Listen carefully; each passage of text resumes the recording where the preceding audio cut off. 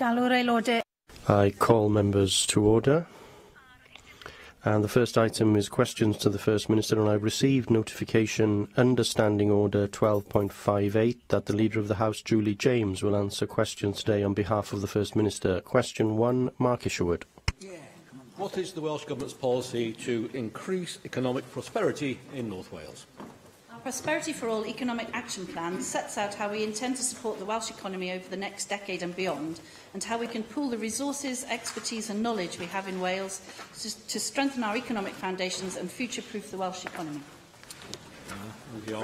In March 2016, the UK Government announced it was opening the door to a growth deal for North Wales and called on the Welsh Government to devolve powers down and invest in the region as part of the deal.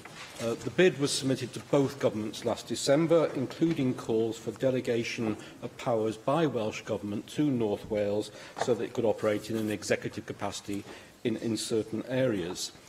Following the UK Government's announcement for 120 million for the growth deal, how do you respond to the statements made at the North Wales Growth Bid Conference on the 1st of November, organised by the Economic Ambition Board, from the stage, quote, "We've heard of the UK Government commitment, but worry about the commitment from the Welsh Government in, quote, a smoke and mirrors situation. So where is the money? When will it be announced by the Welsh Government? And will this be accepting the bid, or instead designing a system, as appears to be the case, where Welsh Government still has those levers of power and the delegated calls are not necessarily going their way?" Well, that's not a picture we recognise. Negotiations between North Wales partners and the Welsh and UK governments are advancing well on the North Wales Growth Bid. Officials from both governments and North Welsh partners attended a workshop last week to discuss and agree a package of proposals and the next steps to enable delivery of the deal. The Cabinet Secretary is meeting with partners on Friday of this week, I believe, and that will all form an integral component of the overall vision for North Wales. So from our point of view, other than that the UK Government hasn't come up with the entire package of money that we were expecting, the deal is progressing well. Griffin. Thank you, Llywydd, and we all look forward to seeing an early announcement of any support that the government might give to that work, of course. But if we are serious about the economic prosperity of North Wales, then Brexit wouldn't happen at all. My translator thing is intermittent, I'm afraid.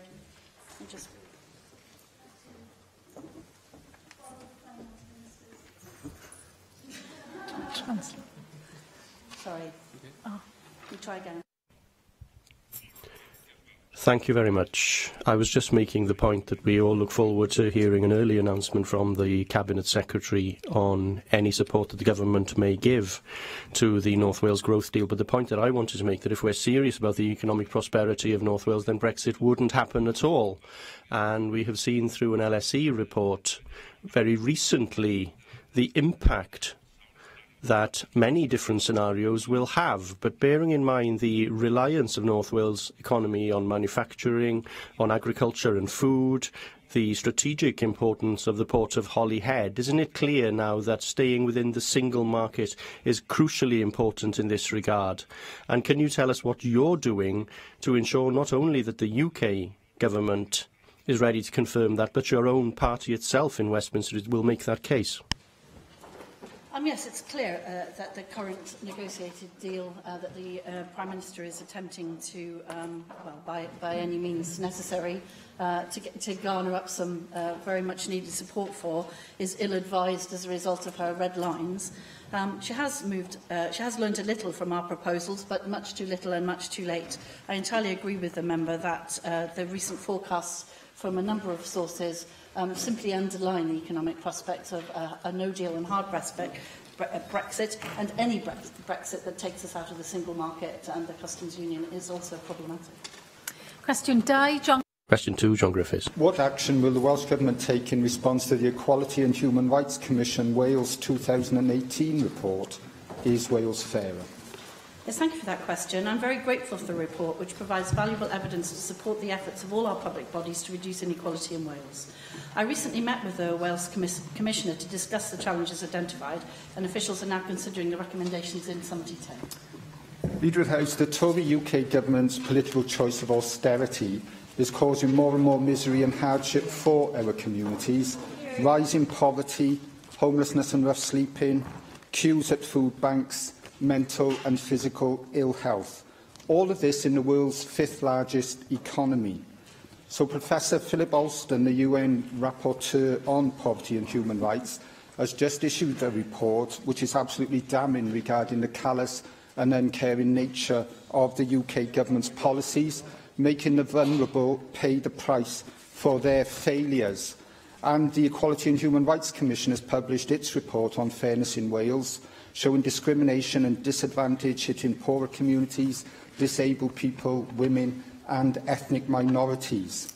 We know that many of the levers to address this situation are in the control of the UK government, but of course Welsh Government also has key responsibilities. So, Leader of the House, will Welsh Government now further consider how it can achieve a laser-like focus on tackling poverty with specific targets, monitoring and evaluation in place, and further consider the issues and the case for devolving the administration of welfare benefits, given the impact of the rollout of universal credit in Wales? Yes, the officials are looking very carefully at the report in a lot of detail, laser-like focus, as John Griffith says, with a view to having it be fed into the next iteration of our strategic equality plan, and indeed in the way that the previous strategic equality plan was based on the previous as well Sparrow report. And we're very pleased that we've been able to work in conjunction with the Equality and Human Rights Commission in that regard. I've also had a number of meetings with other officials of the Equality and Human Rights Commission, with my management board, for example, in my portfolio responsibilities, looking to see what we can do to pick up on some of the data that we need in order to be able to drive some of those issues. Professor Philip Alston's report echoes what we've been saying all along, the overwhelming evidence from a range of respected organisations, including parliamentary committees and the National Audit Office, as John Griffiths highlighted, that the UK is just hell-bent on delivering its damaging welfare and tax reform policies, which are entirely regressive and which we regret. We have a number of measures that we can put in place to try and ameliorate those, but unfortunately we do not have the levers at our disposal to completely take them away. I'd just like to draw attention to two things that we're very keen on doing. That is making sure that well-paid work through our Fair Work Commission is very much at the top of the agenda in Wales, because we know that's the best route out of poverty, and also to ensure that everything we do takes into account the needs of those people with all protected characteristics. So our recent consultation for disability action, for example, which is still open, and I would very much encourage all Assembly members Llywelyn to respond to it. Mohammed Ashkar. Madam Presiding Officer, the Welsh Government is committed to providing 100,000 apprenticeships in this term. However, Is Wales Fairer report found that in apprenticeships, strong gender segregation remains. Ethnic minorities are underrepresented, and the representation of disabled people is particularly low. What is the acting First Minister, your government is doing to tackle gender segregation and to boost the employment prospect of ethnic minorities and disabled people through the apprenticeship system in this country? Yes, we've appointed an equality champion to work with our apprenticeship providers in order to do that. And the Minister has been working very hard to ensure that we get very good representation from all groups of protected characteristics in particular. There is a wider society issue at play in the gender segregation. So you see very many more women in social settings, very many more men in hard engineering settings. And that's a wide social construct across UK society. We have been running a number of campaigns, and I'd just like to highlight the This Is Me campaign around gender stereotyping to try and get the message out there that people should try to be the person they want to be and not something that's predetermined by their sex in particular or any other characteristic. If the member hasn't seen that campaign, I recommend it to him. It's been one of the most successful we've had in terms of reach. We remain absolutely committed to working very hard on eliminating gender stereotyping and therefore gender inequality from our society. Questions now from the party leaders. Leader of the Opposition, Paul Davies. Thank you, Llywydd. Leader of the House, do you believe that it's right that an important public body can operate without giving due regard to legal frameworks or taxpayers' money? No, of course I don't. I don't know what he's referring to, but no, in general, of course, the answer to that would be of course I don't. Well, I'm pleased you would agree with that, because we do have an institution here in Wales that is operating without giving due regard to legal frameworks or taxpayers' money. As you know, Natural Resources Wales is responsible for a catalogue of failings which have grave outcomes for the sustainable management of Wales's resources. Not only have the body's accounts been qualified for 3 of the 5 years of its operation, but it's also lost £1 million of public money to the taxpayer.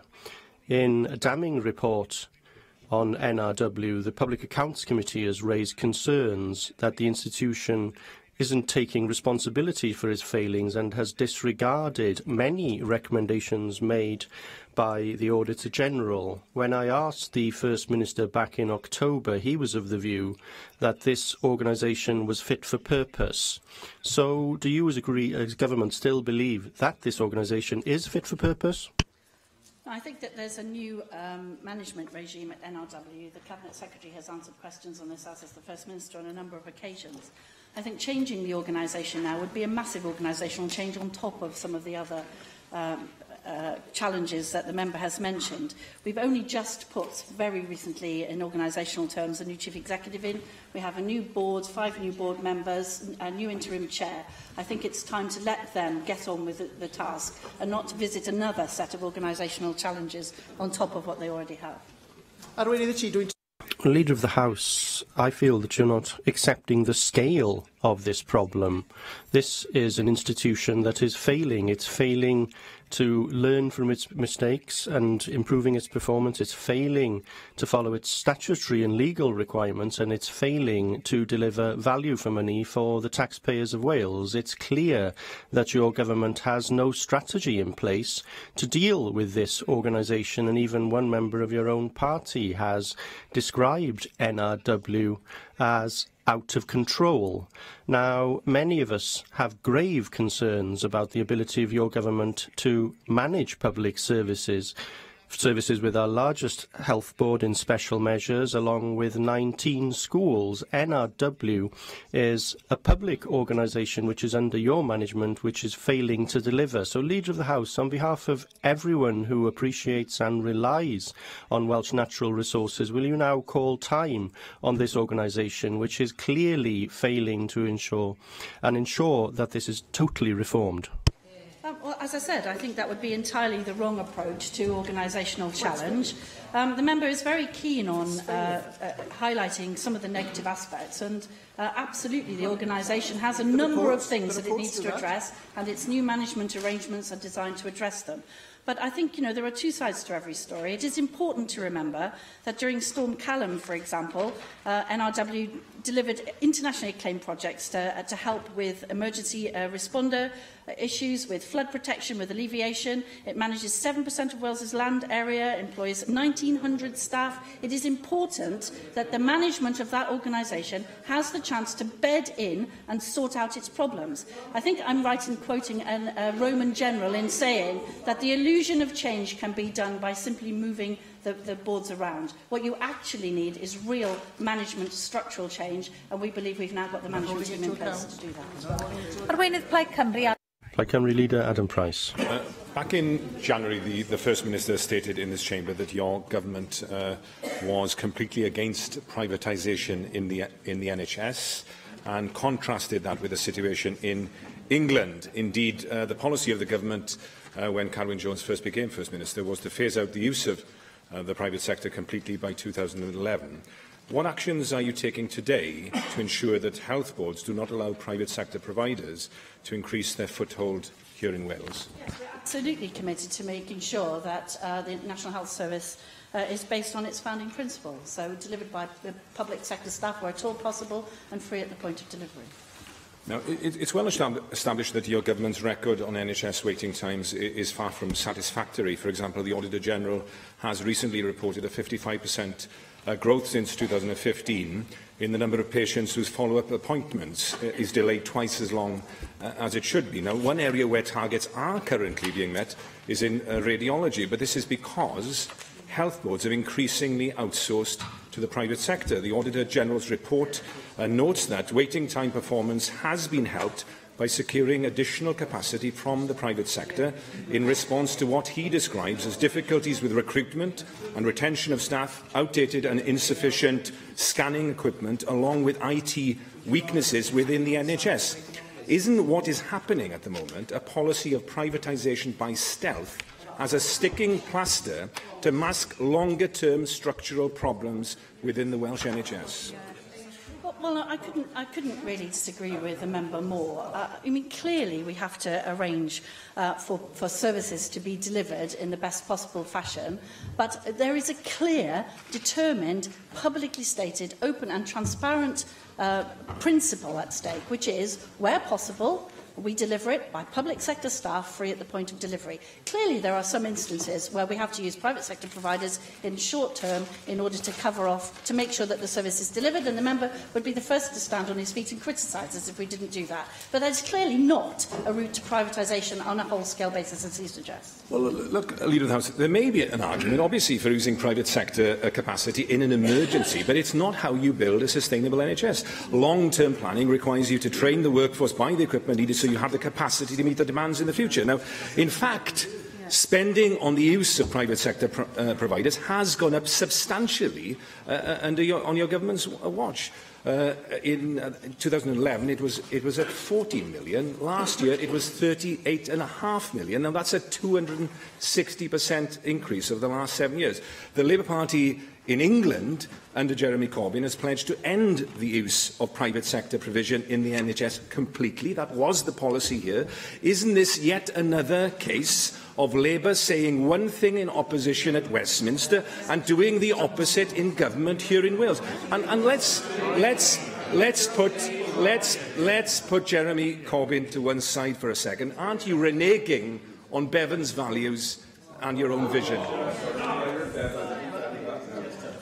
Well, Llywydd, I can do no better than to repeat what I said. Of course we are not doing that. The Welsh Government is utterly committed to delivering the NHS as a public service free at the point of use. Of course we sometimes have to use private contractors to fill off service difficulties, and of course we are doing exactly as he suggested we should do, which is training the largest number of staff we can into the biggest number of training places that we have ever had in order to fill that off. And actually, we're absolutely foursquare with the Labour Party at UK level on this. We absolutely abhor privatisation of the NHS, and it's certainly not the principle or policy of this government.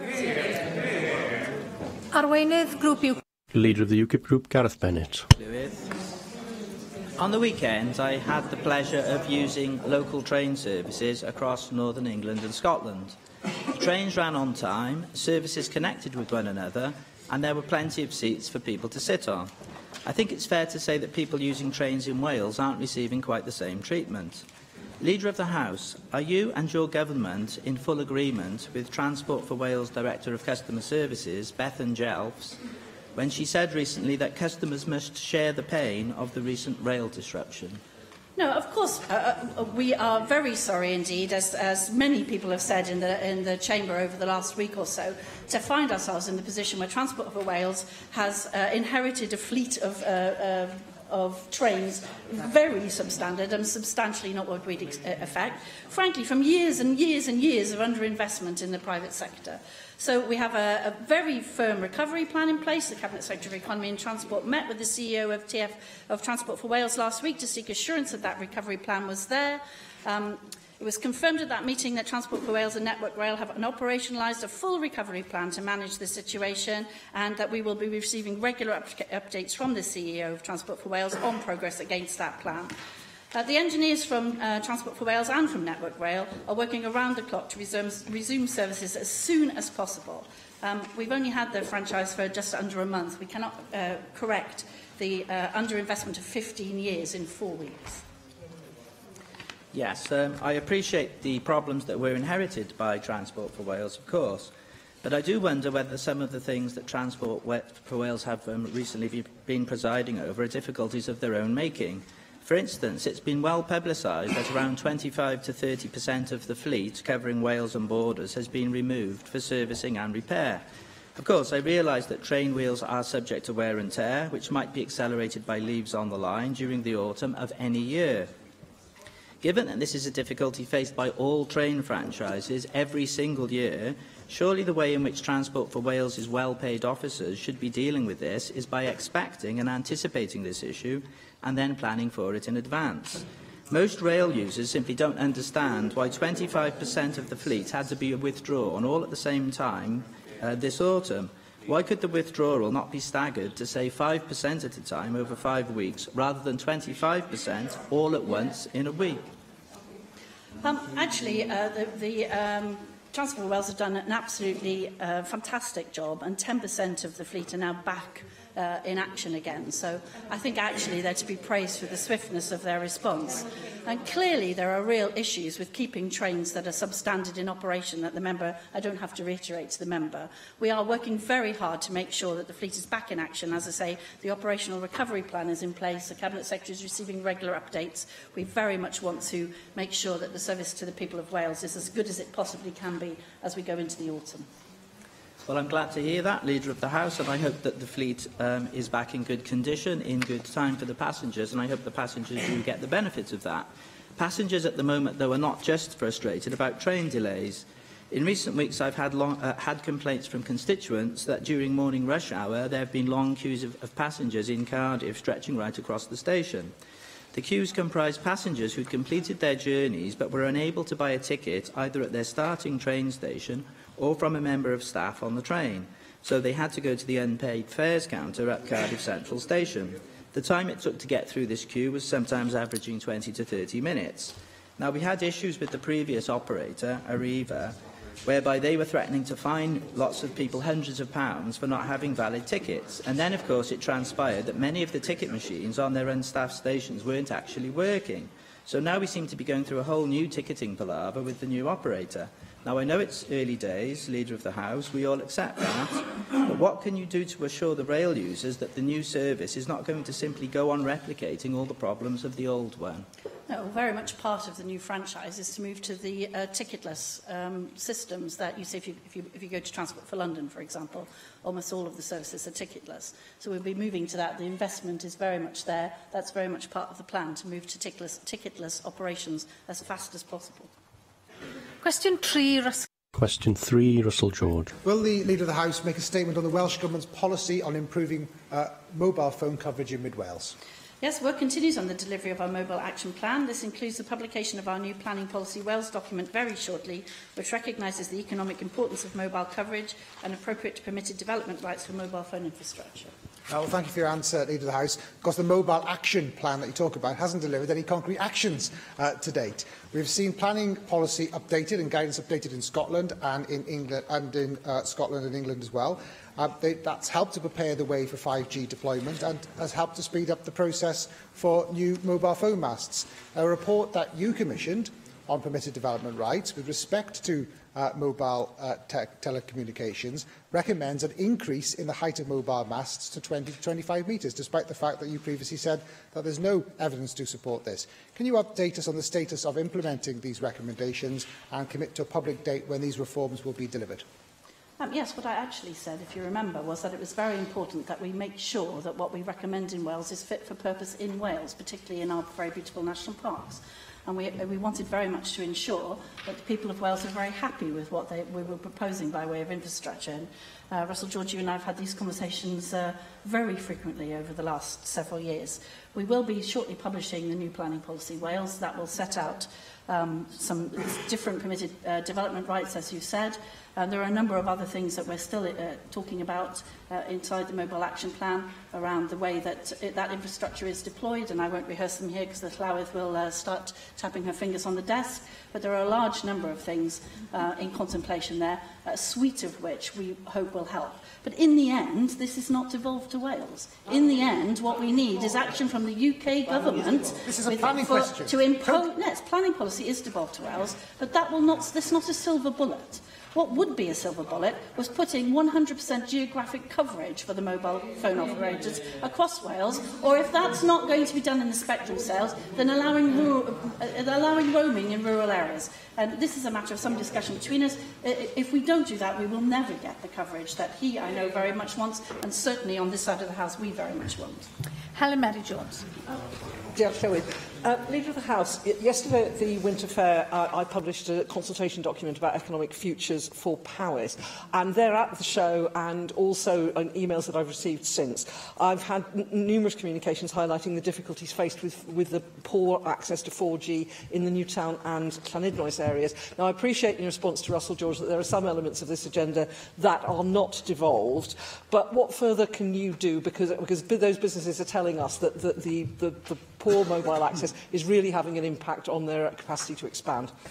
Yes, and I have every sympathy with them. Unfortunately, the 4G spectrum was sold in such a way that you can hold it and never use it. And that's very much part of the discussion with the UK government about the sale of future spectrum, because we think that just being able to buy it and then hold it and never do anything with it is not the way forward for obvious reasons.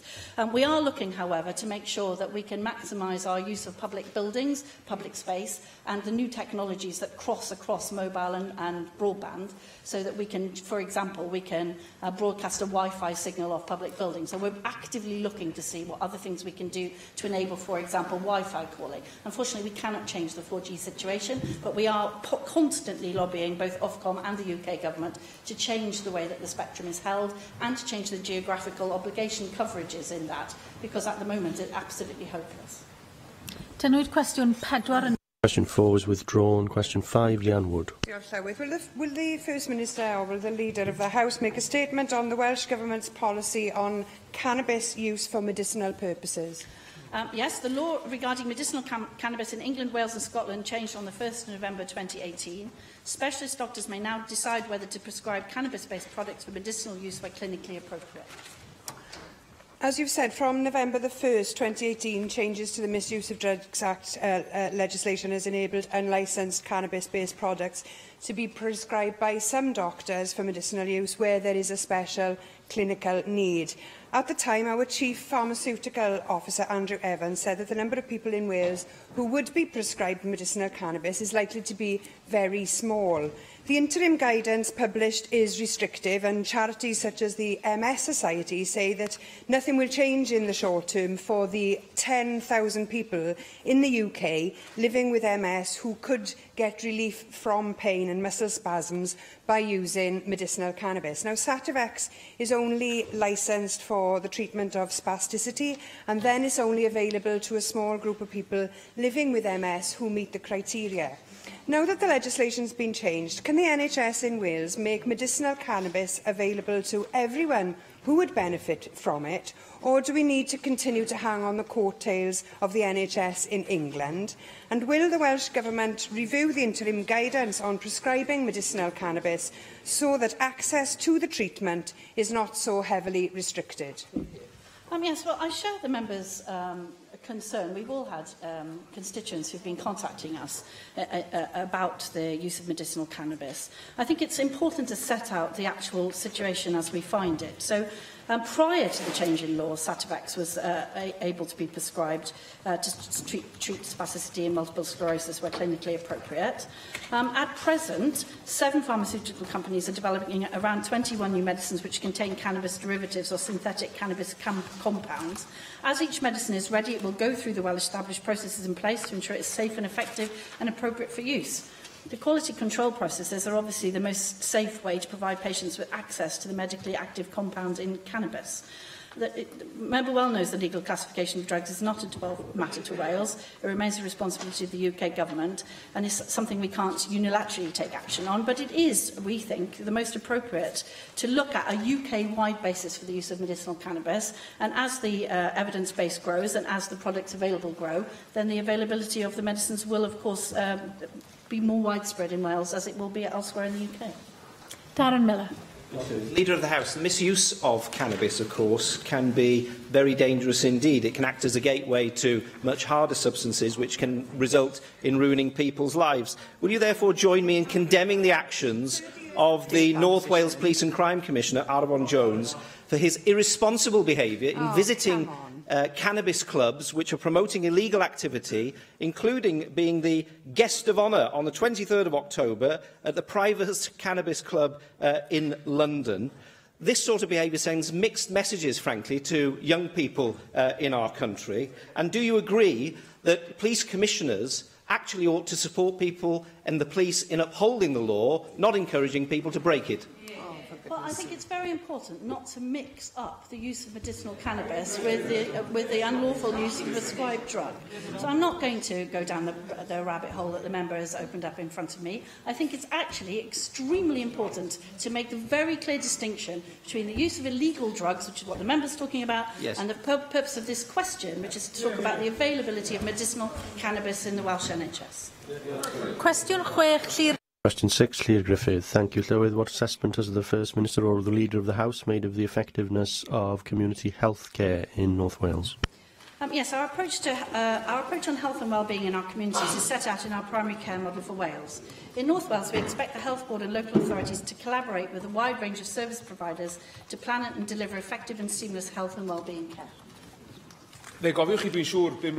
You'll recall that 5 years ago, a number of community hospitals in North Wales were closed, moving to a new regime of care in the community through the introduction of the Home Enhanced Care, the HECS, which was sold as a more effective system. And one would expect, therefore, that we could measure any success that has been delivered during that period. But it's now clear that it isn't possible to measure the success or failure of this new approach, because there is no consistent record of how many patients receive HECS across the Betchgorod Health Board. The board doesn't know how many patients are in receipt of HECS at the moment. There is no record of the cost of the service kept, and although the intention is to keep a patient on HECS for just a fortnight, there is no full record of how long patients are in receipt of HECS. Indeed, I've seen evidence that some patients have received HECS for over 10 weeks. Now, it appears to me that this is an utter mess. So why has your government allowed North Wales to have a new system of health care without ensuring that you can measure the success or efficiency of that process? And can you tell us, are you confident that this new system is working? I'm afraid I don't know the detail that the member has set out there. I'd be very grateful if you would write to the First Minister and we'll get a detailed response to him as soon as possible. Janet Finn-Saunders. Community and primary care services play a vital role in reducing hospital admissions. As we approach the winter months, it is vital that these services are strengthened to offer a genuine and safe alternative to hospital care, particularly for our older people. And this must include fully coordinated, multidisciplinary community care support teams. Now, we know from last year's evaluation of winter planning, initiatives such as frailty services, which are vital in reducing hospital admissions, did not deliver as effectively as they could or should have done in the Betsy Cadwallader Health Board. How are you, as a government, how are you ensuring that Winter Precious funding reaches these services to build capacity and resilience in community services this winter across Wales? And how will you ensure that hospital at home is in fact safe treatment and care at home? Yes, the Cabinet Secretary recently set out his winter preparedness statement, making sure that we are as resilient as it's possible to be as we approach the winter months. Integrated winter delivery plans have been received from each health board and have been scrutinised carefully by officials, the NHS Wales Delivery Unit and the National Programme for Unscheduled Care, and feedback has been provided to inform further enhancement of the plans ahead of the winter period. We're as confident, therefore, as we can be that we are prepared for winter ahead, but members will all be aware of the stresses and strains that winter can bring on the NHS, and we could all be well advised to make sure that our constituents receive the message that they should go to the appropriate healthcare provider, the community pharmacy where that's appropriate, the GP where that's appropriate, and not turn up at A&E when they have other issues, so that we can ensure that we have as smooth a winter period as humanly possible. Question 7, James. Question 7, Jane Bryan. What is the Welsh Government doing to alleviate congestion in and around Newport? Yes, we are taking significant steps to tackle congestion and improve journey time reliability across Wales through our road infrastructure projects, pinch points programme and improvements to public transport. Thank you, Leader of the House. Newport's road network is undeniably under strain. Any incident or heavy congestion on the M4 has a significant effect, not just on the main artery for Wales, but as a severe knock-on effect for local roads. It also causes traffic which is passing through the city on the M4, like HGVs and others, to spill out onto Newport's roads. Next week, the 7 bridge tolls will finally be lifted. Without any mitigation, this will put an additional pressure on the bottleneck at the Brynglas tunnels. already poor air quality due to idling traffic will only get worse. With bus companies finding it hard to cope during heavy congestion and current disruption on trains, local people have very few alternatives. What preparation is being made to help alleviate congestion on an already struggling road network following the abolishment of the tolls? Yes, thank you for that very important question. We've been conducting a series of studies into measures to tackle pinch points on the most heavily congested parts of the motorway and trunk road network. Those studies are underway, and as soon as we've got the results, we will be acting on them. Our transport network needs to obviously be sustainable, as the member rightly points out. The pinch point studies are designed to look at a range of solutions to congestion problems right across the whole range of things available, from public transport to active travel measures, for example. We continue to support local authorities in addressing key local congestion issues through the provision of financial support and collaborative working. And a number of other things have been done on the artery, as she calls the M4, quite rightly. M4 Junction 28, the construction was completed in autumn 2018, representing an investment of £13.7 million in that area. And the Bringlass tunnels have recently had a £40 million uplift to ensure the tunnels are compliant with current design standards. And in addition, essential maintenance has been carried out on the Usk River Bridge and the Malpass Viaduct. The member will, of course, be aware of where we are with the M4 corridor around Newport. The year-long public inquiry has just finished, and we're waiting advice from the lawyers on the transport, on the public inquiry to be supplied to the executive.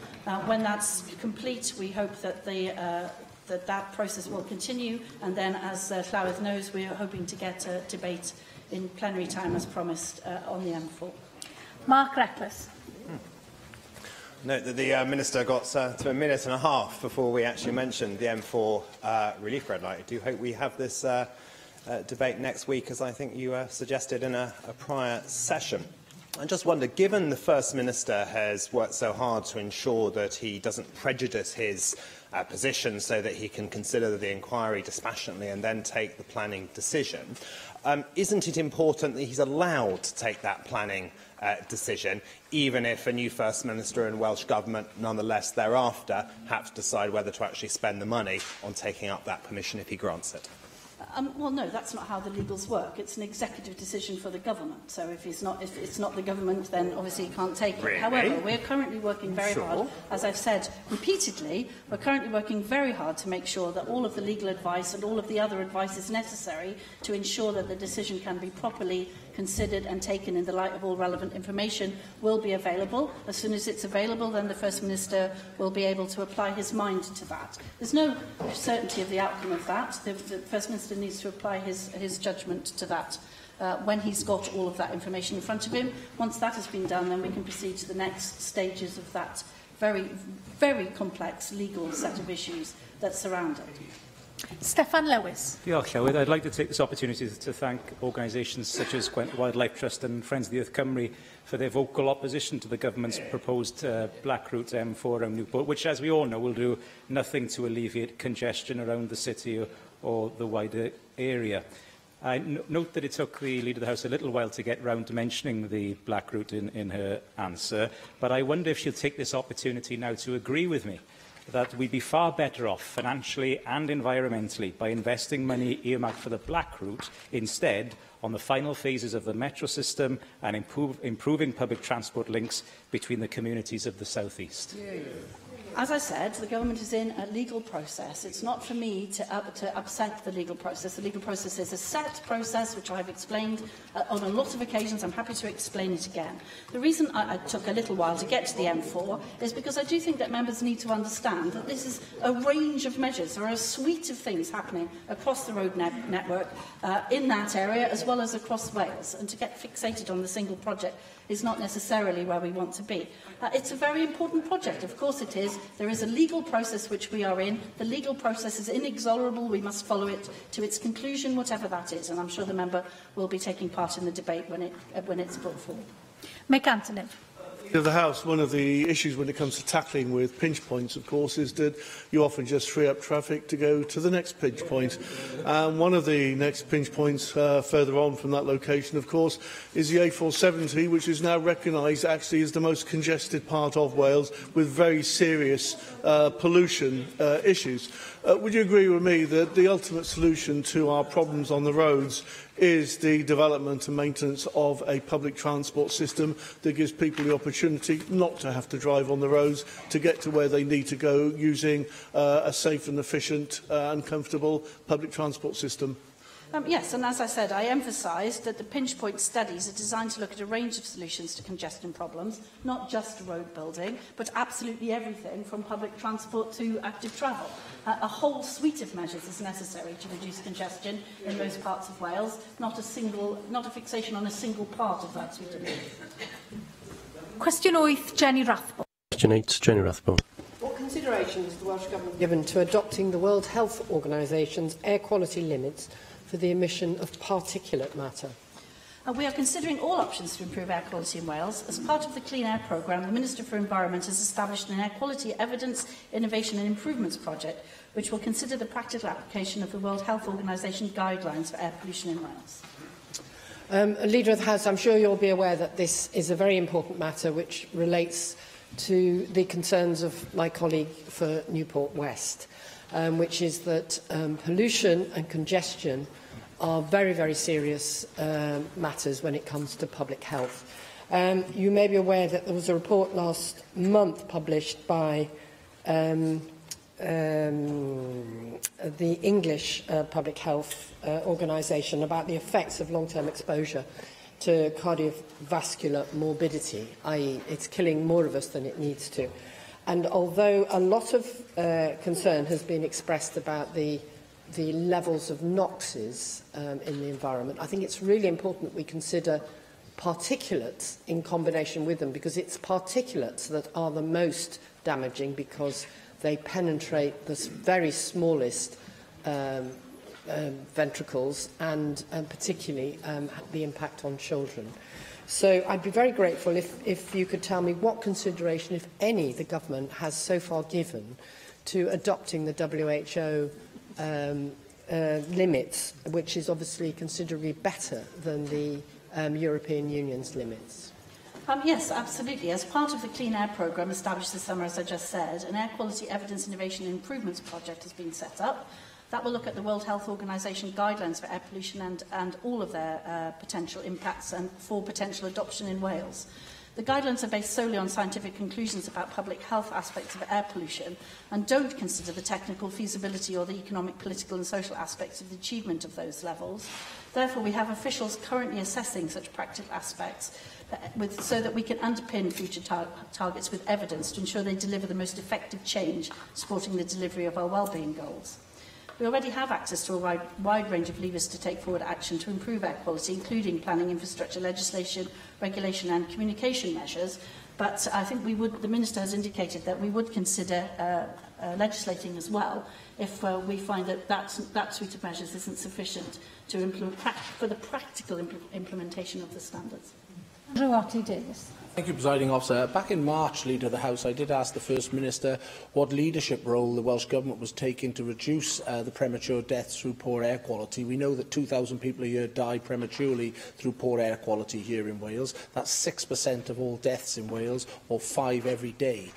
Those are really, really major figures that we've desperately got to be tackling. And when you talk to certain organisations, they say there's good work going on in isolation, but not in a coordinated fashion.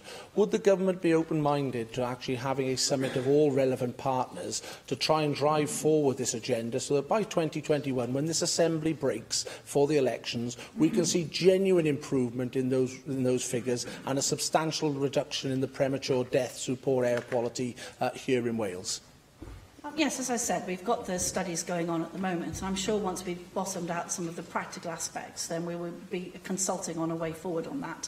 And I can't speak for this particular area, but normally we would look to consult and engage with as wide a range of stakeholders as possible, particularly those with expert knowledge on how to implement practical standards in clean air, which, after all, as the member points out, is what we all want. Llŷr Griffith. Well, dirty air is killing our citizens and it's ruining the lives of our children. Now, Plaid Cymru has outlined some of our proposals in relation to tackling vehicle emissions, pollution monitoring, pollution and congestion charging, creating clean air zones, but also giving them that legal underpinning that they need. Now, you mentioned that you might consider it. Well, I would urge you, please, as a government, to support Plaid Cymru's proposals for a clean air bill for Wales. Yes, as I said, we have a range of measures in place and we need to look to see what we can do with current levers, including that we have, for example, we consulted earlier this year on the tackling roadside nitrogen dioxide concentrations, and the document set out how we'll reduce concentrations of nitrogen dioxide around roads in Wales with levels above the limit. That plan will be published by the end of this month. We've also got the Clean Air Zone framework for Wales. The final framework will be published by the end of the year. We have a number of other, as I said, studies and so on going on. And what we need to do is get the most comprehensive set of measures in place and then look to see what can be added by a Clean Air Act. Certainly that's not off the table, but it may not be necessary. And what we'd really like to do is just get on with it as soon as possible. Diolch I, Arweinydd. Thank you, Leader of the House, responding on behalf of the First Minister. And now the next item is the business statement and announcement. And I call on the Leader of the House, Julie James. Diolch Llywyd.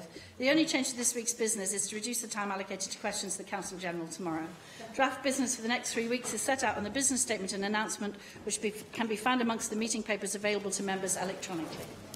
Andrew Davis. Thank you, Presiding Officer. Leader of the House, could I revisit the M4 discussion that was just had in FMQs? During the Environment and Sustainability Committee meeting last week, the Cabinet Secretary for the Economy and Transport was before us. He clearly outlined that the planning decision is a decision for the First Minister and him alone. It's not a collective responsibility decision of the government as a whole, which you indicated in your response to us. But he also told the committee members that there was the belief within government that a debate would be taken on December the 4th and that the report would be made available to members of this institution this week. It's a 580-page report, as I understand it. You are Leader of the House, responsible for government business. If that debate is to be taken next Tuesday, you would have to be tabling that debate today. Can you confirm whether that debate will be tabled today and the report will be released for members to look over in the coming weeks, coming days, should I say?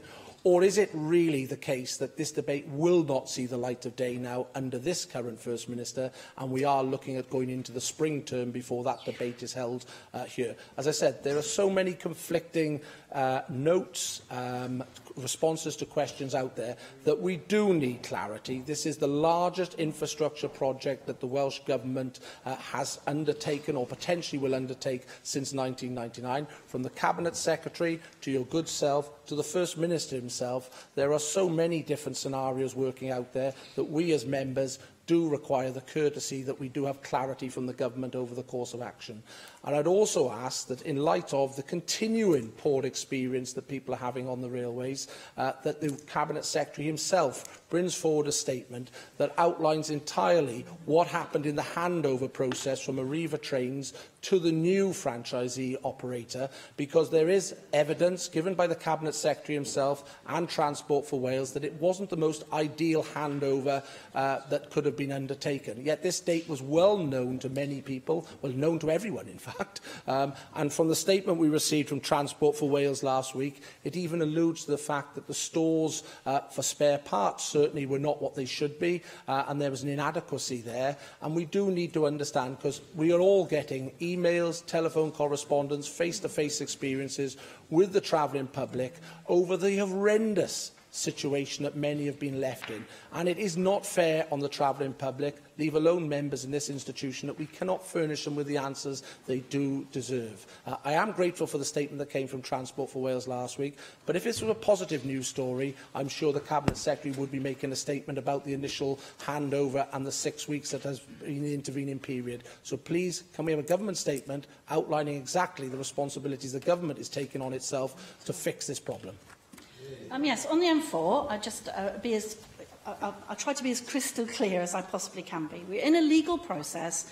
We had a local inquiry. That report has been received by the government. It is subject to official advice and legal advice.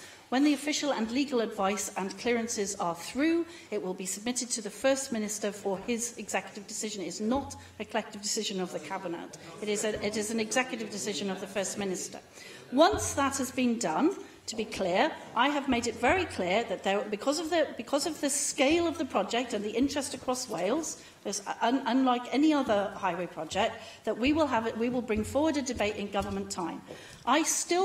There is still some possibility that we could do that next Monday. We would have to have the Llywelyn's indulgence to do that, but it was discussed at Business Committee this morning that there's still that possibility.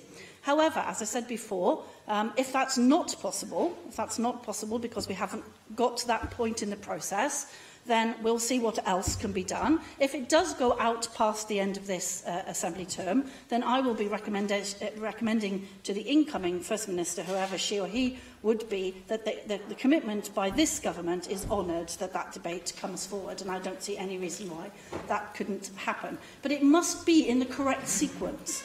We can't have a debate in Assembly time before the making of the orders, because that is not a relevant consideration in terms of the way that decision must be made. So there's a very clear set of processes, and the Assembly debate must come at the right point in that process. So it's still not inconceivable that we could do it next Tuesday.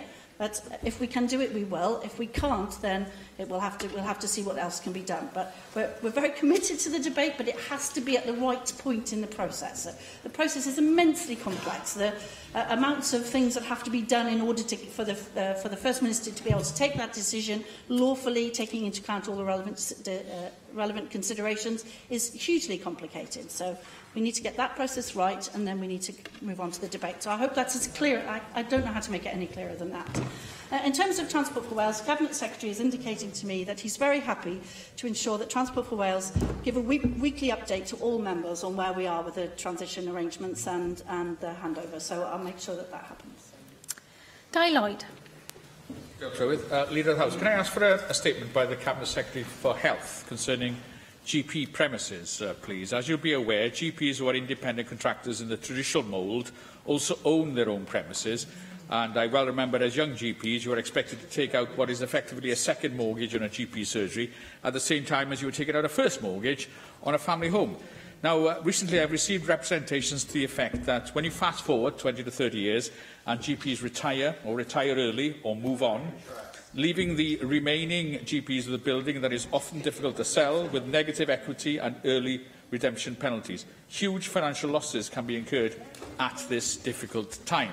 And people wonder why GPs do not want to become independent contractors owning their own surgeries anymore. Now, the NHS in England has a compensation system for GPs in similar circumstances. GPs who have provided a lifetime of service to their communities face huge financial losses if they are the last ones standing in GP premises after the other partners have left. Now, we don't expect hospital consultants to have an obligatory financial stake in your average district general hospital or tertiary specialist care centre, and I would value a statement from the Cabinet Secretary to clarify matters. Thank you very much. Yes, the member highlights a particular issue with the current system in which GPs are independent contractors. We are seeing a shift towards fewer larger-sized GP practices with a wider skill mix of health professionals providing a greater range of healthcare locally, and that's partly because of what the member is pointing out there about the financial commitments and so on. We do take over practices in some circumstances, a managed practice approach, particularly as a tendency to use locums, attracting higher costs and so on, plays out, so he's right to highlight that. We're working closely with the BMA and NHS Wales colleagues on a programme of contract reform to address how the contract operates, making it more sustainable for GPs whilst delivering against the actions. The number of GP practices is gradually reducing, and it is a trend. As part of those negotiations, we are looking to see what can be done to alleviate the circumstances that the member highlights. Julie Morgan. Thank you very much, Presiding Officer. I wanted to raise the issue about folic acid. The UK Government, as the Leader of the House will know, recently announced its plans to fortify flour with folic acid to reduce spina bifida and other preventable birth defects linked to low folic acid. And I think we know that at the moment 2 children a week in the UK are born with preventable birth defects. And it's very good news that the UK Government has announced this, and I know this is something that Scottish and Welsh ministers have lobbied for, and I assume it will apply to all UK flour producers. But I did wonder if it would be possible to have a statement in Wales to clarify that this will apply in Wales and how it will link with our duties to regulate food and our responsibilities for food standards, because I think obviously this is something that mothers in particular need to know. Yes, the member highlights an incredibly important area. We very much welcome the positive announcement from the UK Government to fortify flour with folic acid. We have for a very long time called for this to be taken forward, and the Cabinet Secretary for Health and Social Services has written a joint letter with the Scottish Government yesterday to endorse our support and to drive forward rapid action in this regard. We note that the expected timing is early 2019 for the consultation, and officials have begun a positive dialogue to drive forward the consultation on a UK-wide level. We also know that the Committee on Toxicology are yet to make an official report on the maximum level of folic acid, but we're of the view that that shouldn't delay the consultation process, with a view to agreeing a uniform approach to the introduction of legislation across the UK as soon as possible. Mohammed Ashkar. Thank you, Madam Presiding Officer. Leader of the House, may I ask for a statement from the Minister for Culture, Tourism and Sports on the results of the latest school sport survey? According to the survey, the gap between children from the most and the least deprived areas taking part in the sport has widened in the last 3 years. The number of children taking part in sport outside school 3 or more times a week has remained unchanged since 2015, and the gender disparity between the boys and girls remains the same. Enjoyment of sports, both in and out of school, has fallen. And as the Chief Executive of Sportsville said in his word, without it, there is no hope of them having a positive long life relationship with sports. Quote close. Please, can we have a statement from the Minister on what can be done to encourage more people to take part in sports in Wales, please? Yes, I mean, the member highlights a very important part of the curriculum, and the member will be aware that as part of the Donaldson reforms to the curriculum, we're rolling out the new curriculum. Part of that is very much to be a healthy, active citizen of Wales. We hope very much that that will mean that sport is far more integrated into the curriculum. The member will be aware that we've been experimenting with the Mile a Day programme for primary schools and so on. So he highlights a very important part of the rollout of the new curriculum. It's very much part of our planning for the future for schools, with a view to getting our children, as they come out of our schools, to be the healthy, active participants in Welsh society that we want them to be. Vicky Howells. Leader of the House, I'd like to ask for 2 statements today. I continue to deal with a large volume of casework relating to problems caused by unadopted housing estates. In fact, I would say it's the largest single element in my postbag, and I know that other Assembly members see similar issues. Some time ago, during a debate on unadopted roads, the Economy and Transport Secretary announced he would be setting up a task force to look into this issue. Please, can we have a statement updating members on this work? Secondly, I recently met with a representative of the Wave 7030 campaign, and that campaign focuses on eliminating child maltreatment through primary prevention. Their solution, offering support to parents and expectant parents before damage occurs, accords well with Welsh Government priorities. So could we have an update from ministers on work to promote positive parenting? Yes, indeed. Taking them in reverse order, officials have met with George Hoskin, the founder and CEO of the Wave Trust, on a number of occasions to discuss the work, including their 7030 campaign that the member highlights, and the adverse childhood experiences work. The meetings have provided opportunities for officials to share with the Wave Trust information on the Welsh Government's policies and key family support programmes. We anticipate that will have a mutual interest with the Wave Trust, and the discussions will continue. The approach of the campaign is completely compatible with the aims and objectives of our Flying Start and Families First programmes, as well as the Welsh Government's positive parenting campaign, Parenting Give It Time. We're very supportive of the campaign and believe the services provided have the potential to complement the work already undertaken by the Government. We're very happy to work alongside the project. In terms of unadopted roads, the Cabinet Secretary has been looking for some time at some of the issues in conjunction with the Minister for Housing, Minister for Planning and a number of other people across the Government. I'll check with them where that work is and how it's progressing, and write to the member accordingly. Mark Isherwood. Thank you, could I call for a single statement on rail services in North Wales? On Saturday, I attended the Wrexham Bidston Rail Users Association AGM, where the chair referred us to Transport for Wales live travel updates on Saturday, which showed that with exception to minor delays at Cardiff, Shrewsbury, Cardiff, Swansea, all the other South Wales services had good service, whereas Llandudno and Blaenau Pristiniog and Chester Crew had severe delays, and Wrexham Bidston amended timetable, i.e. cancelled. Yesterday, the Executive Member for Transport at Wrexham wrote to the Cabinet Secretary here. You'll be aware that following the decision by Transport for Wales that no train services operated on Wrexham Bidston last weekend, due to rail services in South Wales being supplemented due to a sporting fixture, no stakeholders here were consulted in advance or informed directly of that, or then the decision to rescind and reduce a reduced timetable over the weekend with no discussion with stakeholders. We know that the chair of Neston Transport Working Group, the other end of this line, on Friday emailed it's been their position in Neston for 3 years that the whole of the line should be operated by Mersey Travel, because at least the section from Bidston to Shotton, they say, could then experience high-quality services provided by them. And finally, on Friday, my office received a phone call from a rail insider, a whistleblower who wished to remain anonymous, told me that the majority of trains had been cancelled because no spares were available when the Welsh Government took over, and that the tooling and spares had been taken by Arriva. So we need to know why these missing spares were not picked up and provided for by the operator, and while the wheel lathes access was not put into place. Again, we heard on Saturday that there was now access belatedly to Crewe, Bristol and Taunton, but we also know that the excuse for so many trains being off the line is because of shortage of wheel lathes. Is there a sustainable solution in place, or is this a one-off, and will this address the problem?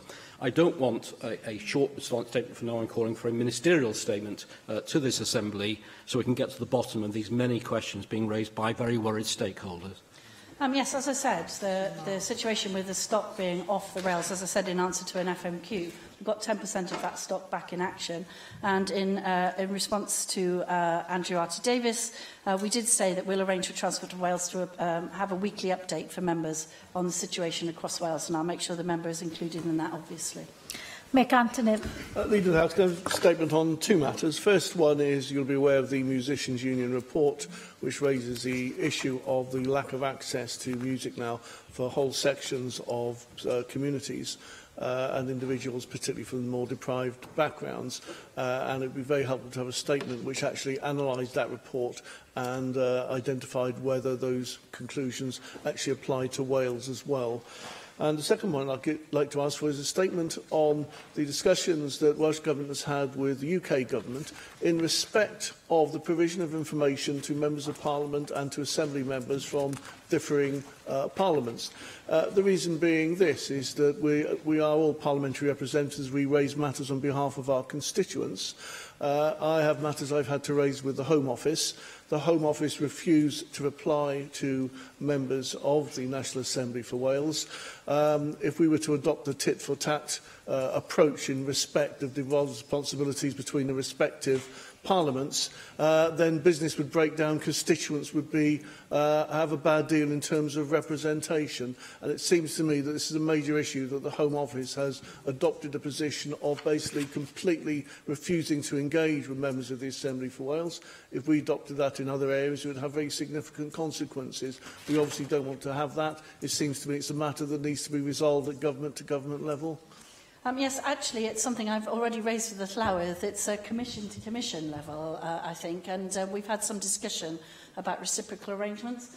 Members will have seen in the recent HMRC communication about Welsh tax rates and the communication that's gone to all Assembly members about HMRC making arrangements to deal with Assembly members in raising issues around the Welsh tax. We've had a similar conversation about the Home Office and other reciprocal arrangements about access to buildings and facilities and so on. And I think it's a matter that Llywydd will want to take up in the future. We've had some discussion about it. In terms of the music arrangements, so the member highlights a very serious part of Welsh culture and society. I know he himself is a keen ukulele and banjo player. Thought I'd mention that in this company. We absolutely recognise the current pressures facing music services and the need to take action as soon as possible. That's why the Cabinet Secretary has made additional funding of £3 million over the next 2 years available for music provision across Wales. Proposals are currently being considered on how to spend the funding, and an announcement on that is expected extremely shortly. Rathbone. I wondered if we could have a statement, a whole system approach from the government on gambling. Last week, the Gambling Commission published its annual report on the issue of young people and gambling, and worryingly, it is now the biggest harmful activity that young people up to 16 are engaging in. So it's now a bigger problem than alcohol consumption by under 16-year-olds.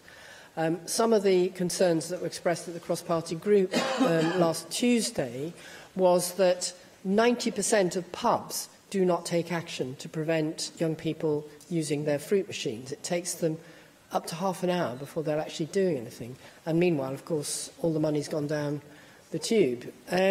So I appreciate that the Chief Medical Officer takes this matter very seriously, but it seems to me it's also a regulatory matter for local authorities to ensure that pubs, if they have these dreadful fruit machines, are actually supervising who's using them. And plus, I think there's a general issue around the way in which the gambling companies are penetrating across social media through sporting activities, penetrating young people's brains that gambling is something that it's cool to do. And we've seen from research produced in Australia that this is a pretty terrifying way in which children's brains are being cooked. So I wondered if we can have a statement so that we can see that the government is taking this as seriously as we should have taken smoking some 30 years ago. Yes, the member highlights a matter of some concern across the chamber to everybody. Earlier this year, I wrote jointly with the Cabinet Secretary for Health and Social Services, the Advertising Standards Authority, about the proliferation of gambling advertising on television and through social media and online. For those of us who are gamers, it's absolutely all over the gaming industry. Particularly in the way they seek to influence vulnerable and especially children and young people in those adverts. Their response was placed in the Members' Library, and I've subsequently met with the Advertising Standards Authority to discuss the issue of shared mobile devices and how they know who's being targeted by them. They're taking it very seriously indeed, I'm pleased to say. As a government, we have been working across departments to identify actions we can take to reduce and tackle the gambling-related issues. The Cabinet Secretary for Health and Social Services is planning to make a statement in due course outlining the actions taken so far and what else we can do. We are taking this very seriously indeed. The member is absolutely right to highlight the difficulties, and the work on their fixed odds betting terminals that's been undertaken in UK Parliament by Labour colleagues has gone some way to addressing this as well. Diolch i arweinydd. Thank you, Leader of the House. The next item, therefore, is a statement by the Cabinet Secretary for Local Government and Public Services, update on the Our Valleys, Our Future delivery plan. And I call on the Cabinet Secretary to make the statement. Alan Davis. Thank you very much, Presiding Officer, and I'm grateful to you for providing this opportunity to inform members about the latest updates that we have made to our ambitions and plans for the South Wales Valleys. This is set out in the Our Valleys, Our Future delivery plan. Just a few months ago, in July, I had the pleasure of updating members about the first 12 months of progress since we published Our Valleys, Our Future. Since then, the Ministerial Task Force for the South Wales Valleys has been reviewing its work and more than 60 actions that we identified in the delivery plan to ensure that they are still fit for purpose and will continue to contribute to our three overarching priorities. Members will remember the three priorities at the heart of the task force's work were based on the feedback we received from people living and working in the valleys. They told us that they wanted good jobs and the skills to do them, better public services and improvements, and a focus on their local community.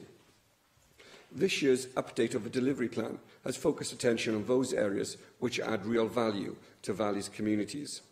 We have identified new actions and programmes which will make a positive difference over the next 12 months, such as a focus on maximising the benefits of the investment on the A465 corridor for local communities alongside this important development. We know the improved transport links for the Heads of Valleys have the potential to unlock new housing developments and tourism, new job opportunities and economic development for the region. The investment in the dualling of this road has to be measured and understood in the increased economic activity and the creation of new opportunities, which will flow from the dualling of the A465. The task force has been working with stakeholders and partners to identify and build on these opportunities for investment associated with the dualling project. Over the next 12 months, we will continue this work to develop priority areas for the Heads of Valleys. Deputy Presiding Officer, I recently announced a £25 million capital fund to support the 7 strategic hubs over the next 2 years. Local authorities in the hub areas have led the development of the blueprints for long-term improvements in each strategic hub. Working with the Valleys authorities and the Cardiff Capital Region City deal, we will confirm further details of the plans for the 7 hubs in the new year. I am pleased to say that we have made available development funding for some of the local authorities in the strategic hub areas.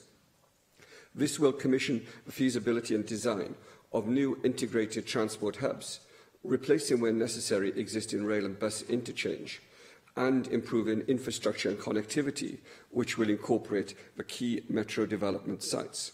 The designs will also take into account the wider regeneration ambitions for these areas. Business support remains a key area for us.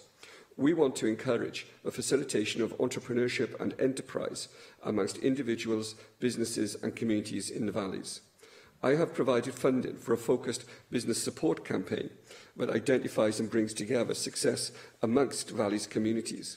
I have also allocated funding for a pilot project to support peer-to-peer network for high-growth valleys-based businesses, founders or leaders.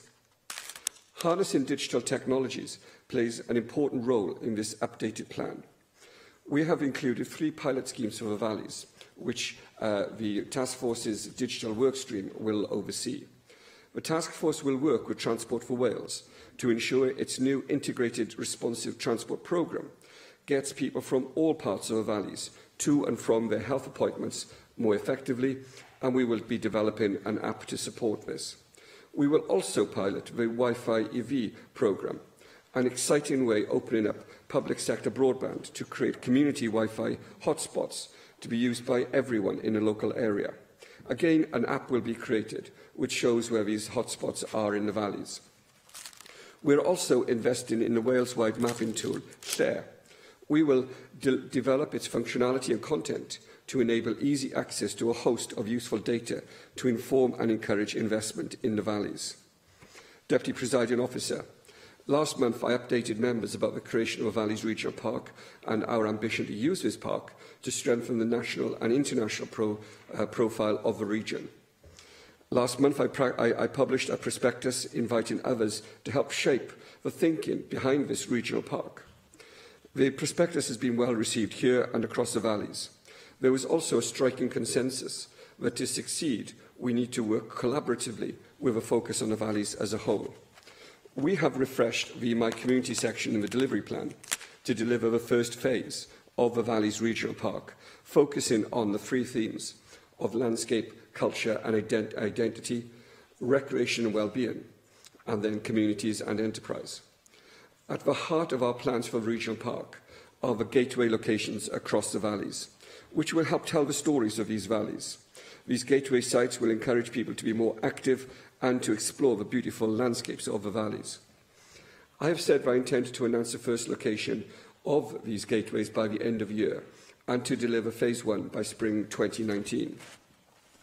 Deputy Presiding Officer, working closely with local authorities and other partners in the valleys, I am pleased to be able to announce today that the Dare Valley Country Park, Caerphilly Castle, Cwmcarn Forest, Blaenavon World Heritage Visitor Centre, Cyfarthfa Park and Bringaru Country Park will be amongst those gateway sites. I will announce further sites in the coming weeks. The £7 million of capital funding for the development of the Valleys Regional Park, which the Capital Secretary for Finance the Cabinet Secretary for Finance announced in a draft budget for 1920 will be invested in these gateways and the iconic trails that connect the valleys. The detailed plans for utilising the whole of that allocation will be announced in due course. One of the defining features of the Valleys Task Force has been its ongoing engagement with people living and working in the valleys. It's been really important for all of us to talk and to listen to people and local communities. That's how this plan was and has been developed and shaped. That engagement will continue to be at the heart of our approach. The Task Force will also continue to work across the whole of Welsh Government and with both city deals. We want to be a catalyst not just for change in the valleys, but for a more joined-up government working together to deliver for the people we represent. This delivery plan cuts across all of the Welsh Government departments and all of my Cabinet colleagues' portfolios. I'd like to thank all of my colleagues and their departments for their commitment to this agenda. Deputy Presiding Officer, we want this plan to meet the needs and ambitions of people living and working in the valleys and their expectations. The Task Force has already begun to make a real and lasting difference to the South Wales valleys, and it will continue to do so. Thank you. Mark Isherwood. You state that one of the defining features of the work of the Ministerial Task Force for the South Wales Valleys has been its ongoing engagement with people living and working in the valleys, and stressing the importance of talking to and listening to people and local communities. Of course, co-production, which is in Welsh legislation, goes further, very much in terms of the sustainability duty and the Wellbeing of Future Generations Act, and that involves designing and delivering services together, sharing power and working in equal partnership. So does this go beyond talking to and listening to? And if so, how are you ensuring that services are being designed and delivered on a parity or power basis with local people, local communities and local organisations? Of course, West Wales and the Valleys, which unfortunately has continued to produce the lowest value of goods and services per head of all UK regions or areas, includes 4 North Wales counties, and this programme only addresses those in the South Wales Valleys part of that. Why is that? Or is that because you believe, possibly correctly, that the initiatives in North Wales behind the growth deal, the growth vision, the growth bid, are ticking the boxes up there?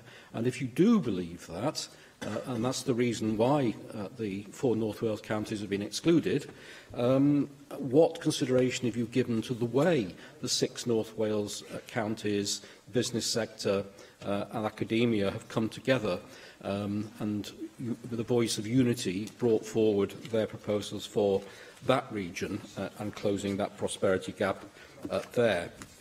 The Welsh Government's Our Valleys, Our Future Progress Report 2018, I have to say, is a bit of an eclectic mix of cobbled together Welsh Government programmes and policies.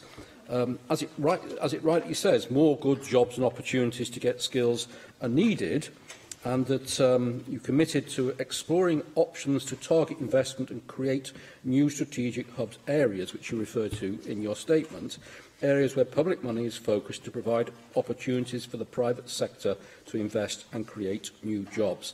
So how has the private sector been incorporated within that, not just as someone to talk to and listen to, but in the context, as in North Wales, where those solutions are being co-produced for delivery together? You refer to the Welsh Government's, in this report, Knowledge and Analytical Services Department, identifying areas across South Wales Valleys where economic potential was greatest. Again, similarly, how have they worked with the business and third sectors to reach their conclusions, or have they simply done this talking to and listening to people? You refer to the Welsh Government's employability plan published in March this year. Of course, we understand it's not due to roll out until next year, although a range of employment programmes are now operating in Wales, such as the programmes being delivered through Remploy and the DWP. We know from previous responses in this chamber from Welsh Government members that those programmes have got Welsh Government input. So can you tell us if and how, therefore, those UK schemes operating in Wales with Welsh Government input have been or will be incorporated into the work in Our Valleys, Our Future. You refer to, in the report, Ferndale developing a hub with a range of community-based services, and I love the sound of that. That sounds brilliant. But will you give consideration to the work of Dr Karen Sankey in Wrexham, whose work has been identified, I know, by the Welsh Government's Health Department, who's developed a community hub model to bring together and address the physical, psychological and social needs of people in that community, including those on the streets, as a best practice model. You refer to account executives for secondary schools and working with Careers Wales. Again, how will that address the concern that was raised when Careers Wales was no longer able to facilitate pupils in schools going into the workplaces for practical work experience? Are we purely talking about within school? And if so, how will that integrate with the businesses themselves? Two very, very short questions remaining, and then I'm finished. South Wales Metro, you mentioned that you refer to a long-term programme. How long-term, really, are you thinking about with this in dialogue with your colleagues? Because we keep hearing these things bandied around, and they do sound very positive. And although I don't live in South Wales, I wish the people there every good wish. But when do you anticipate this being transport on the ground? And finally, you refer to the in the report 20,000 affordable housing target. Of course, that includes home purchase, it includes intermediate rent and provision by a range of providers. So what collective housing needs assessment is at the core of this, not just to identify the numbers of units needed by people in the population, but the type and range of properties, whether that's social rent, intermediate rent, low cost of purchase, or full market purchase, or otherwise. Thank you. Thank you very much.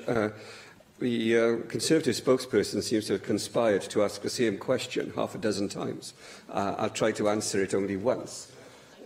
In terms of the approach that we are taking, we are seeking to involve people from the point at which we begin through the point at which we develop our concepts and deliver those concepts. There isn't... he has asked on a number of occasions in that contribution about co-production in different areas of our work. But the whole of what we do is about working with people. It's not the ownership of Welsh Government. It is Welsh Government acting as a catalyst, bringing people together to enable us to use not only the power of government, but the creativity of people and the ambition and the vision of people living in and throughout the valleys. He asked a specific question on UK schemes and UK employability schemes. I'm disappointed that he doesn't understand that the regional manager for the DWP is actually a member of the task force. So all of these matters are actually hardwired into our discussions and our debates. This is a fundamental part of what we're doing.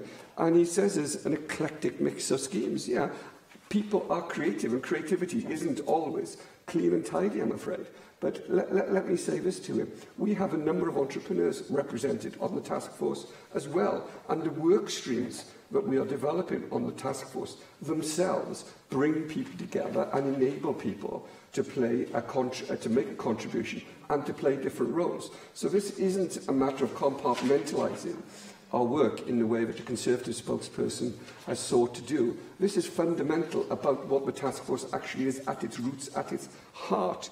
And, you know, in terms of the way that we're taking things forward, we are seeking to be more inventive or creative in the way we talk and the way we communicate with people. You know, I've invested a great deal of time, whether it's in public meetings, talking to smaller groups of people. Last week I was in Blaenavon doing a Facebook Live event, talking to people and answering their questions on social media. We do this in a number of different ways over a period of time. And I do notice that the Conservative spokesperson for these matters, tries on a number of occasions in his contributions to this place to pit parts of Wales against each other, region against region, community against community. I wish that he would desist in doing so. It diminishes him and his contributions. This is not a matter of the valleys of South Wales having any sort of preferential treatment over another part of the country. This is about addressing poverty. It is about addressing the poverty that exists in these places. And, you know, he's a member of a party that has actively contributed to the creation of that poverty. And for those of us who were brought up in the valleys of South Wales, we saw what Conservative governments, successive UK Conservative governments did to us. They did nothing to support our communities, but everything to undermine our communities. They did everything to take away the economic base of what we were seeking to do. And this is about redressing that balance. This is about redressing that balance and tackling that poverty. Now, I hear him, Deputy Presiding Officer, calling from his seat. This isn't about setting north against south or east against west. When he does that, he diminishes himself. And I will not allow him to do that to this scheme or to diminish what we are seeking to do. This is not about pitting community against community. It's about tackling poverty. And I know that the Conservatives have difficulty with that concept, but it's what this government was elected to do. Thank you. Leanne Wood. I'm not convinced that this statement brings anything new to the table today, and I think the evidence for that is the attack that the Cabinet Secretary just made. Cabinet Secretary, you always seem to attack when you don't have any answers.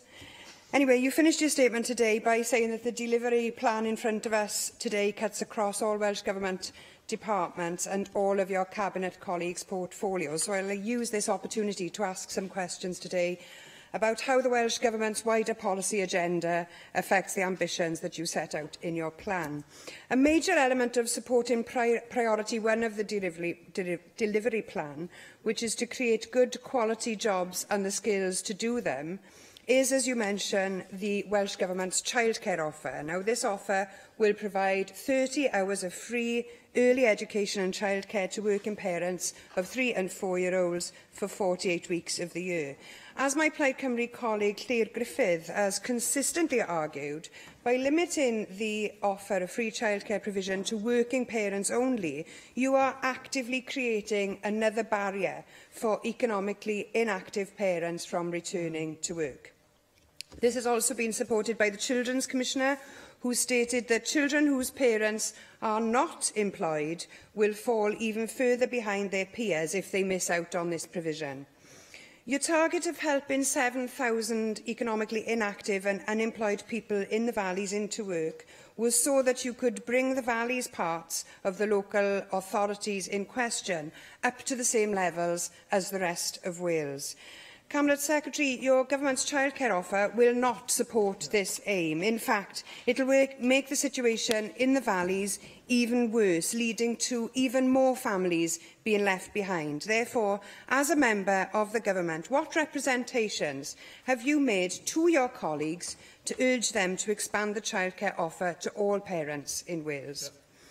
The problem in many of the Valleys communities is not the number of jobs, it's the quality of those jobs. It's the low skill and the low paid nature of many of those jobs and the fact that way too many of them are insecure jobs.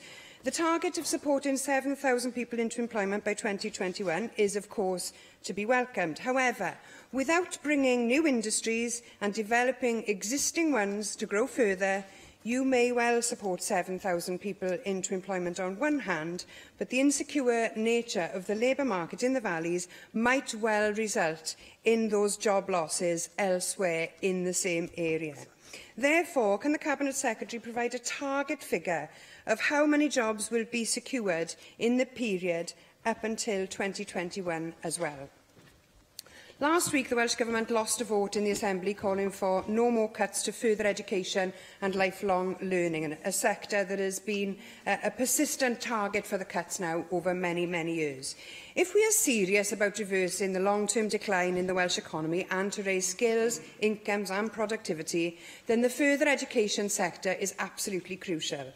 A major element of the Task Force's delivery plan's skills agenda will depend heavily on the Welsh Government's employability plan, for example, which will place demands and expectations on colleges and the wider skills and learning sector as crucial delivery partners. However, in reality, nobody can take these plans and sentiments forward when the funding isn't there to support these priorities. Therefore, how confident are you that the funding is there to deliver the training required to upskill the Valley's labour force? Now, I'm sure I don't need to explain to anyone how difficult it is to travel on the Valley's lines at the moment. It simply cannot carry on as things stand. That's why I welcome the development funding secured to commission the feasibility and design of new integrated transport hubs to ease travel opportunities into the new strategic hubs. Specifically, I welcome the commitment to looking at improvements in infrastructure as part of the metro development.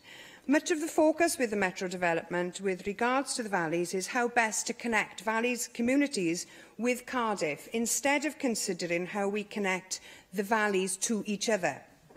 The idea for the Valley's Circle Line was not included in the next phase of the metro development. Therefore, can the Cabinet Secretary commit to ensure that part of the development funding will go towards the feasibility of pursuing the creation of a circle line for the valleys? Cabinet Secretary. I'm grateful to you, Deputy Presiding Officer, and grateful to the Plaid Cymru spokesperson for her questions.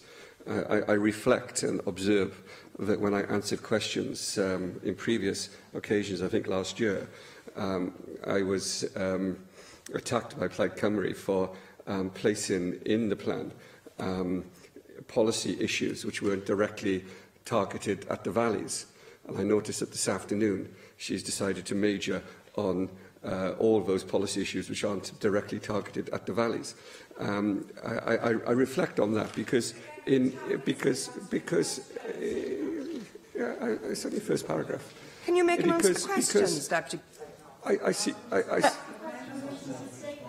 It's a statement, and the Minister has an opportunity to answer the questions in the way he wants to answer them. If that's not acceptable, then there are other methods that you could use. I will say to a member that I listened to her questions, and perhaps you might listen to my answers.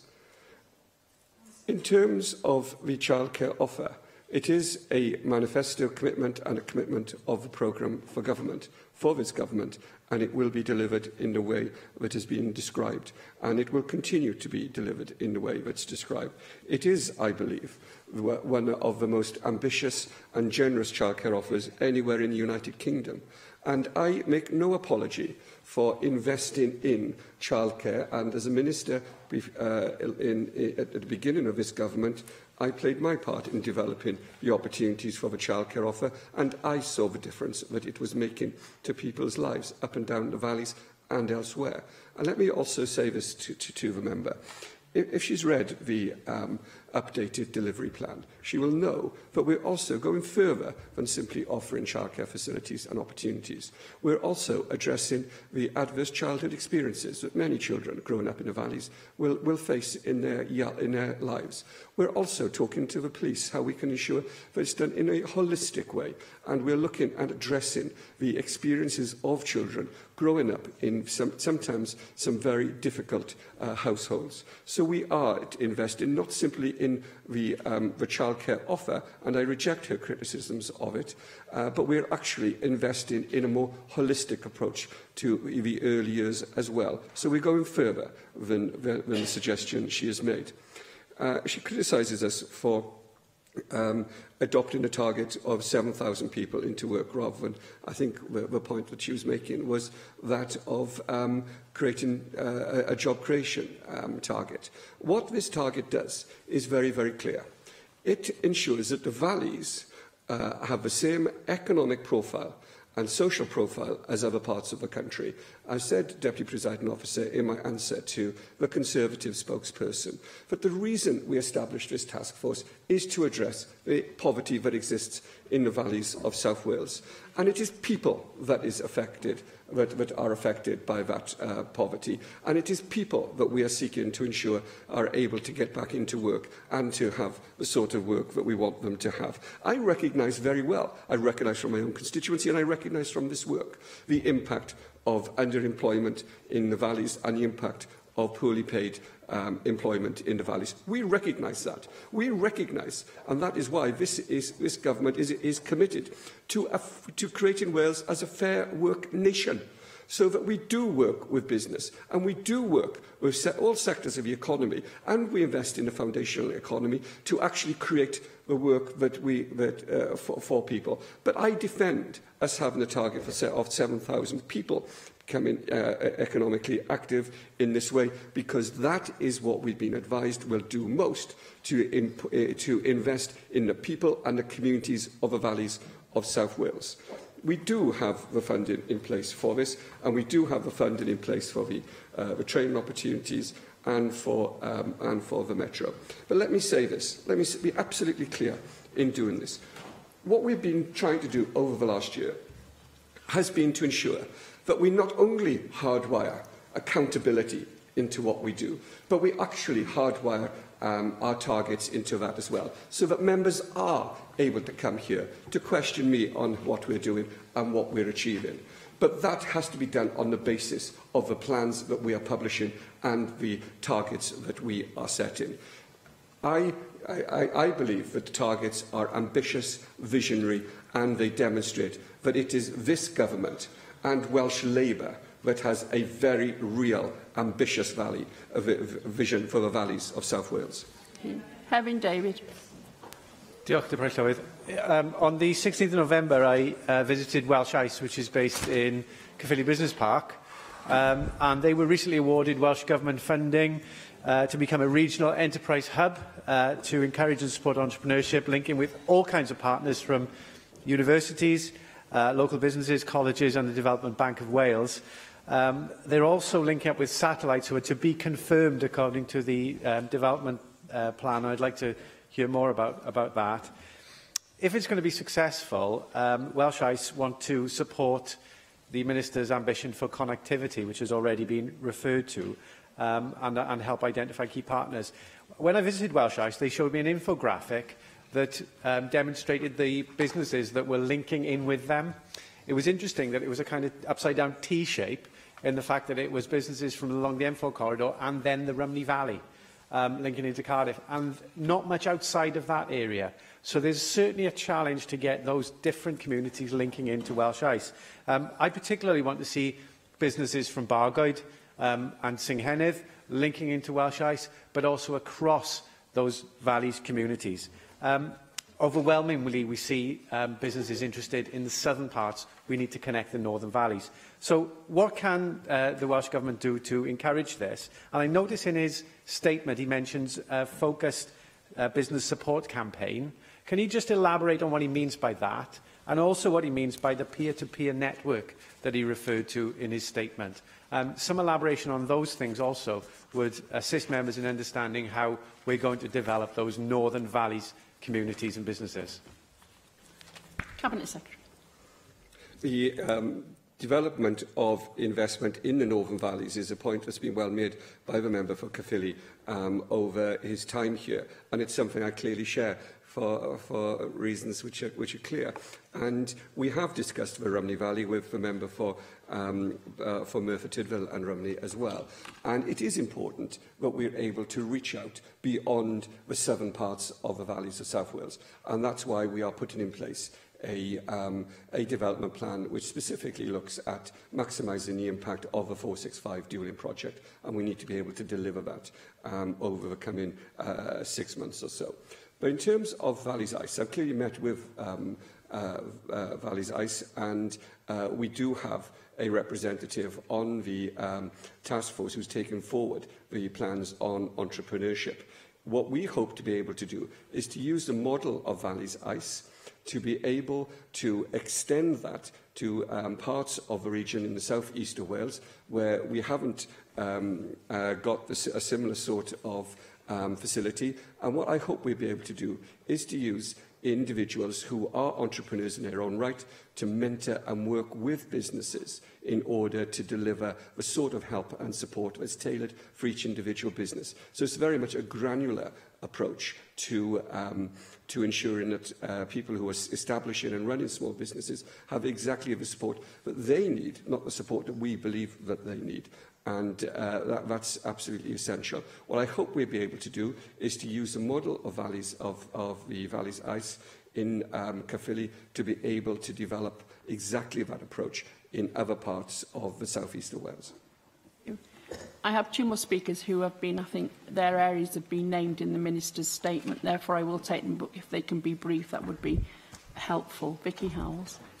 Diolch, Deputy Llewydd, and thank you, Cabinet Secretary. I welcome your comments about using the Heads of the Valley corridor as a tool for economic development. The former Tower Colliery site in Hirwaun is ideally situated for these purposes and is, as you will know, currently undergoing restoration.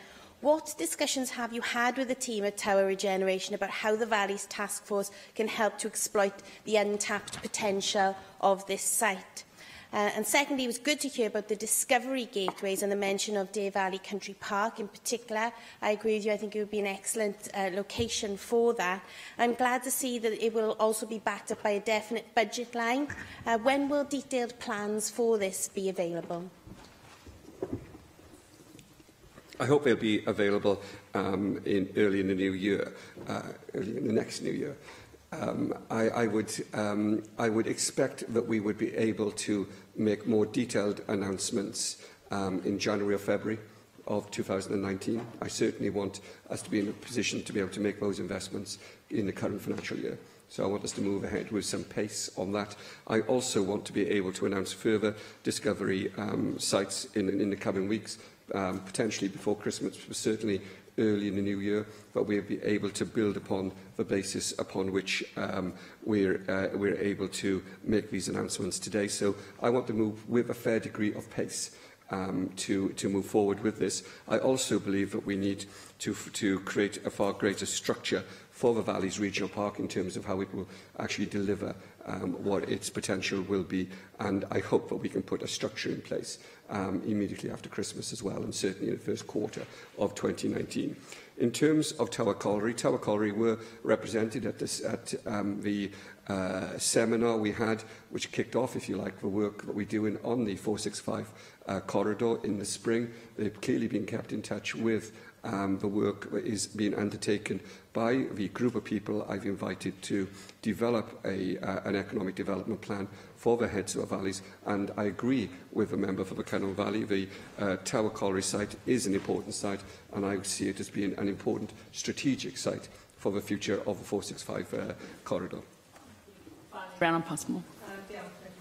Cabinet Secretary, as the Assembly Member for Islwyn, I greatly welcome the £7 million Valley Regional Park announcement and greatly welcome that Cwm Carn Forest Drive will be among the first wave of projects of the Discovery Gateways to be announced by the Welsh Government. Members will know how prized the historic Cwm Carn Forest Drive is to my constituency. It is one of the jewels in the Welsh Crown, and it is very good news indeed for my constituency. It is exactly the effective partnership working between Welsh Government, local authorities and other parties working together.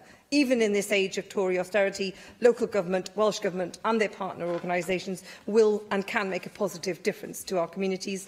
And would the Cabinet Secretary be willing to meet with me at the Cwm Carn Forest Drive and meet representatives of the Friends of the Cwm Carn Forest Drive to spread the word of this truly transformative potential of the Discovery Gateways to the people of Islwyn? Finally, Cabinet Secretary, I wish to explore in more detail the new local transport hubs that have been mentioned and identified by Welsh Government that will directly benefit the communities of Islwyn. And as I've stated, my constituency is very enthusiastic for increased and enhanced connectivity between our valleys, and I would ask that the Cabinet Secretary update us as members in detail as to how this important work develops as the months proceed. Thank you, Deputy Llewydd. I'm certainly happy, Deputy Presiding Officer, to meet individual members or groups of members in order to update them on this work as it develops over the coming weeks and months. I'm certainly very, very happy to do that. And I'm also delighted to visit Cwm Carn Forest Drive with a member. I hope she doesn't mind if I bring my family along with me. We've always enjoyed that part of the world. It's a great place for families to be able to relax and enjoy the fantastic environment and landscape of the valleys of South Wales. We're very fortunate to represent such places, and I think we should all take great pride in the environment and the landscape of the valleys, and tell the whole world that the valleys of South Wales are a very, very special place to be, to see, to visit, to live, to work. Thank you very much, Cabinet Secretary. Item 4 on our agenda is a statement by the Leader of the House, update on the implementation of the Violence Against Women, Domestic Abuse and Sexual Violence Wales Act, and I call on the Leader of the House, Julie James. Diolch, Deputy Lawes. I'm very pleased to give Assembly members an update on the significant progress made since the Violence Against Women, Domestic Abuse and Sexual Violence Act came into force in 2015. The 2 annual reports that have been published since I took on this portfolio provide more detail on this progress. Our national strategy, published in 2016, outlined 6 objectives.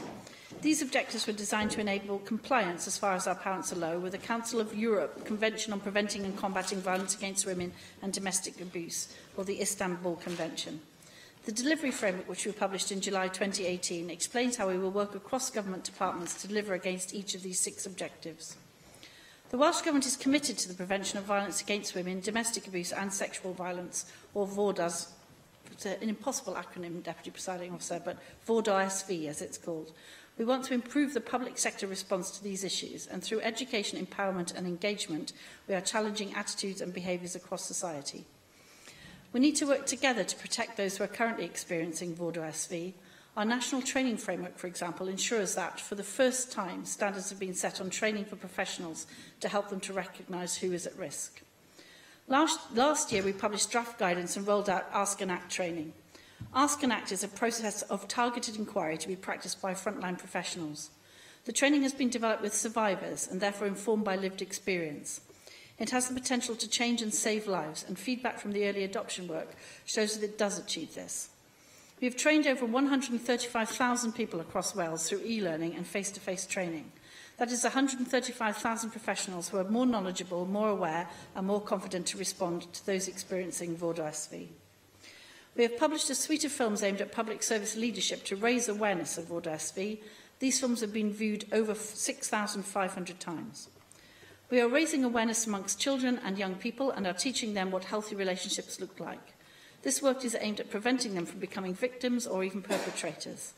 Many schools deliver this through the Welsh Government-funded Spectrum project.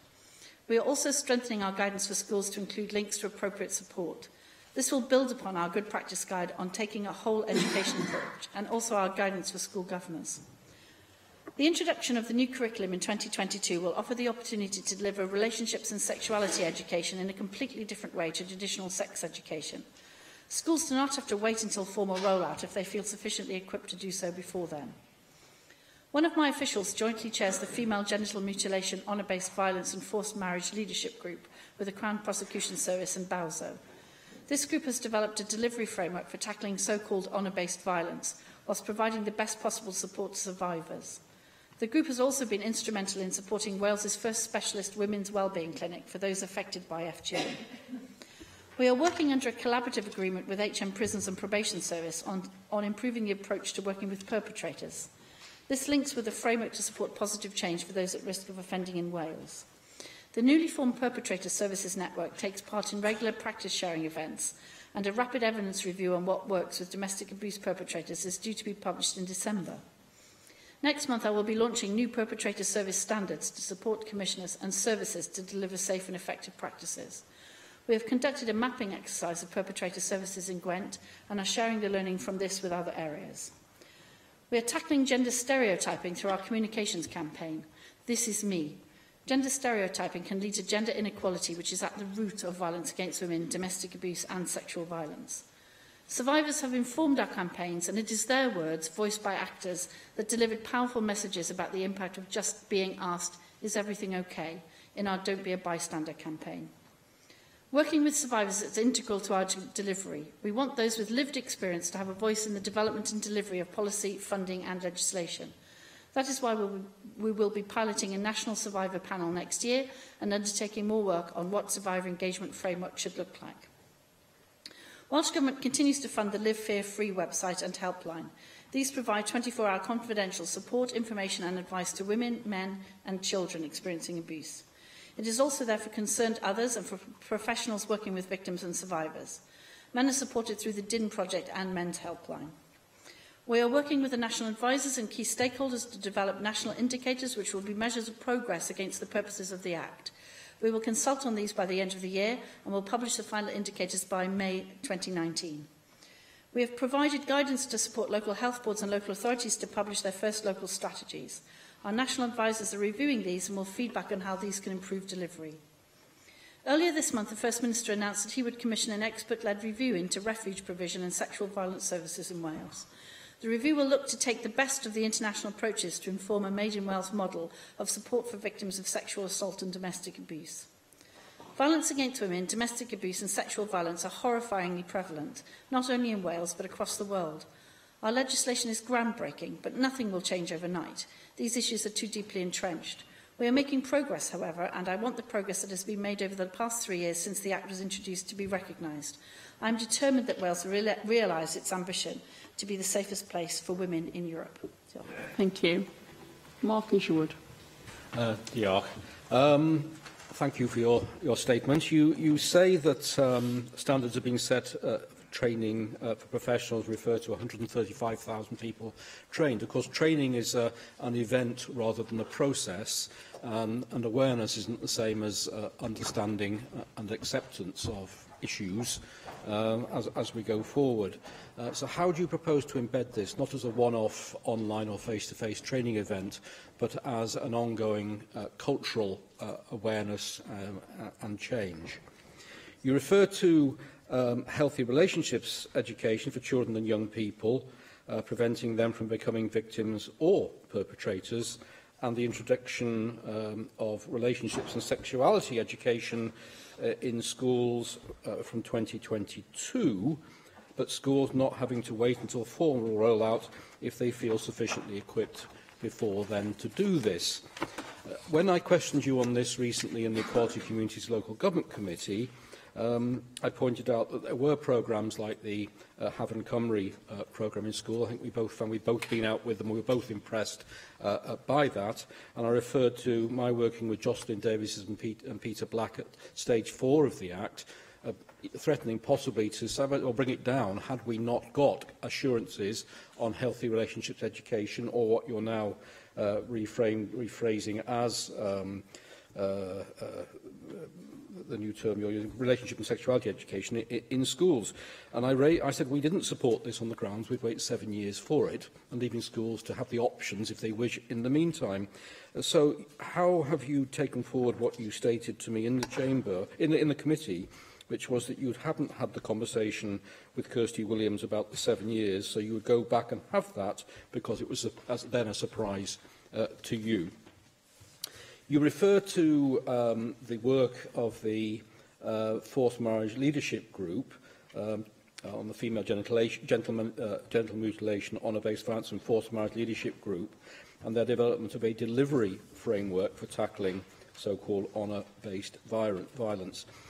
How is that delivery framework turning into delivery? I mean, if you could just give a bit more information on what the delivery is, who's doing it, where, when, and how will that be monitored?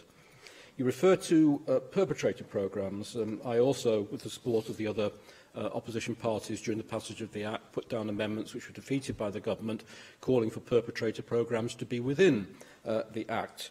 At the time, we were told by the then Minister that there weren't any accredited schemes available in Wales. In fact, there were the Relate Cymru scheme, which was also been adopted by various other providers across Wales. You refer to collaborative agreement with HM Prison and Probation Service. Well, I received assurances that we would have action by the Welsh Government on pre-custodial perpetrator programmes. So can you confirm that the new perpetrator service standards you'll be launching to support commissioners and services next month will also address the need for pre-custodial perpetrator programmes, and how that they will reflect the Respect accreditation standards, which evidence was given on to the cross-party group on violence against women and children some months ago, providing an evidence-based framework for work with perpetrators of domestic violence and abuse, and also their new and delivering interventions work with young people who use violence and abuse towards a family member, work with women using violence against men, and work with those in same-sex relationships, which they also told that cross-party group about. You refer to the Live Free, Fear Free website and men being supported through the Dean Project and Men's Helpline. Of course, you wouldn't refer a woman victim or survivor to a charity run by men. And during the passage of the Act, another amendment I put down was calling for what Welsh Women's Aid had called for in the past, which was gender-specific strategy for men and women. Again, the Minister stated this wouldn't be in the Act, but the need would be addressed as we move forward. So given that North Wales Police has now announced that a quarter of their domestic abuse reports involve men, and the Crime Survey for England states that 42% of the cases they now have are picking up are affecting men, and that 3/4 of suicides are men, how will you also work with some wonderful charities like Kim Inspire in Holywell, which you might have heard of and who would love you to visit, who started out supporting women needing mental health support in the community, have now also established and recruited men to deliver the Kim for Him project, which is groundbreaking, established by a brilliant women's group, but incorporating men to deliver it. And, of course, the work of DASU, the Domestic Abuse Support Unit on D-side, who were also innovative many years ago, broadening their services to incorporate men as well as women who work together in mutual support. Thank you. Okay, well, I'll do my best with that very long list of issues that you've raised. In terms of the training being an event, not a process, I think you said, it's a training framework. So we're rolling out specific parts of the training framework. So, for example, Ask and Act is part of the framework. So it's the national training framework exists within which the training programmes sit, and the whole point of them is that they are a process and that people continue to progress with their knowledge and so that it's an effective set of professional qualifications, but also actually that it's a set of abilities and skills that all frontline workers should have. And I was particularly impressed by going to, for example, the South Fire Service, who've put all of their firefighters through it, because firefighters are respected and allowed into people's houses, and they've been trained to look for the signs of domestic violence, sexual violence, and that's been very successful, and I was very impressed with that. So I think I can reassure the member that we're very much aware that it's a framework and not an event. In terms of the schools issue that he raised with me in committee with my conversation with the Cabinet Secretary for Education, we have that in the diary, but we've not yet actually met. But as I said to him, we are making sure that the programmes we currently fund, as I said in the committee, are still there, and that schools who've got expertise as a result of those programmes and so on can roll out the new curriculum as soon as possible. And as soon as I've had the meeting with Kirsty Williams, I will come back to him. I've not yet been able to have that due to diary pressures. In terms of perpetrator programmes, we're working with Cardiff Metropolitan University to undertake a rapid evidence assessment of what works with domestic abuse perpetrators, which will be published imminently. We'll be consulting on draft guidance for public services working with perpetrators, and we're working with the regional Vordo SV boards to ensure that safe and effective work with perpetrators is reflected in their strategies. So we will expect to see the consultation on that very, very shortly. In terms of his issues that he made about the quarter of domestic abuse reports being men, and Deputy Presiding Officer, without taking anything away from the men who suffer from domestic violence, because all domestic violence is an abhorrent process in our society. It's the scale of the abuse. 2 women a week are killed by their partners. That simply isn't the case for men reporting domestic abuse. And that's without not being disrespectful to those people who are, because that's not my intention. But clearly the scale of the problem is nothing like what the figures that the member quoted would lead you to believe. Men report abuse is a generalisation, I know, at a much lower level than women. Women tolerate it for much longer, and abuse is much worse and much more violent. So we do have to have a proportionate response to the various sorts of abuse.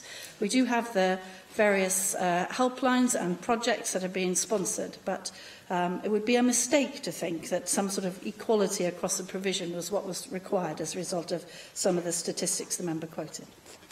Leanne Wood. Leader of the House, I would urge caution when discussing who provides services. As a former probation officer and a support worker for Women's Aid, I would say, of course, all violence and all abuse in all relationships is wrong, but I'm also acutely aware of perpetrators who say that they are victims of abuse as a cover for their actions. So when considering the funding of services, I'd want to be satisfied that proper checks are taking place to avoid this sort of cover from perpetrators being publicly funded and further harming victims. So how can we ensure that those getting money for the provision of these services are bona fide? I'm surprised that 3.5 years into this legislation that the basic level of mapping services has yet to happen. We know from the organisations delivering these services that there are gaping holes in service provision, and cuts to local government may well have made this situation worse. But we don't know the extent of that because we can't properly follow the budget lines through to show this. As I raised with you in committee, I'm concerned about the provision of children in all of this. When I worked for Women's Aid in the 1990s, we were campaigning for co-funding for children's services. If children are not given the opportunity to work through the impact of the domestic abuse that's taking place between their parents, we risk seeing patterns of that behaviour being repeated. I also raised concerns with you about the teaching of relationships, control, consent, etc. in school.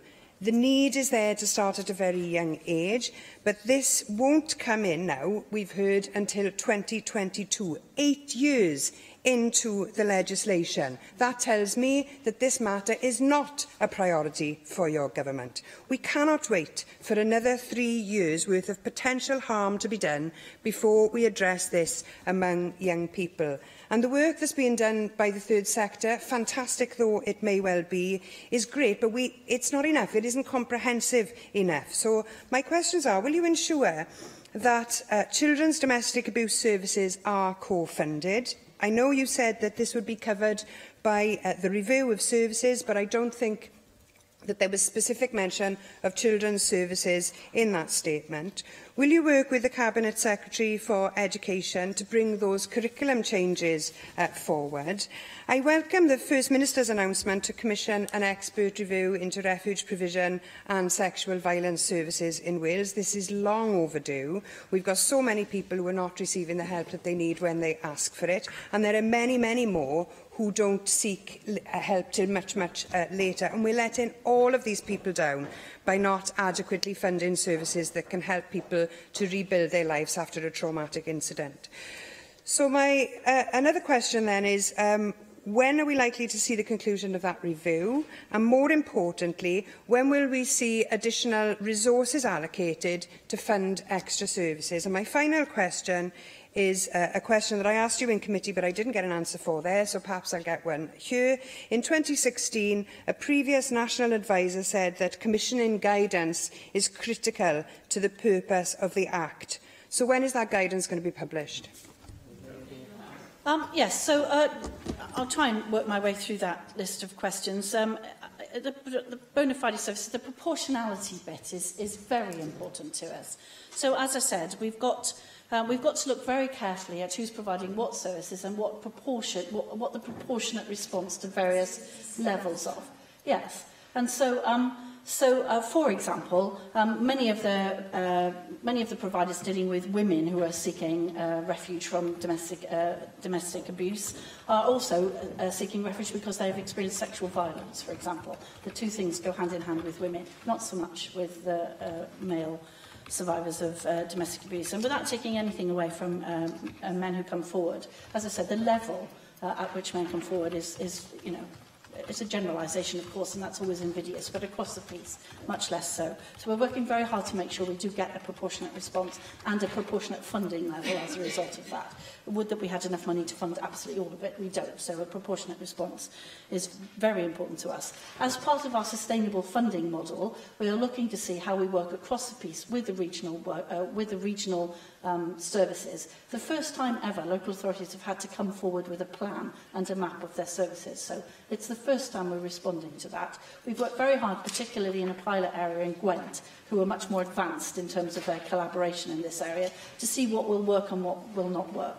I think it's fair to say that we've had some unintended consequences of some of the funding arrangements that we've put in place. So, for example, we ask people to collaborate and then we ask them to submit a re-tender for services in which the USP that they're resubmitting is part of the collaboration. So clearly there's some unintended behaviour consequences of that. We're working very hard to overcome that, and some of the regional consortia have made very strong and I think sustainable suggestions for that, and the national advisors are chairing those discussions, and I'm sure we can come up with a more sustainable model for that.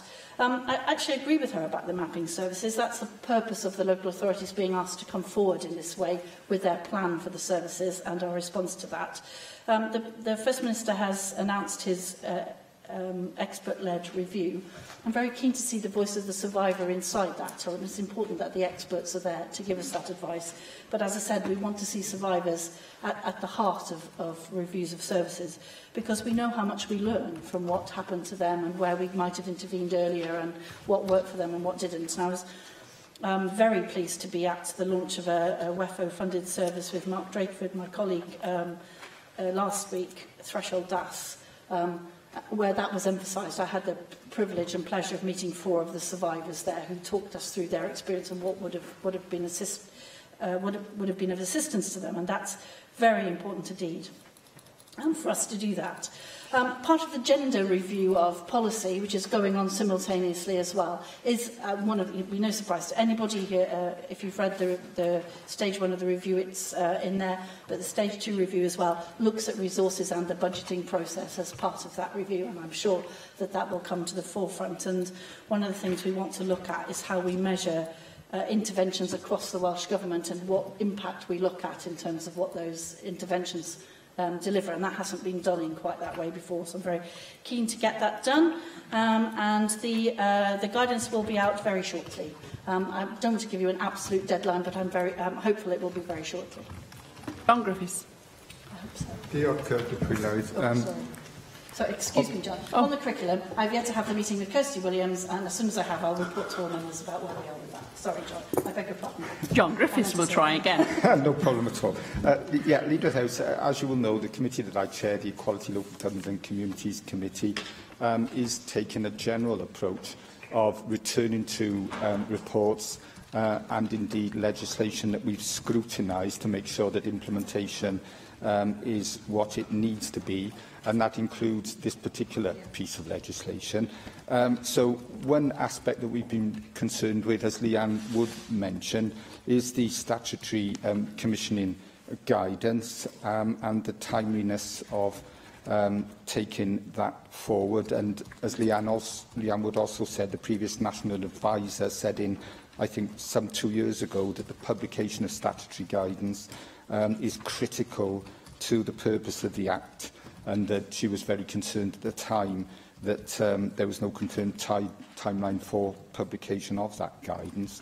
And indeed, in the absence of that, Lloyds Bank Foundation and Welsh Women's Aid produced non-statutory guidance. So I'd just be interested in anything further you can say in terms of making sure that those issues are satisfactorily addressed. And also, in terms of the local strategies, Leader of the House, in a recent evidence session, you said that the draft strategies were all published by the deadline set in the legislation, which I think was May of this year. But I'm just wondering if there are any legal consequences in terms of those local strategies being published in their not being published in their final form by that May deadline, given that that deadline was actually set out in the legislation. I'm wondering whether there would be a timescale for the delivery framework, because I think that's obviously very significant to the progress that needs to be made. And finally, on the review of refuge provision, I wonder if you might provide some clarity as to how the review announced by the First Minister will work alongside the sustainable funding model. Yes, so I'll start there, because that allows me to talk about the two together. So we've set up a task and finish group of stakeholders to develop the sustainable funding model. After all of the work that we were doing, as I said in answer to Leanne Wood, around sorting out the necessary infrastructure to regionalise the commissioning. And then we realised that as a result of various submissions from all over Wales, that people were not in a position to do that, and there were various difficulties. So that rather than forging ahead with that, we very much want this to work in the end. So what we did was we rode back from that a little bit, and the Task and Finish group is chaired by one of the national advisors, Yasmin Khan, with a view to us working out the sustainable funding model that everybody involved in the sector actually buys into and agrees. So the timescale did slip, but I thought it was much more important to have that sustainable funding model than to have the rigid timetable and then not have something that worked. In terms of whether there was a penalty or a consequence of them not having done it, we would have had we had to consider whether that was. I didn't think, given where we are in the cycle, that was a proportionate response. So we decided that that wasn't a proportionate response in this instance. But, however, it's possible to have that if in further iterations the timescale isn't met. But given where we are in the Act, and this is new territory and so on, and given that they'd got their drafts in, we didn't think that was a proportionate response. But it is possible to do that later on in the cycle if we do have somebody who doesn't produce it in good time. And in terms of the refuge provision, what we want to look at is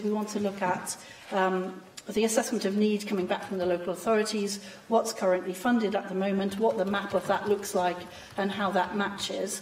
And this is a very complex area, because it's not just Welsh Government funding. There are a raft of other sets of funding. Lots of charities fund in this area. The UK Government tampon tax funds in this area. A number of other things do. So what we want to do is put a set of fundings together that allow people to get the best out of that jigsaw, and to kind of provide a pathway through it, because you don't have to have a PhD in how some of that fits together to be able to access it, and to stop the kind of constant competition for small amounts of money that goes on with in groups of people that we'd like to have collaboration from. So that's no small Task and Finish group that the national advisors are chairing, but I am told it's going very well, and we are very hopeful that we'll have a seriously sustainable funding model coming back out of it. David Rowlands. Diolch, Dick Lewis.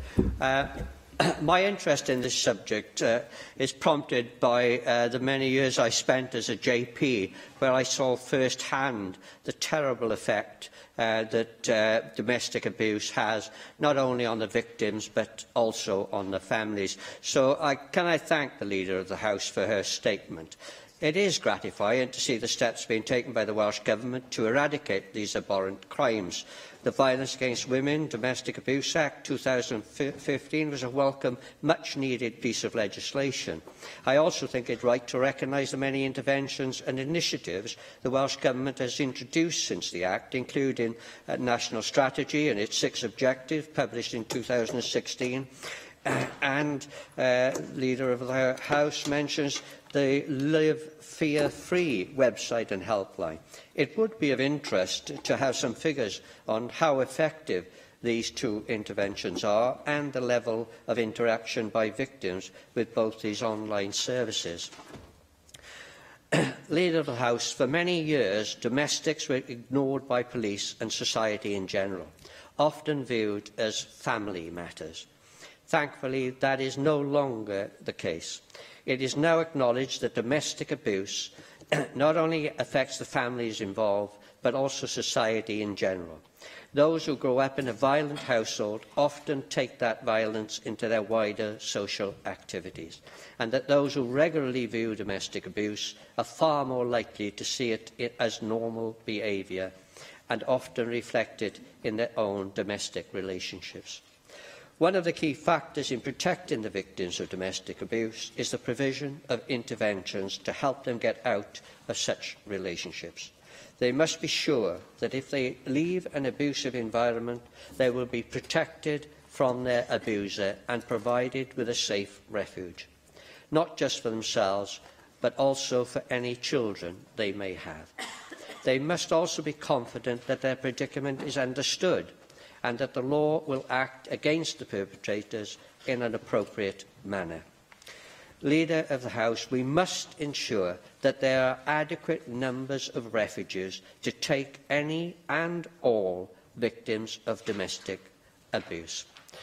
Leader of the House, you mentioned the Gwent Police has become the first force in Wales to offer 24-hour specialist support to victims of domestic abuse. They will, in the force's control room, have a team of 4 specially trained, assertive outreach officers who will work exclusively with people who come forward as the victims of such crime. This is a positive response to the fact that Gwent Police receive around 12,000 domestic abuse calls a year.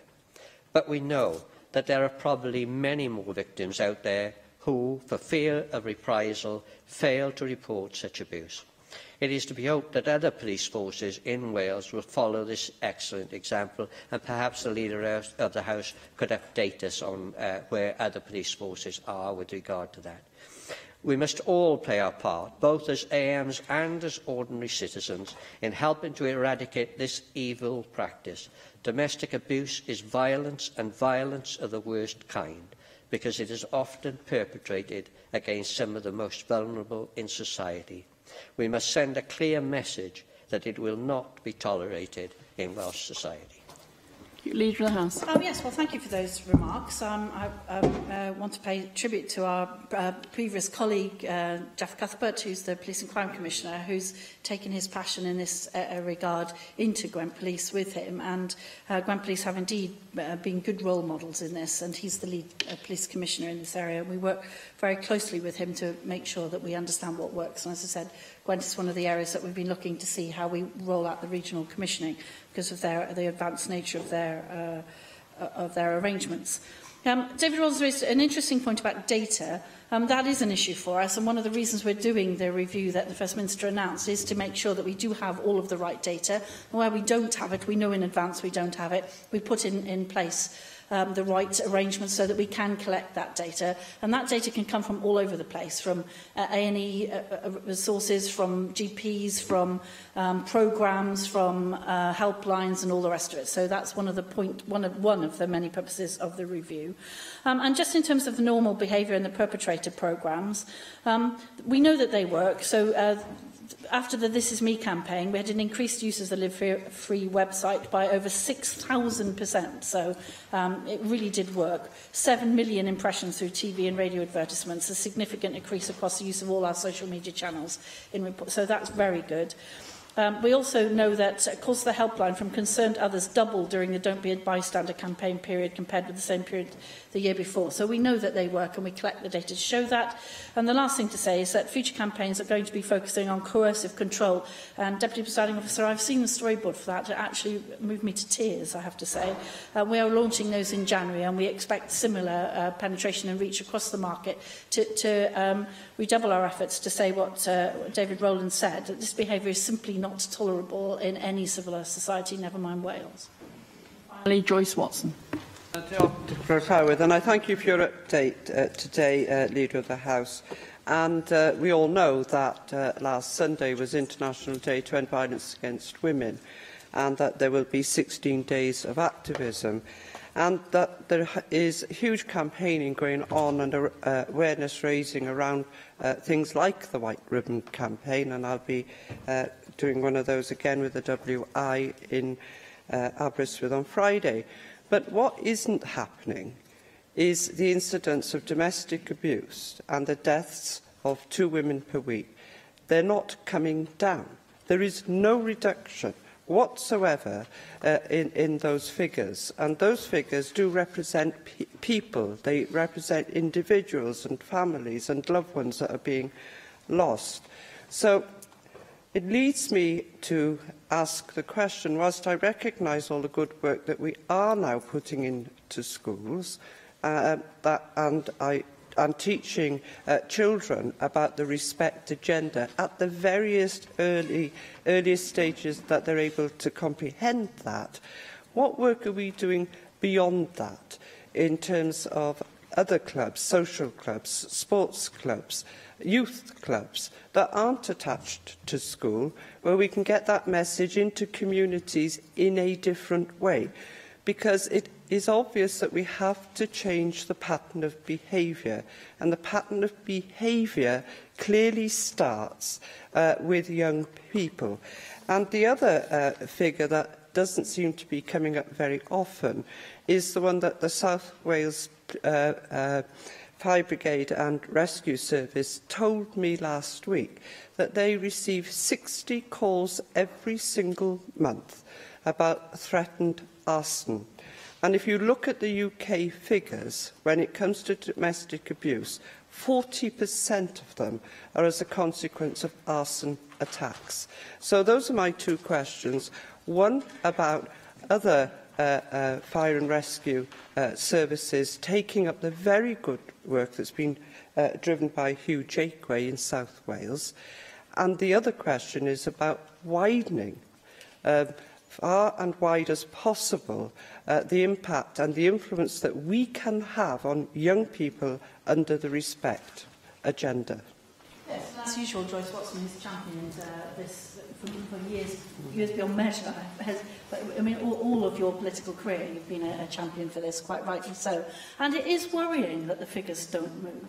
And we need a much more concerted, across our society, impact for this. As part of the reason we were running the gender stereotyping piece, because I think some people, we had some feedback saying, what's this got to do with it? But actually, we need to understand the base cause of some of these issues, and a large part of the base cause is people being forced into role models that they simply don't want to be in, don't live up to, and it makes people seriously suffer in their mental health, and that leads on to these kinds of programmes. So I couldn't agree with you more. We're having a conversation with our universities about running compulsory consent programmes before people register, for example, and I'd like to pay tribute to Cardiff University, who's already done that. We'd like to see that rolled out across the piece, and to have, compulsory consent talks in schools for young people as they become sexually active as part of the new curriculum. And as I said, I will be talking to Kirsty about the timing of that and what we can do about it. But she makes a very good point, and I will be taking it up with the national advisors as well, about how we can get, for example, our youth engagement and protection programme involved in this matter, because she's absolutely right. We have to get that consent talk out there. And unfortunately, with my data and digital hat on, we see increasing numbers of young men addicted to pornography online. And that's a real serious issue as well. And we see the rise of some behaviours associated with that. So this is absolutely, you're absolutely right. We need to get this widespread in society. And that whole issue around ACEs, teaching children that what they're experiencing is not normal or right, and that they have rights. And our whole rights-based approach to education is also in this space. So I think we just need a whole government approach to working it out. And I think the gender review is very much pushing us in that direction as well. And she's absolutely right to highlight it. Thank you very much, Leader of the House. Thank you. Yr item nesa yw dadl. The next item is a debate, a National Contemporary Art Wales feasibility studies and a Sport Museum for Wales feasibility study. And I call on the Minister, David Ellis-Thomas. Thank you very much, Deputy Presiding Officer.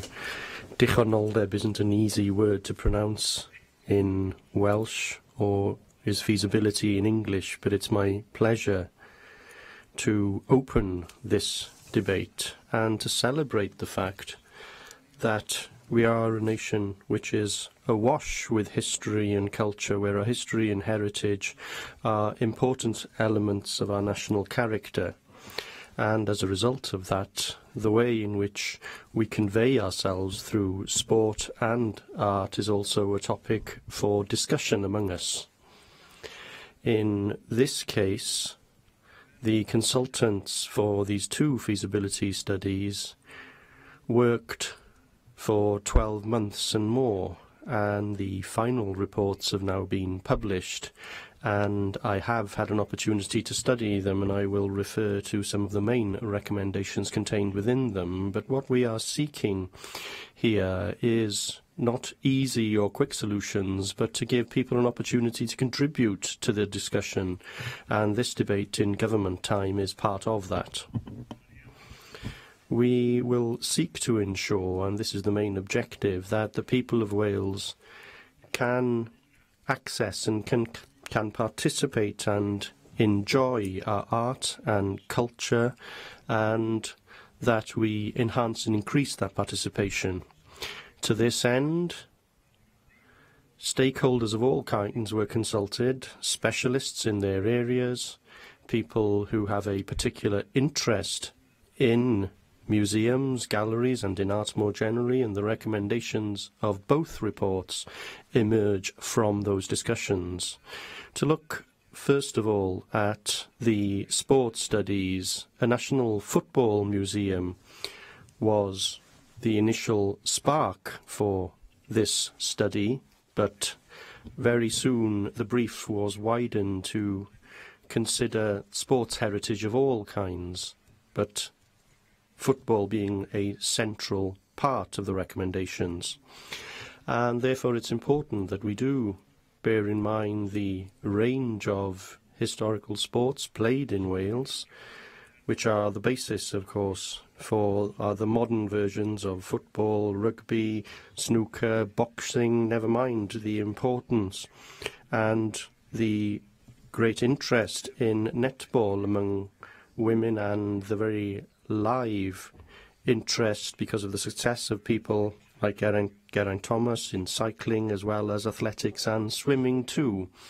We have sports stars in Wales, and the stars are just as important as the participation of the wider population. And I have to say that I have found in the discussions that I have had with the department responsible for this area within the UK government that there is more interest among us here in Wales, and the government's policy here reflects that, in increasing participation and less emphasis perhaps on counting medals, and I do think that that is healthy.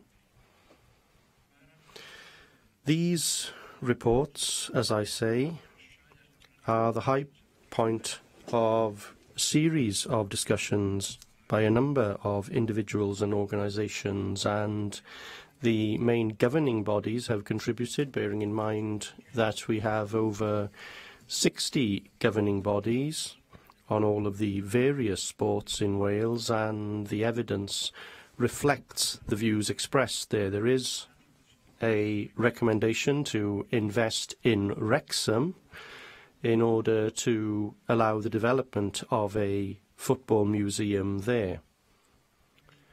And the recommendation goes on to mention an expert panel on sport heritage in order to strengthen that national vision, and there would be frameworks arising from that. And then there's an important recommendation that other sports deserve to be included, and that we must seek other means of addressing that issue rather than creating further museums for the various different sports. There is specific reference which has been made to the local authority in Wrexham in the report, and it is clear that it's not a matter for the Welsh Government to determine the way forward alone, and I have sought all opportunities, and I do have very many of them, to have discussions on these issues around sporting events in order to see what the view is and what the feeling is more generally within the sector. And the same is true with the report on contemporary art. This is the time of year when a great many arts exhibitions are taking place, and I have had an opportunity to see the vibrant contemporary art culture of all kinds across Wales over the past few months. From the major museums and galleries through to the interesting developments happening now in many private galleries, smaller galleries, as well as the quality regional galleries such as Mostyn, Glynweddw and the Glyn Vivian in Swansea. And this has all been clearly recognised in the report, and perhaps one of the starkest recommendations for me as a minister is that we shouldn't create too much imbalance in the current provision, and I do feel that that is a crucially important point. The recommendations are clear. The first step is what is called the National Canvas, to commission new works the length and breadth of Wales to generate interest with artists working alongside local communities. The next step would be investing in the infrastructure that we have and providing a supply structure that opens out the national collections and provides new works to audiences across the nation. And then the third recommendation is to establish a HQ for contemporary art as a permanent space and a vibrant platform for the arts. Now, this model, which has been suggested in the report, is complex, but it is one that we can consider developing in many different ways, linking that with the resources available to us. As with the sports feasibility studies, it's all reliant on working in partnership, in my view, and I will be seeking to do that if I have the opportunity to continue in this role and to implement these recommendations. The study arises from a consultation, information and specialist knowledge, and I'm very grateful to those who carried out this work, and also to all the friends of sports and the arts out there who have taken an interest in this process. And I look forward to listening to this debate here this afternoon. I have selected the 5 amendments to the motion. I call on David Melding to move Amendment 1, tabled in the name of Darren Miller. David Melding. I'm very pleased to take part in this debate, and I welcome it. And I'd like to thank those involved in producing these 2 reports. It's rigorous work, and I think an excellent base for future options to be developed. I also think there'll be a lot of common ground on these matters, and I look forward to the development of specific proposals. We won't actually be supporting the government motion just because I don't think the recommendations are focused enough to be endorsed in that fashion. I don't think they're meant to be, really. They are pointing us in a certain direction. And I'm very keen that we now engage in some extensive public engagement, because these areas really do demand it. Contemporary art, builds on a great tradition in the 20th century, something I think the work of Peter Lord has demonstrated, that we have an outstanding record in the visual arts, which is often overlooked. We also have, in the last 15, 20 years, seen the incredible success of the Artis Mundi Award, which internationally has put us on the map. But we need to focus now on Welsh contemporary art. And similarly with sport. These are issues, I think, which do cry out for very extensive public engagement. So can I just talk about the Contemporary Art Gallery first? I think the central issue to resolve here is whether a prestigious and high-profile new building is required. And I have to say I think it is. And if so, should it be the first objective of any strategy, or a possible conclusion of a spoke and then hub strategy, which is sort of what is, I think, the main thrust of that report that we're discussing this afternoon. So I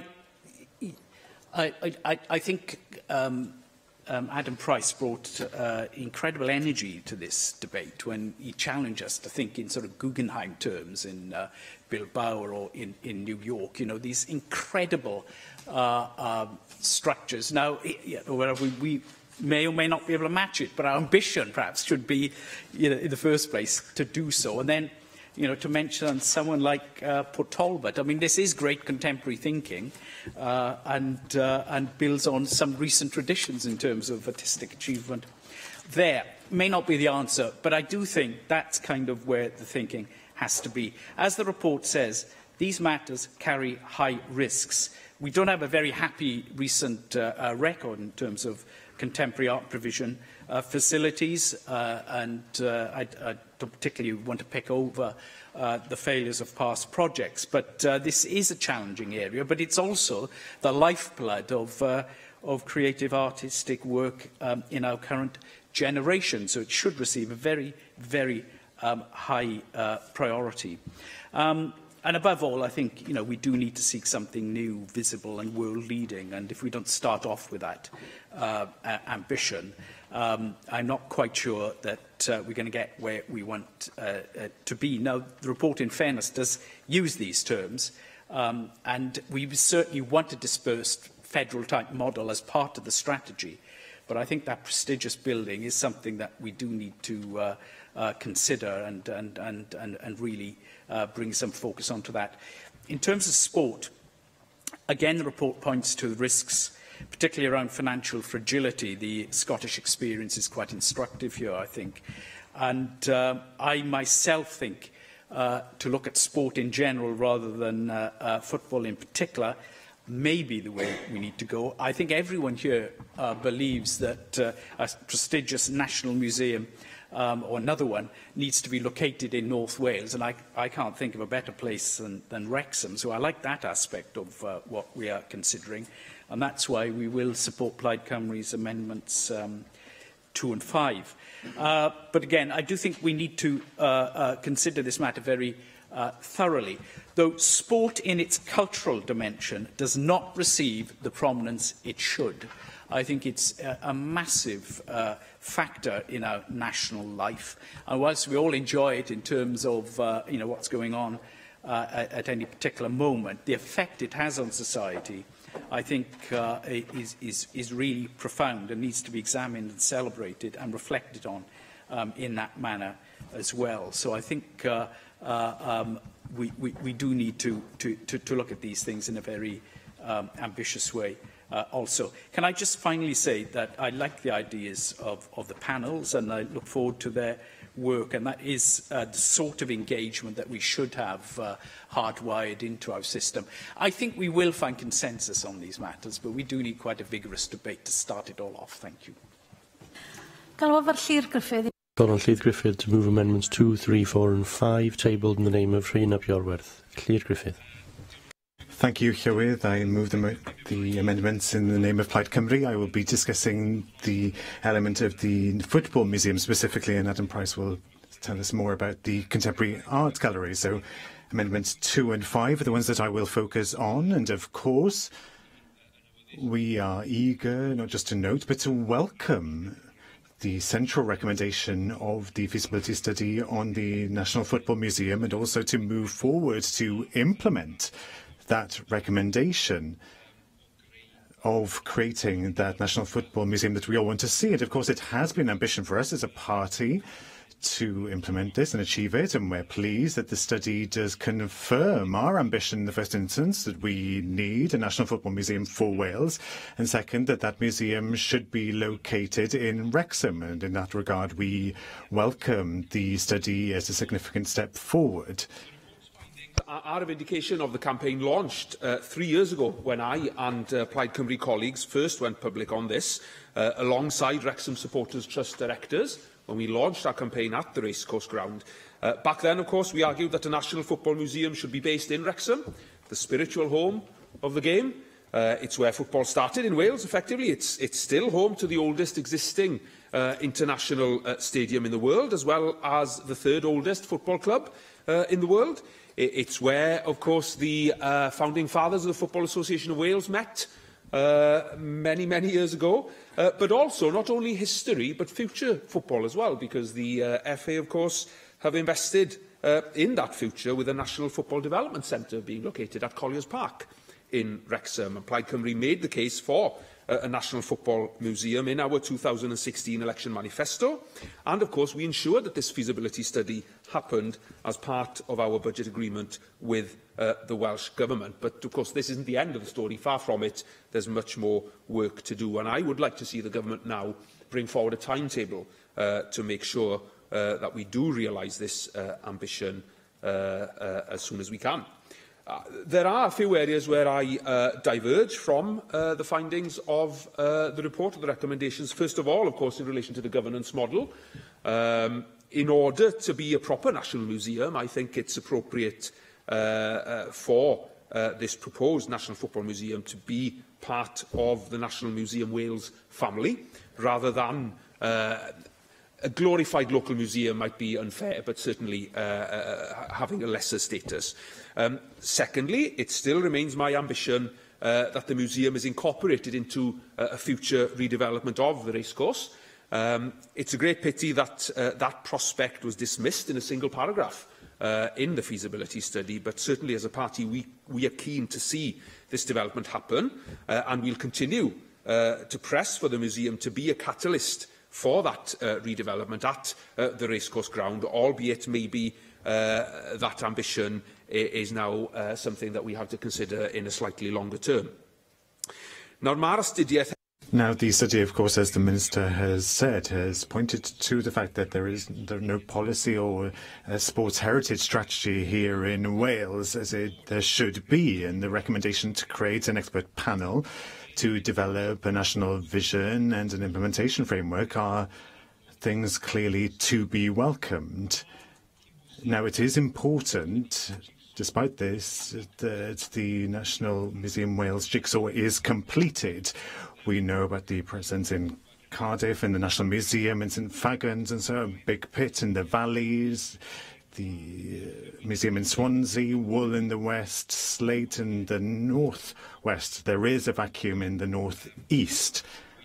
And I have argued in other contexts that we need more national institutions to have a presence in the northeast to echo the Welsh identity of an area that naturally looks in the direction of Liverpool and Manchester than they do in the direction of Cardiff. This is an opportunity not only to achieve that, but to tell the story of football in Wales from a Welsh perspective, and that should be located as part of the National Museum. Gareth Bennett.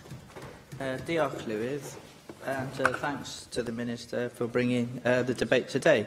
It's an interesting subject, or a combination of subjects, a sporting one and an artistic one. I agree with much of what Leah Griffith just said on the subject of the Football Museum. Leah referred to Wrexham as the spiritual home of Welsh football. Of course, I'm a Cardiff City fan, but I totally acknowledge that the north-east corner of Wales was where organised football really began in Wales. Of course, for many years, the racecourse staged many or most of the Welsh internationals.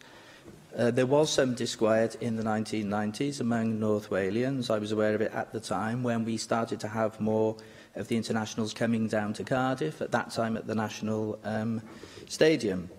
And I think this would be a good move to re-emphasise the importance of the North East, to include it in a strategy for the celebration of culture in Wales, going along with what Leah just said. He quoted a couple of important facts about Wrexham, so I won't rehash them, but a couple of other things. There were other important clubs early on in that north-east corner, in the Wrexham area. There was Druids from Rwabon, and there was Chirk FC as well. They were also early winners of the Welsh Cup, apart from Wrexham. Chirk produced Billy Meredith, who was probably the most famous player of the Edwardian era in the entire British Isles. So I think Chirk played a big part as well. So that would also fit in with the strategy of having this museum in Wrexham.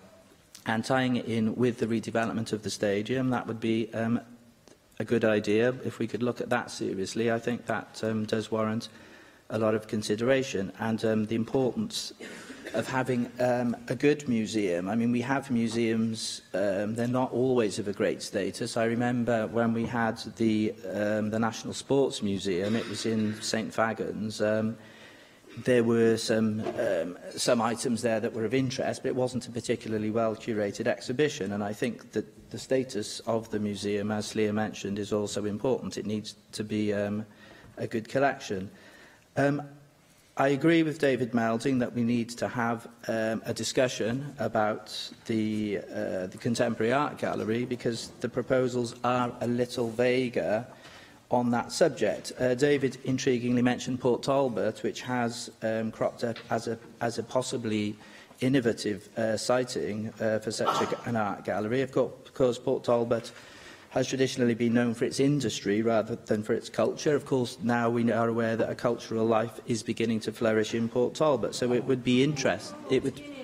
Okay, well, okay, I'm not being condescending. Port Talbot has a lot of artistic life. This would add to it, so I think that's a radical idea, and I think we should consider it. And thanks very much for the reports. Mick Antonev. I enjoyed reading the report. There were parts of it I didn't understand. I'm really referring to the contemporary arts part. And the reason I was particularly interested in it is because it does seem to me that there is an uncertainty within it, and the conflict, I suppose, between the idea as to whether you look at the traditional centre of excellence, the visual, the one that's aimed at tourists, the ones aimed at profiling, international profiling and so on, as opposed to the alternative as to how you actually develop the sites that are around and coordinate those into almost a sort of comprehensive version of that. And to some extent there are, of course, realistic issues in terms of capital, in terms of funding and so on. I'm quite interested in the hub approach, and I noticed, of course, what the report says. It refers to what will make a difference to communities, to artists and existing visual arts infrastructure. Now, if that's the case, the reason why I'm particularly interested is because we have a number of growing areas within Wales where there are real vacuums in terms of art provision.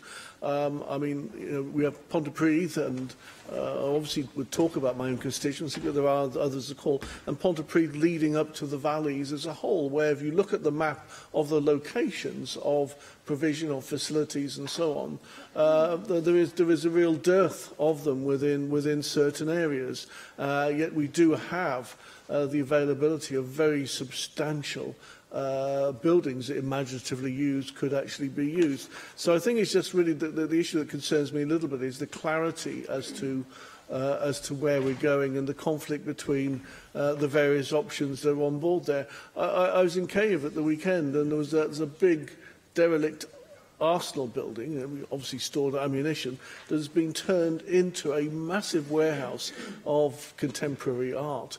That was absolutely fascinating as an example as to how you actually take an industrial building. So when you talk about Port Talbot, I mean, there were many big unused industrial buildings in Port Talbot as well, where you have that infrastructure, but the capacity to actually base and have people to engage within there. If the intention is to really, how do we actually make the arts more available to and engage, and in terms of facility for communities and have community engagement, then the model has to be, I think, slightly different. And I do think we do need to come up and look at the areas where there are these vacuums, which I would really take from Pontypridd through to Porth, all the way through the valleys, where there are some tremendous buildings, but there is actually no real provision. The provision is located all around. So perhaps with the Minister, when we have the summation in this debate and we have the references, it would be helpful to have some clarity as to where the thinking is going from government now, as to what the preferred options might be and how that sort of engagement can actually take place. I think it's very valuable when I see what is happening within Pontypridd at the moment, the actual regeneration of the town, but the fact that there is really quite a lack of provision in respect of the arts. There are certain areas and certain items of excellence, and it's a surprise to me that a number of artists that exist are really asking for assistance to be able to have things within Cardiff, because that's where facilities are, and the facilities locally are very limited. So I think that's the contribution that I would make in that, but I certainly do look forward to what I think is really a very important debate on the cultural life, the quality of life and the well-being of life of our communities, and how the arts can actually serve that. Adam Price. Thank you, Llywydd. I welcome the report commissioned by the Welsh Government as part of the agreement between the Government and Plaid Cymru. This report is thorough, honest, and it gives us the best overview we've had for decades on the visual arts in Wales. It provides a creative and innovative model to create a new focus for the visual arts with a national institution at its core. It's inspiring, it's comprehensive, and it's far-reaching, and it asks for courage in terms of the vision for the visual arts in Wales. We are in many ways a late nation, and part of that process is that we lack certain institutions which most nations have. The building next door was an example of that. Of course, it was an opera house that then developed into a hybrid national performance centre, the Wales Millennium Centre. The visual arts is an area where the lack of those national cultural institutions is most clear. We still lack fully a national gallery. We lack a national portrait gallery, and we do not have, of course, a national gallery of contemporary art of sufficient scale for us to be able to create a crystallisation point for the visual arts in Wales. And there's an opportunity here, actually, for us to tap into a little bit of that spirit of the heroic age of nation building 100 years ago, the likes of a namesake of the Minister, Tom Ellis, etc., and the vision of creating a national library and a national museum and other national institutions. And there is unfinished business here, isn't there? The visual arts has always been a poor relation, unfortunately, in our culture, which has been dominated by text and live performance. So now is the opportunity for us to make up for that absence, because, of course, the visual arts has been part of our story. It just hasn't had the same stage. And it's building that stage that we're talking about. I think the report offers a sensible, measured and three-phased approach. The only thing I would say is let's do the phases together in parallel. So as we build capacity, let's also facilitate the raising of the capital to create the hub. I think there's a lot to be said in a nation such as ours for a federated approach, a distributed approach. But spokes need their hub as well. And just in pure physical terms, the nature of contemporary art, you need a building with high ceilings, which actually is big enough to create the kind of immersive experience that people can have in the likes of the Turbine Hall or in other countries across the world that have a large-scale staging place for contemporary art. And so, yes, by all means, let's actually create a network of our existing excellent smaller-scale galleries that exist in Wales. But we do still need that central hub, which will whereby we are able to create the kind of experience that is possible in terms of the visual arts in other countries. And it is a great opportunity to do something exciting, which could have regenerative potential. And I think, yes, I mean, Port Talbot would be a fascinating place. The mountains behind us meeting the sea. Yes, Wales's industrial heritage there. And of course, as we know, Port Talbot at night in some ways is a work of art, isn't it? And what would be better and crystallising our culture in the fullest sense than building our National Gallery of Contemporary Art Centre there? I mean, Fox Talbot was one of the pioneers of photography, wasn't it? So there is a story about the visual arts right in that place. And we could start in a creative way. We don't actually have to raise the capital straight away to have a star architect come to Wales. Maybe we could do Zaha Hadid in reverse, and actually some of the failed Guggenheims that across the world from Rio that haven't happened, maybe we can actually borrow some of the plans for there and build it here. But we could start by doing what the National Theatre of Wales did in a disused factory with We're Still Here, couldn't we? We could actually use industrial warehouses that are in news at the moment, actually as the initial example of our National Gallery, while we're raising the capital and the momentum to create something more permanent. There are many risks, of course, but I think the report identifies the biggest risk of all, and that's us, and I mean we politicians. They challenge us in the report, the artists. They say they don't have, they mean us, don't have confidence in Welsh artists. The report is littered by the shocking number of reports over the years that have remained on the shelf. Let's not make that mistake again. There's an opportunity for us now to actually move forward with the unfinished business of creating a decent stage for the excellent production of art here in Wales. Caroline Jones. Diolch, Llywydd. The decision to commission a feasibility study into creating a National Gallery of Contemporary Art and a National Sport Museum is something I personally welcome, because I want to see Wales, my country, prosper in terms of the abundance of talent we have in the arts, and encourage people from other countries to partake and compete in Wales, therefore adding growth to our economy. Rural areas in Wales must also not be forgotten, as they are extremely important and are often neglected. However, I look and think that we have to also look at the bigger picture, which is the public perception. At a time when our public services are being cut to the bone and the arts have faced many years of cuts, can we justify spending millions of pounds on a museum of contemporary art? Tomorrow we are debating the Culture, Welsh Language and Communications Committee's report on its inquiry into non-public funding of the arts, which came about because the Welsh Government requested that the sector reduce its reliance on public funding. And the committee found that it would be very difficult for arts organisations to do so. I fully support continued public funding for the arts. Arts in all its forms is an essential part of our culture. It's what defines us as humans and brings huge benefit to all, not just those who create it, but those who watch and learn and look. But we also need to be realistic about the funding. The average taxpayer would maybe rather see their public library to remain open, or the local day centre be available to vulnerable older people than pay for a new Tate Modern.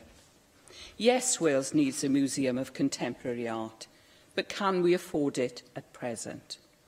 The feasibility study alone costs more than the annual grant given to Downsy Bawb, Theatr Felinfach, Track, Arts Alive or the Pontardawe Arts Centre.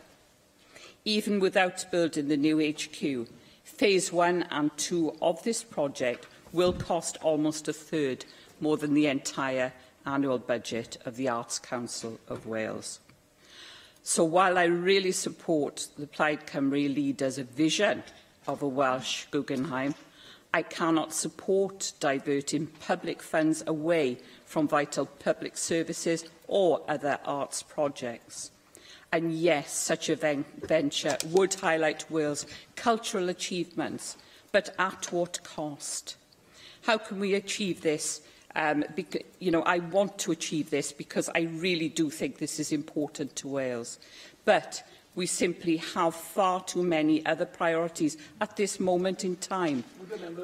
Should we be looking? Yes, certainly, Adam. Yes, she may not be aware. I mean, there's some work already ongoing through the Morgan Academy at the Swansea University, trying to look at alternative funding mechanisms which need not be entirely reliant on the public purse. So if that were possible and we were able to at least state the ambition, would she be supportive of finding alternative means of achieving the same goal? This is what I was coming to, and this is what I'm trying to raise in my point. I'm passionate about the arts, being a former drama teacher and PE teacher, so arts are my thing.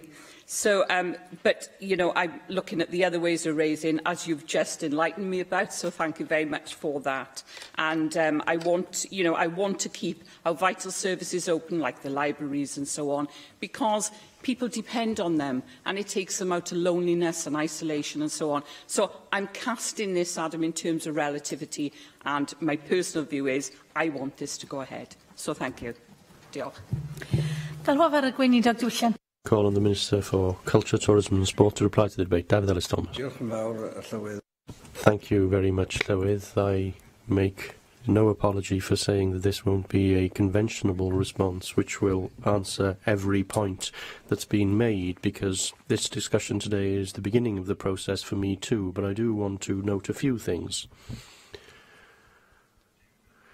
David Melding referred to the drive for consensus. There was a lot in what Llŷr said, particularly in terms of the relationship with the museum and the National Galleries, which I warm to. Gareth Bennett's emphasis on the quality of the collection, the inspired speech of Adam. I'm not a fan of the Guggenheim, as it happens, any of them, because I think they draw all the attention to the building and not enough to the arts in terms of their design. That isn't true about the work of art that we have in this place here today.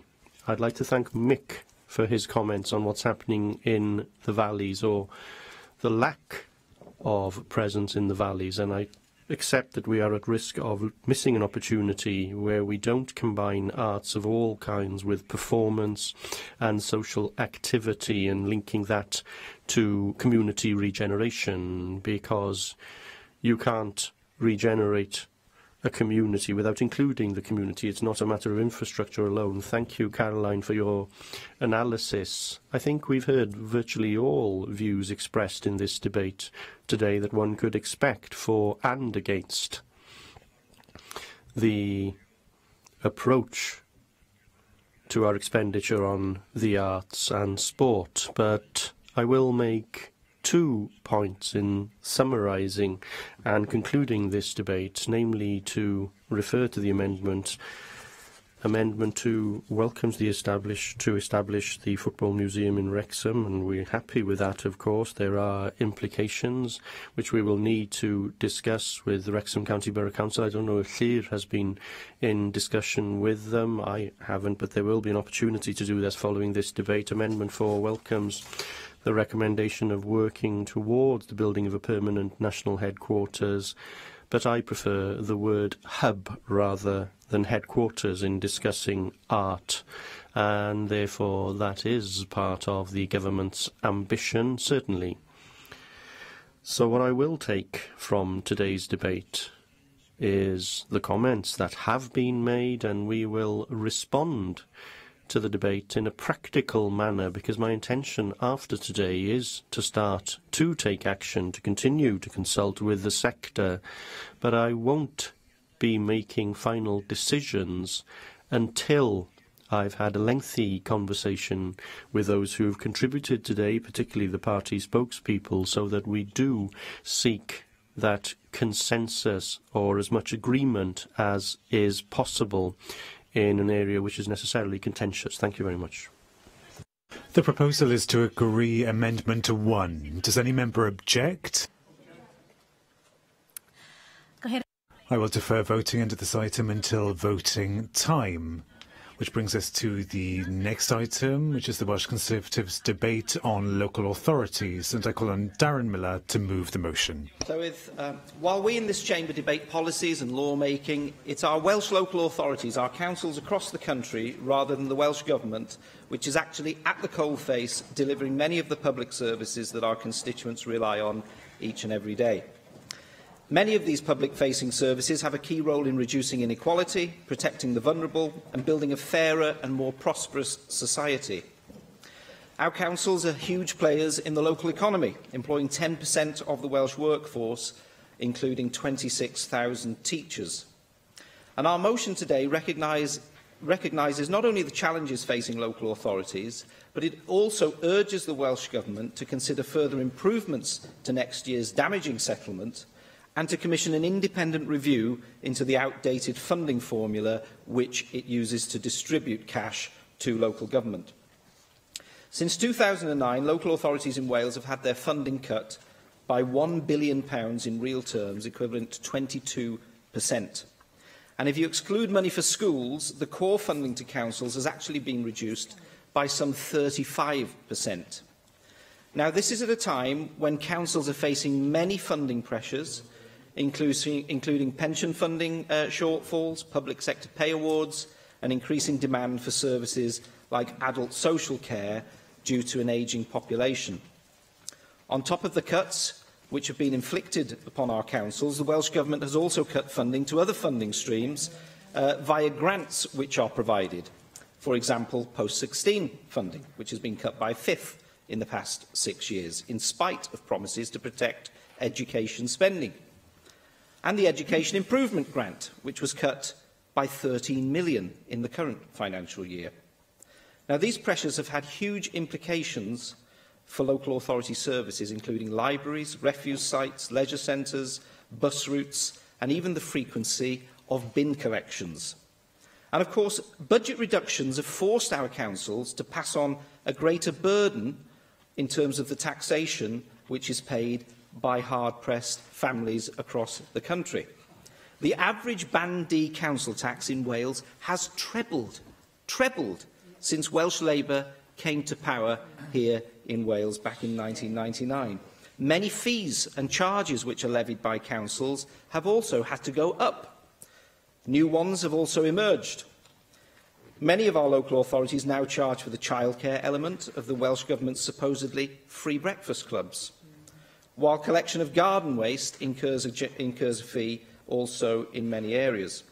Just a few days ago, we dug out some of the figures regarding local authority parking charges, £10 million worth of them in the last year alone. And who can doubt that that is not making a contribution to meeting the funding gap which has been exposed as a result of the very poor settlements that many of our local authorities have had. And of course, charges like that are deterring people from shopping on our high streets. Now, I recognise that councils have to make some difficult choices, but they're having to make these difficult choices because of the pressure which you, as a government, are putting them under. And of course, it's not just Welsh Conservatives who have been warning the Welsh Government of the potential damage of its funding decisions.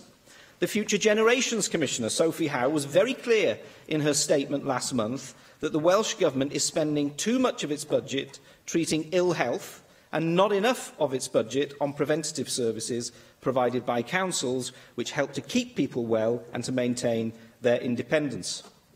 All 22 council leaders wrote to the First Minister, such was the situation with the draft budget a few weeks ago, warning that the draft settlement which had been issued at the time for 2019-20 would lead to, and I quote, huge service cuts and significant council tax rises that would be, and I quote, damaging to our communities.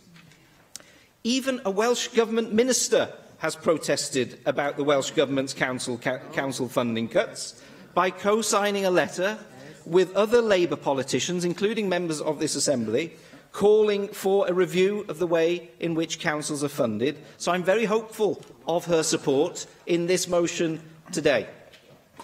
Now, part of the problem, of course, is that successive Welsh Government ministers have failed to see their relationship with local government as a partnership. Instead, they've taken a very belligerent approach, particularly with reference to reorganisation.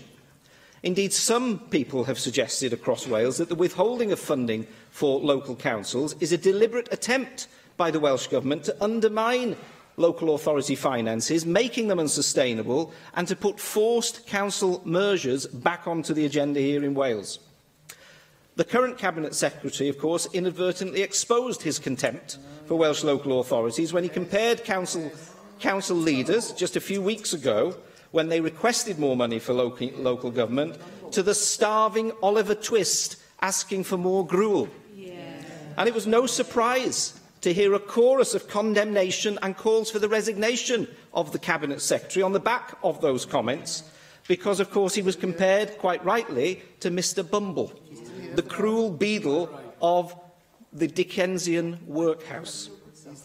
Now, it's this distinct lack of respect, I think, which threatens the delivery of the local authority services through the compact which the Welsh Government has with local government.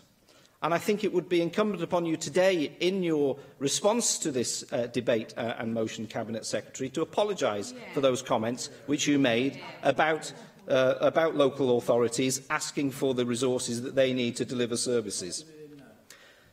Now, this year's draft settlement was further evidence that councils are being underfunded and that the funding formula is outdated and no longer fit for purpose. The case for reform in terms of the funding formula has become more and more compelling in recent years. The current funding formula has been there for 17 years. It's based on many different elements and indicators, including how much council tax the Welsh Government considers each local authority should be able to charge, and population data, which is based on the 1991 census. 1991, even though we have census information which is bang up to date and estimates of the population which are much more recent. Under the funding formula, the gap between the best and worst funded local authorities widens each and every year, and it currently stands at £600 per head.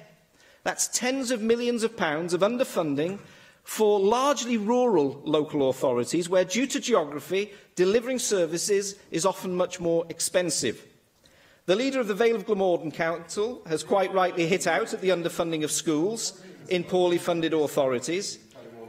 And I think, and I'm sure that others in this chamber will think, that every child in this country deserves the chance to achieve their full potential.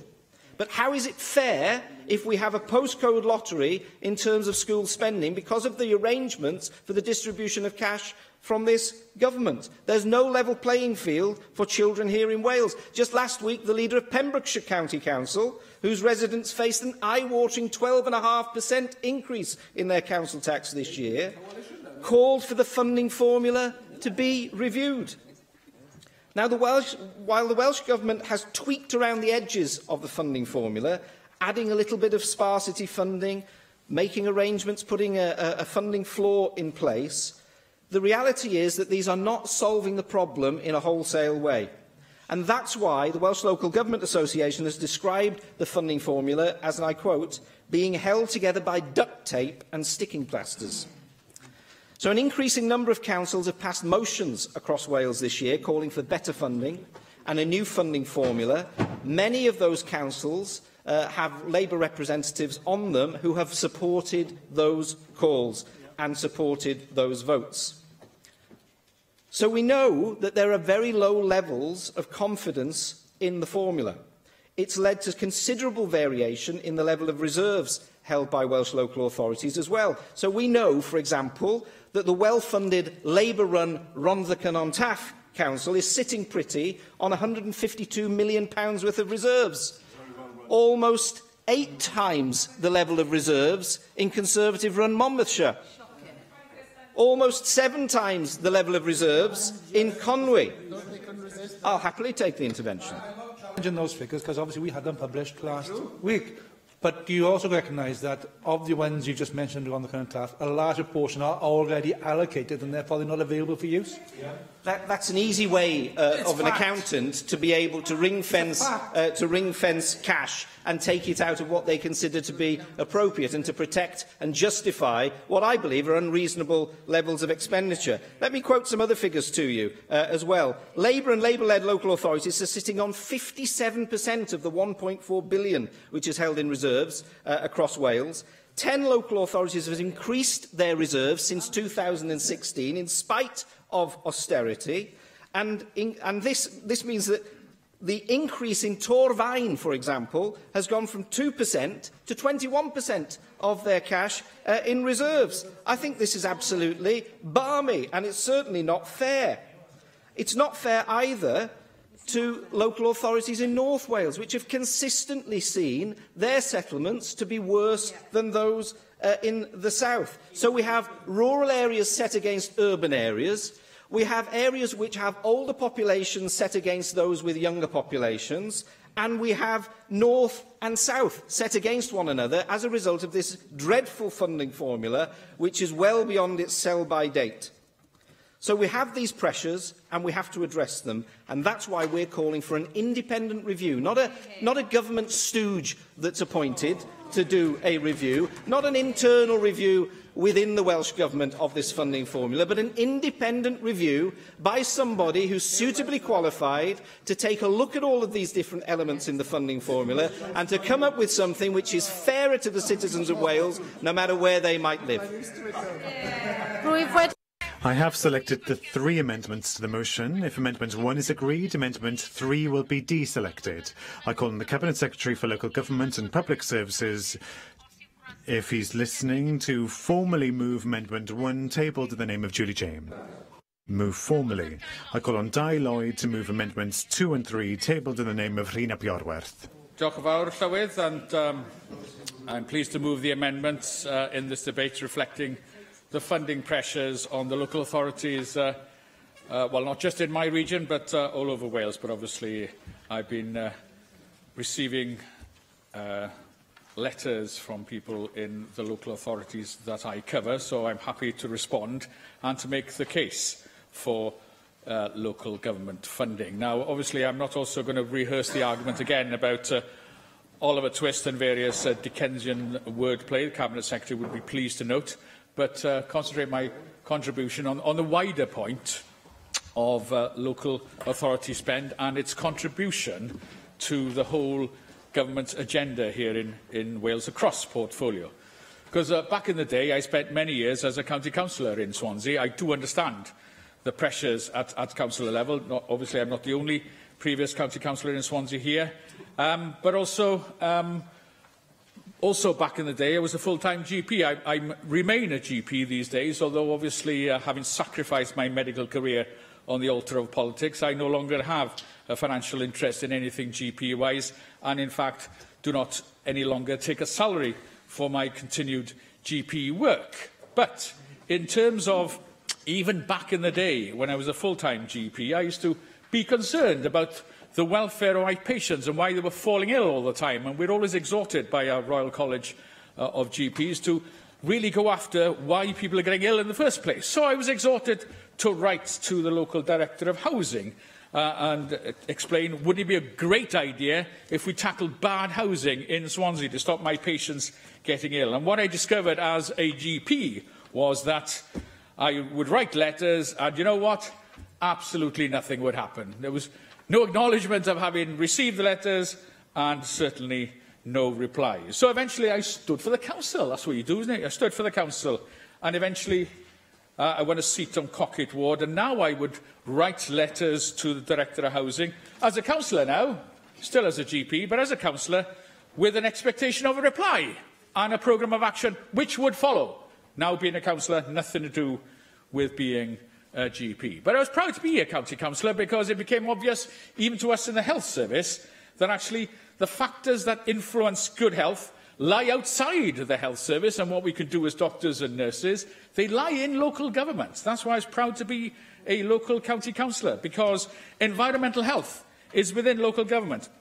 Housing is within local government. Public transport, planning, education, social services, they all lie within local government. So local government has a huge role to play in tackling those determinants of ill health, those matters that make people ill in the first place. And we're doing, as a health committee now, a review into physical activity, roles of leisure centres, school playing fields, schools, teaching, paramount in that. In terms of education, the role of libraries, obviously learning facilities, lifelong learning, paramount in actually staying healthy. You know, there is a cross-portfolio work here. And yes, people want to see more of a spend on health, but I think more widely, people would want to see more spending on prevention of ill health. As a health professional, I'm not steeped in the ability of health promotion. And the dedicated spend within the health service for illness prevention is pitifully small.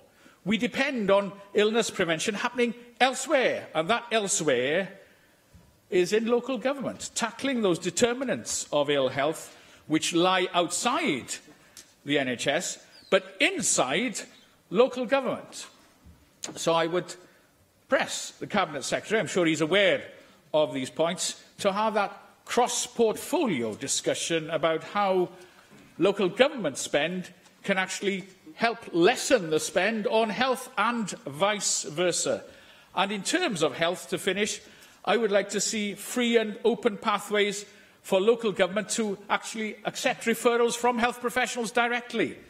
Not just over the years were my housing letters rejected, but now if I deem that my patients would benefit from an education referral, I cannot refer to education. Or social services, I cannot refer directly to social services. That is a ridiculous state of affairs. And much of the clamour, I feel, for an Autism Act would be removed with true joint working. If you allowed primary health care professionals to be able to directly refer to departments of local government, matters would improve significantly, and I would implore, in closing, the Cabinet Secretary to engage with the Health Cabinet Secretary to this end. Diolch yn fawr.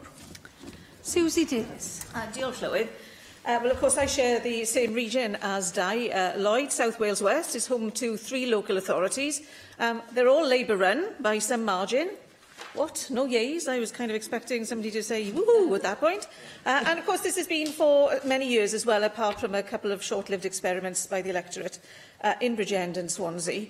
And Welsh Government may wish to argue that compared to other parts of Wales, South Wales West hasn't done so badly in the local government settlement for next year. I'm sure my colleagues from different parts of Wales, especially rural and North Wales, would argue that as well. More importantly for my constituents, though, is that these 3 Labour councils will say that after 8 years of real terms cuts by Welsh Government, that this year's settlement is the final straw for them as well. So we'll start with Bridgend. Their leader warned back in the summer of cuts not just to libraries and swimming pools, but bus subsidies and to nursery provisions. We are just about to roll out free childcare for 3- and 4-year-olds through legislation at a time when provision in Bridgend could be cut. Since then, the council leader has ended his commitment to protecting schools, and of course we already know about the difference per head that children in schools in Wales get compared to their English counterparts.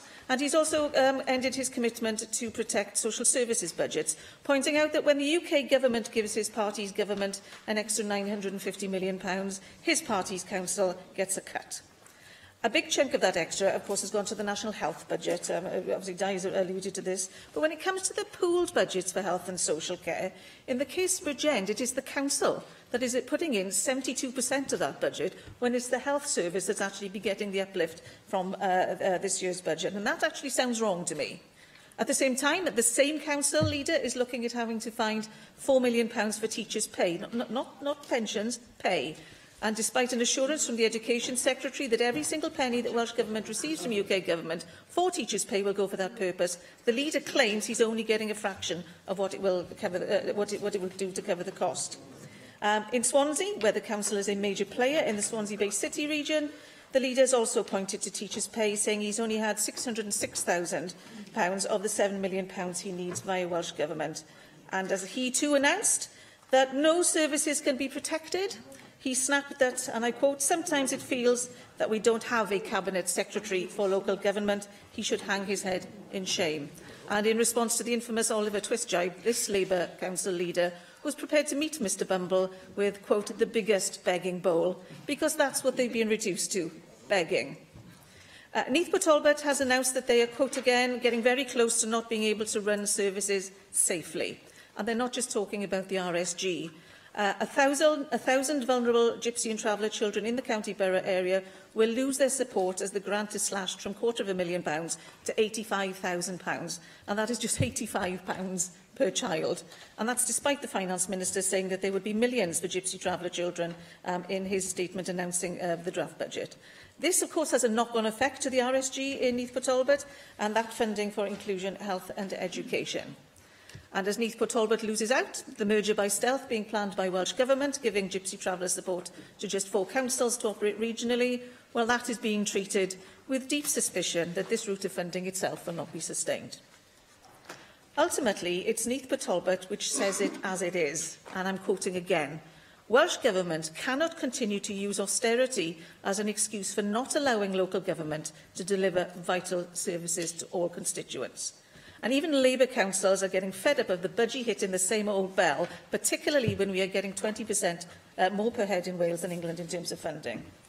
And while some councils must explain why they are not using those usable reserves, and others must explain how poor management has led to drops in earned income, they are, as the Labour leader Bridgen says, at the end of the road. 5 of the constituency assembly members from South Wales West are members of Welsh Government, and my constituents will want an explanation from them. Will they, you're saved, will they say publicly that these councils have been apparently protected from the worst of the cuts because they're being protected by Labour representation, the political message that their supporters will want to hear? Or will they claim that, of course, there's no such partisan protection, it's all based on need? In which case, can they explain why the need remains so high in their own council areas when they've been in government for 2 years? Or will they have to admit that despite making up over a third of the government, they've had no leverage, leverage to meaningfully improve this local government settlement? Now, Welsh Conservatives want to get rid of the duct tape and the sticking plaster over this clapped-out old formula, as do the WLGA. But I say to my South Wales West Government colleagues, I'm not talking to you, Cabinet Secretary, it's my colleagues in South Wales West, it is not about councils being at the front of the queue for last-minute UK consequentials. It's about you being at the front of the queue to reform the funding formally from within government. Thank you. Mike Hedges. Thank you, Presiding Officer. Well, can I say, on a positive note, it's very pleased to hear new people taking an interest in local government and be supportive of local government. From the opposition benches, I've only been used to Sean Gwentlian and David Lloyd supporting local government over recent years. So glad to see other people joining. Can I just remind people that it wasn't that many years ago when the Conservatives wanted to cut local government funding, and they still haven't decided where they're going to take the money from. I mean, if you look at the formula, and is the formula perfect? No. But why did it come in? It came in to ensure that authorities were adequately funded because through a rate support grant. That was before the position of business rates was taken and they were then removed from local government. I mean, what the Council needs to spend is calculate the standard spending assessment. And it's amazing, really, when you look at the league table of standard spending assessment for education and the expenditure of education, how very close they are to each other. And what causes the amount to go up and down is mainly population change. That is the main drive. Yes, certainly. But it's nearly 30 years, surely now, since the census was taken. Between a third and a half of the people who were measured have now probably died. Is that an appropriate basis on which to measure population, or is it just because the Labour councils disproportionately have the falling populations? Well, one that's untrue, and I was talking about year-on-year changes. The business rate was centralised and collected locally, and then just redistributed with the rate support grant as part of aggregate external finance. Now, how does the money go out? Blaenau Gwent get £1,587 and Monmouth £995. Is that fair? Well, Blaenau Gwent had 8.8% of its properties in Band D. Monmouthshire has 65.8% of its properties in Band D. So a 1% increase in council tax in Blaenau Gwent and a 1% increase in council tax in Monmouthshire makes a huge difference. The average is £1,344 per capita. For half the councils, that would be more. For half, it would be less. I'm going to read out the councils in order to get this on the record. First is Newport at Blaenau Gwent, second is Merthyr, third is RCT, fourth is Eastport Talbot, fifth is Denbighshire, sixth is Caerphilly, seventh Torfaen, eighth Newport, ninth Gwynedd, 10th Carmarthenshire, 11th Ynys-Môn, 12th Bridgend, 13th Ceredigion, 14th Powys, 15th Connaught, 16th Pembrokeshire, 17th Swansea, 18th Wrexham, 19th Flintshire, 20th Cardiff, 21st Aberyle Glamorgan and 22nd Monmouth. We regularly hear call for the formula allocating money to be changed. Representing Swansea in 17th place, I could say how it would benefit us. But give everyone a standard amount, the top 12 would, in terms of how much they get, would end up getting less, and the bottom 11 will get more, unless there's an increased amount of money there. I was a member of the distribution subgroup many years ago when it made a minor change to the highways formula. It was 52% population, 48% road length. It went to 50% for each. What happened was there were winners and losers. Powys and Gwynedd won, Cardiff and Newport lost. For everyone who said we should have greater regard for sparsity and rurality, there is someone else saying we need to take greater account of poverty and deprivation. Councils such as Pembrokeshire will say, with some justification, their population increases massively during the summer months and thus their costs. Councils such as Cardiff will say they have major events, a daily influx of people, and that increases their costs. All say that they need additional funding. And I think it really, you could change the formula, everything's the formula, change the formula and everybody's going to win. That's financially impossible and numerically illiterate. If you've got the same amount of money to be distributed around 22 councils, every time you get a winner, you get a loser. Local government has had an increase since the initial funding was announced. Wales should have an extra £800 million based upon 2008 expenditure, according to the Cabinet Secretary for Finance, a figure no one has yet disagreed with. We are being short-changed by Westminster. There are those saying,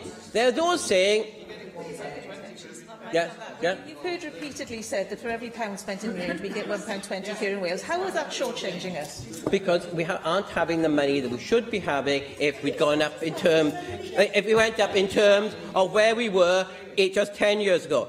Then, of course, there are those saying merging councils will solve part of the problem.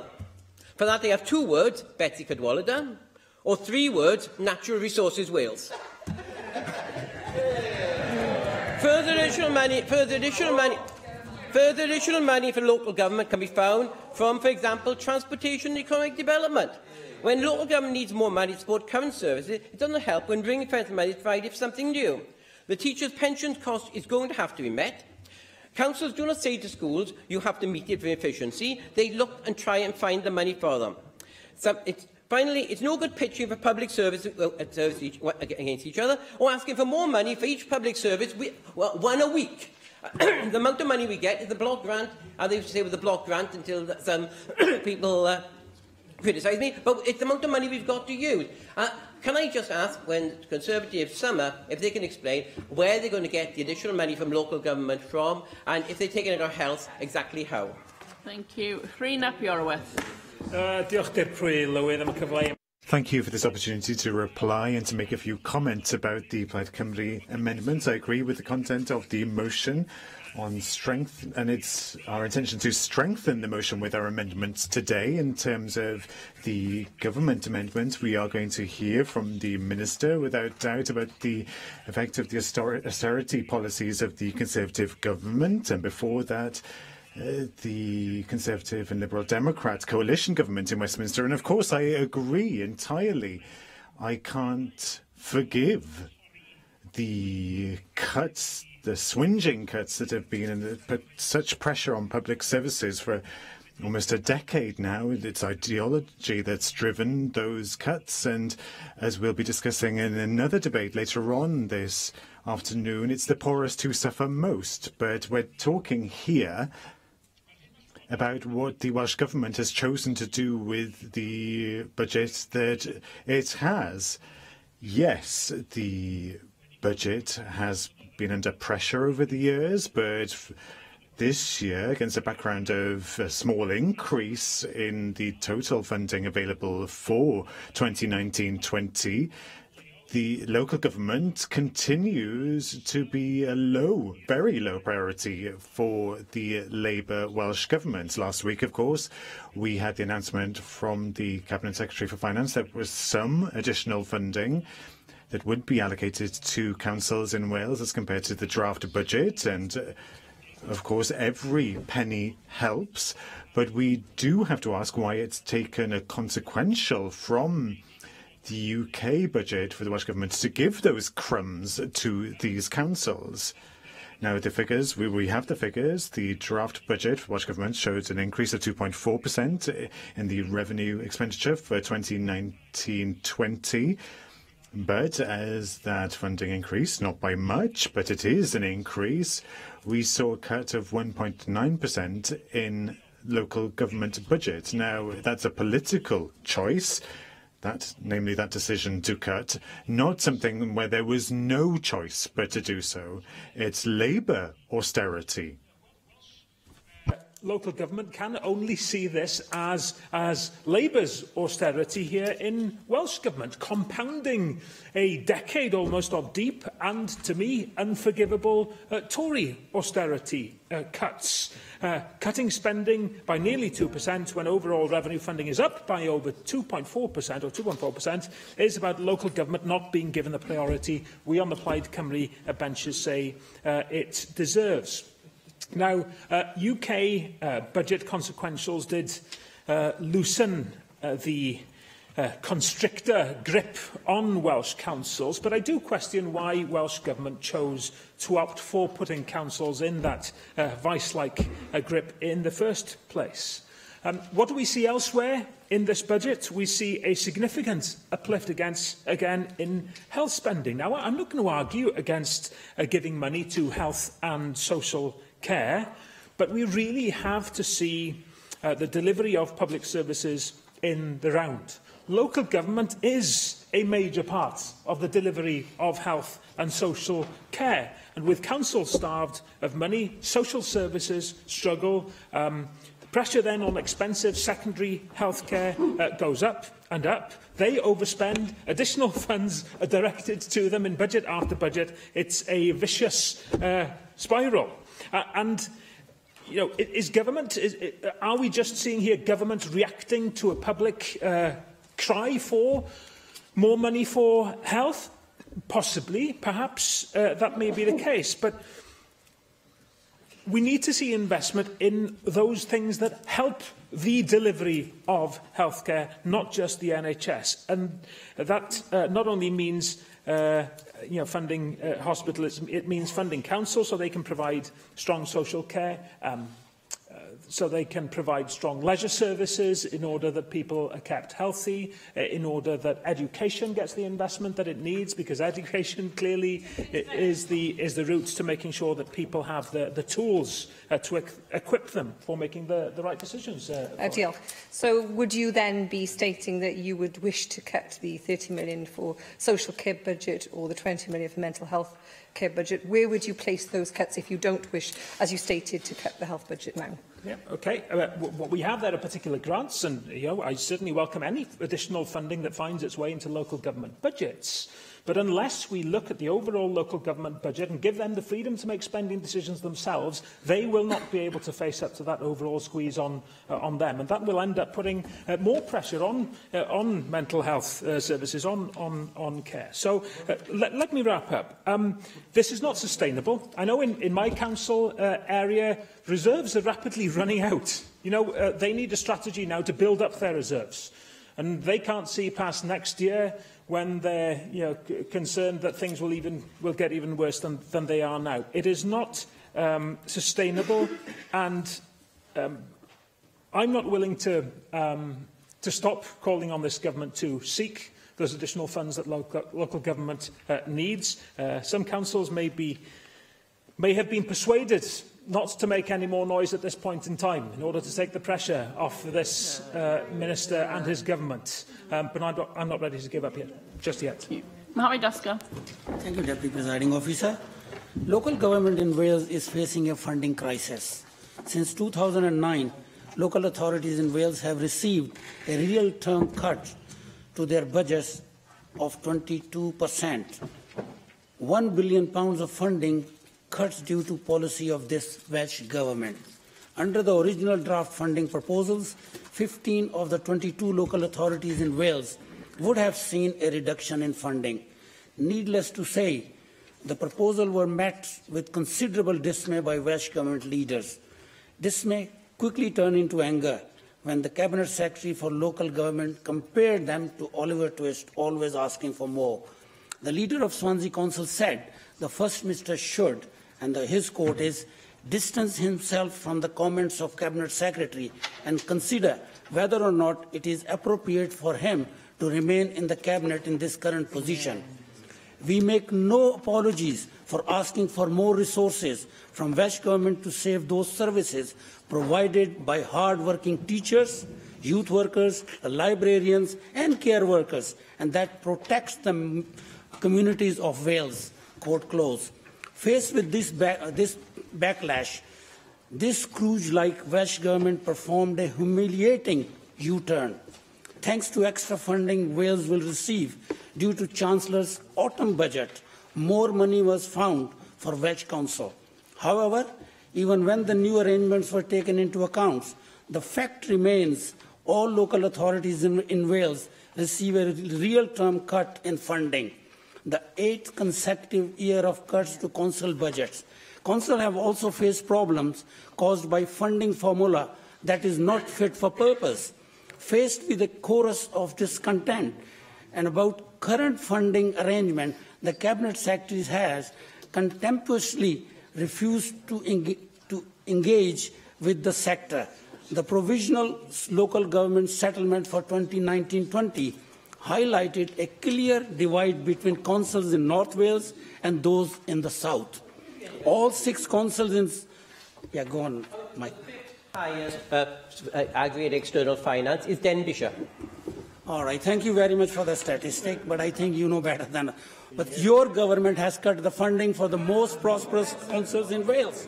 All 6 councils in North Wales would have seen their budget cut by at least half of 1%. Three would have received 1% cut budget already. Once again, rural council will suffer compared to Labour-led urban authorities. This complex and unfair formula resulted in a situation where Rhondda Cennin Taff Council has been able to stockpile unusable reserves for £152 million. That is a staggering figure. Yet, Monmouthshire and Powys Council have been forced to introduce severe budget cuts to balance their books. This Labour government has constantly failed to recognise the particular problems faced by rural council authorities in Wales in delivering public services. There are higher costs in delivering public services in rural areas, and this government action will inevitably result in cuts to services and increases in council tax. In 1997, the average B and D council tax in Wales was £490. It is now nearly £1,492, a staggering rise of over 200%. That is all during the Labour government. Excessive council tax rises have had a devastating impact on Welsh households. The Citizen Advice Bureau has labelled council tax as our biggest debt problem in Wales. Local authorities have tried to ensure as much money as possible is directed to frontline services by cutting out waste and unnecessary bureaucracy. But Labour unfair funding formula will mean people, particularly those living in rural areas, face damaging cuts in public services and rising council tax bills. We need a strategic review into the funding formula to ensure a fairer settlement. We need a funding formula that takes into account the need of rural Wales and that ensures the rural councils are no longer penalised. I call on the Welsh Assembly to support our motion and deliver greater fairness and local authorities in Wales. Thank you. Rhiannon Passmore. Diolch, Deputy Clywyd. I rise to support the Welsh Government amendment to this Tory motion, and I view the non-edifying spectacle of the Tories opposite standing up saying that local authorities are struggling. Well, let's be honest, quite frankly, shake that magic money tree and we will have more money, more bang to our buck to do so. I, for one, am tired of hearing about austerity, as the people of Islwyn are who are suffering at the hands of this cruel political ideology, and an ideology that has failed to cut the UK deficit. I haven't finished yet, thank you, I will do it later.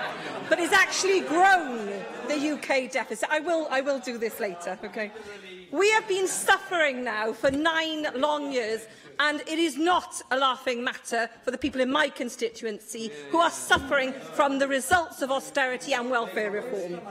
This is outside. This is outside of the UN criticism of bedroom tax causing homelessness and the UN criticism on welfare reform and universal credit. It is completely linked, causing poverty and causing real harm to our people. And although the UK Tory government has now got into the habit of intermittently declaring that austerity is at an end, well, in reality, the suffering goes on, as the suicides and the deaths are now being directly attributed to disability benefit and PIP assessment travesty. And I know, as a former councillor, first-hand how valuable and how important local government is as a delivery arm to Welsh democracy and to delivering public services on the front line, and that it's the vulnerable people who will continue to use local government services as the first frontline service. But it is an absolute fact that Welsh Labour government has protected local government in Wales from the worst effects of 9 years of austerity, and in the face of a cut, let me just finish, and in the face of a cut of £850 million to our budget by the UK government since 2010. That is a fact. Yeah, thank you very much for taking an intervention. I agree wholeheartedly with you, as I said in my comments earlier on, about the devastating effects of Tory austerity. But isn't the reality this time that we have a 2.4% increase in the overall budget, coupled to a 2% decrease in local government budgets? Thank you for that. I think you cannot divorce from the fact that since 2010 there has been an £850 million cut to Wales. This is strategic, this is long-term, and we know that there is more to come unless there is a general election. And there's quite a simple fact here: if your coat is too tight, you will get wet. I met with elected members of Caerphilly County Borough Council last week. Well, let me just explain my comment. If you do not have enough money coming in, you will not be able to deliver the services that your people need. I called the leader of council to the Assembly because I'm very concerned about the status of local government per se across the UK, with me for frank discussions about the challenges that councils face and the prudent use of reserves. But the fact is, councils are scared when they look across the water at England. The South Wales Argus stated on the 12th of November, since 2008, cuts of £89 million have been made by the authority. A further £60 million will have to be found over the next 5 years. And I know that no Labour politician has ever spoken to me about coming into public life to cut public services. These are the lifelines of the community. No Labour politician that I know has ever stated that's why they came into local government. It is a fact that local government provides services that directly benefit and impact on the very poorest in our society. It is local government who pays for respite, care, music, sport and non-statutory support services for our people. And I applaud the determination of Welsh Labour councillors and our citizens who continue to speak up loudly for the need to fight back against Conservative austerity. It is thanks to the Welsh Labour government and our local authorities in Wales that they have to manage cuts of not less than 0.5%.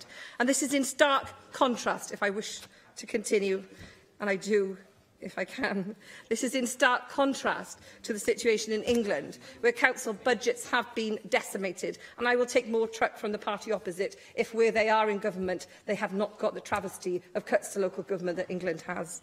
Research by the Local Government Association has found local government in England under the Tories will face an almost £8 billion funding gap. That is the reality by 2025.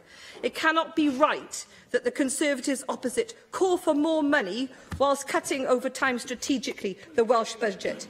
It is disingenuous at most and farcical. The Tories' cuts to local government in England are deeply unfair. They hit some of the councils with the greatest need, the hardest. The top 10, if you would just let me finish, the top 10 most deprived councils in England are set to see cuts higher than the national average, with 9 on course for cuts more than 3 times higher than the national average. So where is the Conservative compassion there for the poorest in our society, where you govern? I know that Welsh people are better served by Welsh Labour councils governed by the Welsh Labour Government. And I suggest, finally, Deputy Cloward, that the Tories opposite shake that magic money tree that they found for Northern Ireland of £1 billion that you gave to them and give it back to Wales. Thank you. George. Thank you, Presiding Officer. I'd like to take part in this debate today and support the Welsh Conservative motion, in particular our motion calling for an independent review of the outdated Welsh local government funding formula, which so desperately needs to be revised. Now, when I started thinking about my contribution today, I thought, well, I'll dust down my speech from last year, the year before that, the one that Mike Hedges intervenes on every year.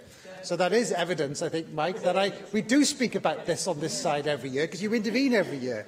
But this year, I thought, rather than asking the Cabinet Secretary to contribute towards what I'm saying, I'll ask you to contribute to what the leader of Powys County Council is saying. She wrote to all local authorities, she wrote to all AMs represented in the Powys County Council area, and I thought in my contribution I'd relay some of what she has said, so you can reply directly to her.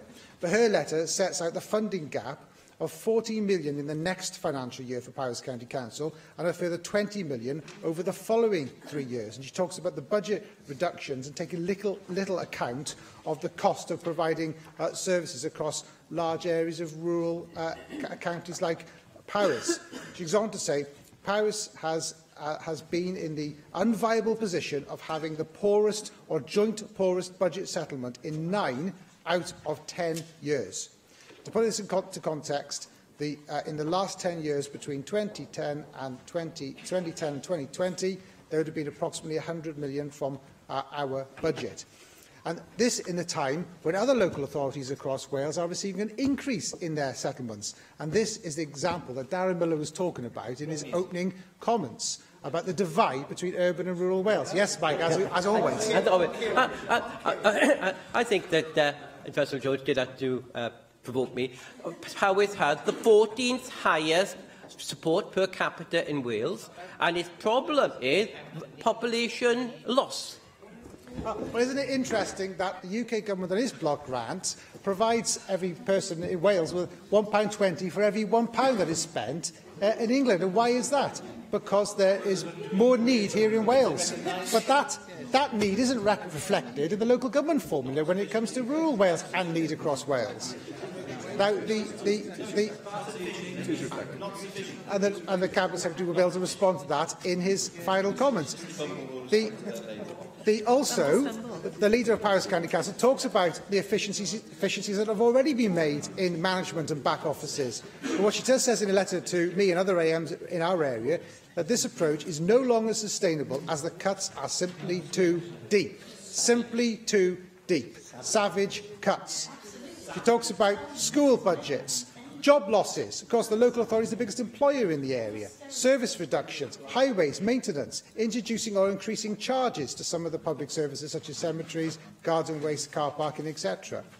So we on this side of the chamber and these benches, we want to ensure that local councils are empowered to make the decisions which affect their communities. Regrettably, there has been a trend towards a centralisation of funding in the form of specific Welsh Government grants, rather than empowering those councils in town councils, community councils, county councils across Wales to make locally made financial decisions in their own areas, decisions which are suitable for their own communities. So let's see a more flexible approach to and let's see an increase in the revenue support grant rather than specific Welsh Government grants that allow local authorities to protect more of the services which matter to them. I will finish my contribution by reading the last but one paragraph in the leader from Powys County Council to myself and other AMs.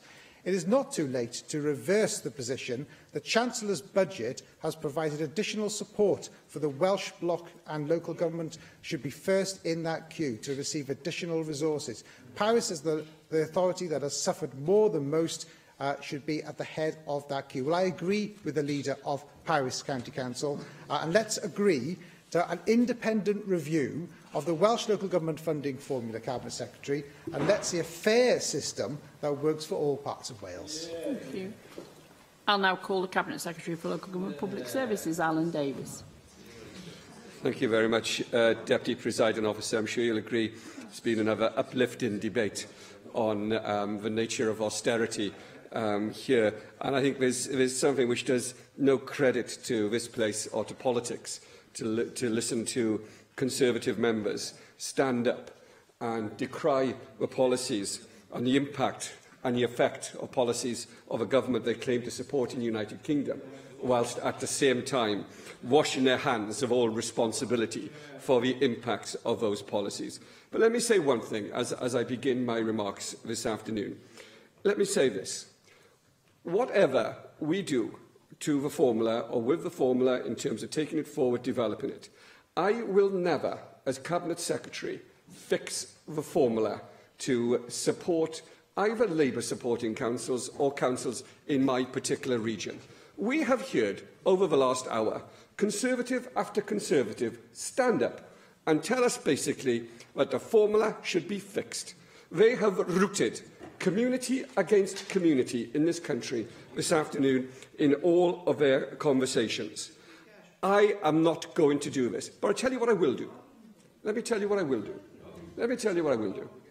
When I receive a letter from the WLGA, signed by all 4 political leaders, telling me that they request a review of that formula, I will grant it. I will not stand in its way. Let me say this. The formula was first introduced, of course, by a predecessor of mine, a member for Blaenau Gwent. But I feel no ownership of it. I feel that it is a shared formula between us and local government. So, let us hear that voice. Let us hear what those council leaders have to say. Let us hear their voice. And if they request that fundamental review, then I would be minded to grant it. But it will be focused on the needs of people and not to satisfy the needs of political parties. So it won't be a Tory review. It'll be a review led by this place, independent of political parties and independent of political chicanery of the sort we've heard behind me. Only the points pwysig heddiw. Isn't the important point today not the formula, and we're getting dragged into discussing the funding formula, but isn't the important point here that there's been an increase in the budget for this year, which gave the government here a golden opportunity to start to shift the emphasis towards preventative services in local government, and you've missed that opportunity? I was responding to one area of the debate. I will come to the other parts of the debate in due course. My assumption was that you wanted to intervene on the formula aspects of it. But we will refer to other parts of this. What I would like to be able to do, though, is to have a little more of, how shall I put it, an elevated debate on how we fund local government and the challenges facing us. Let me say this. Over the last few years, we have seen a significant impact as a consequence of austerity. We have seen an 8% fall in real terms in the budget available to this government since 2009 and 2010. We've seen the impact of a failed economic policy and a failed financial policy from London. It has failed to achieve all of its objectives, whether those objectives. I'm not going to take another interruption. I'm not going to take another intervention at the moment. I mean, it has failed to achieve any of its objectives, and that, I suspect, is why the current Chancellor has thrown the whole lot into the bin. And let me say this. The Conservatives tell us that they would do things differently. And they're right. They would. Because in England, they are reducing core government funding, not by 10% or 20%, but to zero. They're reducing it to nothing at all. But you don't hear that from these voices here. And you don't hear it from Conservative councillors either. You know, I've seen the same letters as others have seen here. But I am yet to see a letter from a Conservative leader anywhere in Wales, I'll take an intervention if somebody has one, where they are saying, we want the same policies being pursued by a Conservative government in the United Kingdom, in England, here in Wales. I'm yet to see it, and I notice that the interventions behind me have dried up. what we have seen, they're silent now, because they recognise that the 24% cut in spending for councils in England is compared to 12% in Wales, not 35%. Darren, you got your numbers wrong. Again, you need a new researcher and you need a new speechwriter. So let me tell you this. There is no local authority in Wales which is facing anything like the same reductions in spending as the average council in England. Not one at all. But let me go further than that. And this is a real debate. This is a real debate we need to have this afternoon. And Rhina Piorwedd came close to saying these things. Let me say this. It's the easiest thing in the world to repeat and rehearse arguments. We've heard at least one member say that he's made the same speech 3 times in the last 3 years.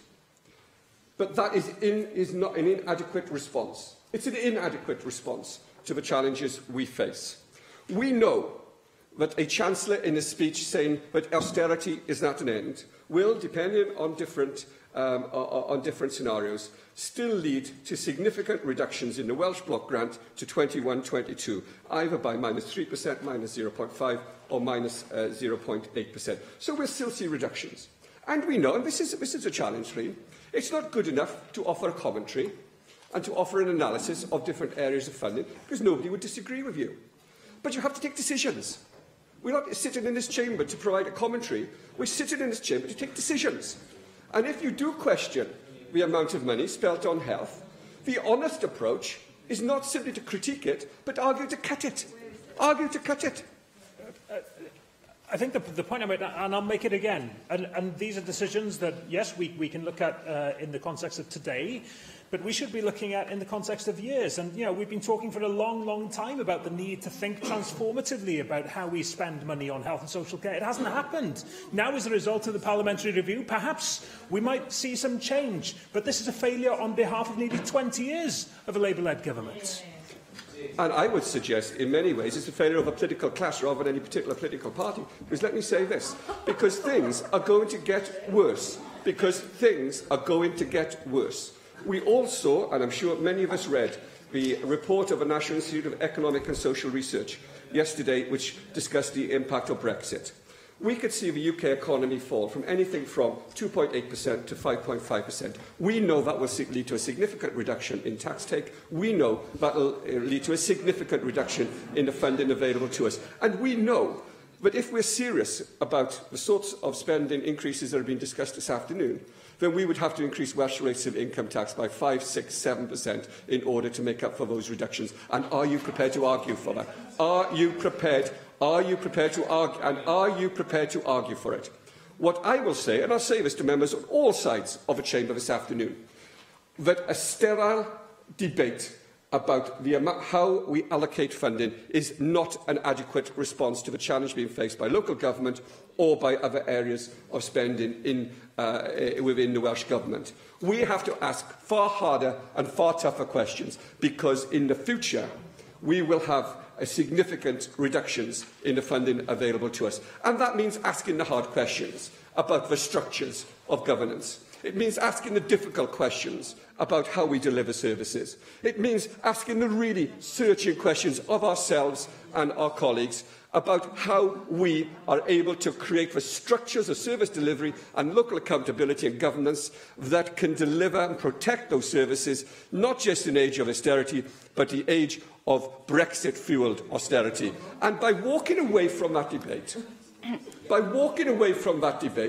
we walk away from the responsibility that our offices give us. So, and I know I'm testing your patience, Deputy Presiding Officer. I'll finish with this point. I do not need any lectures at all from the Welsh Conservative Party and their crocodile tears about cuts to public funding and their impact on public services. Nobody needs those crocodile tears. Nobody wants those crocodile tears. What we want, and what I will lead and what this government will lead is a debate on how we deliver and protect our public services at a time when the people behind me were happy to shout, offer no new ideas, but offer more of the same. We will lead change in Welsh Labour, and we will lead fair change for everyone across the whole of this country. Wonderful farewell speech. Wonderful farewell speech. Members must realise that when you all start shouting, I will let the Minister carry on. So if you feel you are... So if you feel, as I heard many sedentary comments, then you will have to sit and listen, because I will allow ministers to go, and only ministers, I might add, very quickly, ministers to go on. So there we are. Think about that for the next debate. And now call Mark Isherwood to reply to the debate. Mark, you've 4 minutes.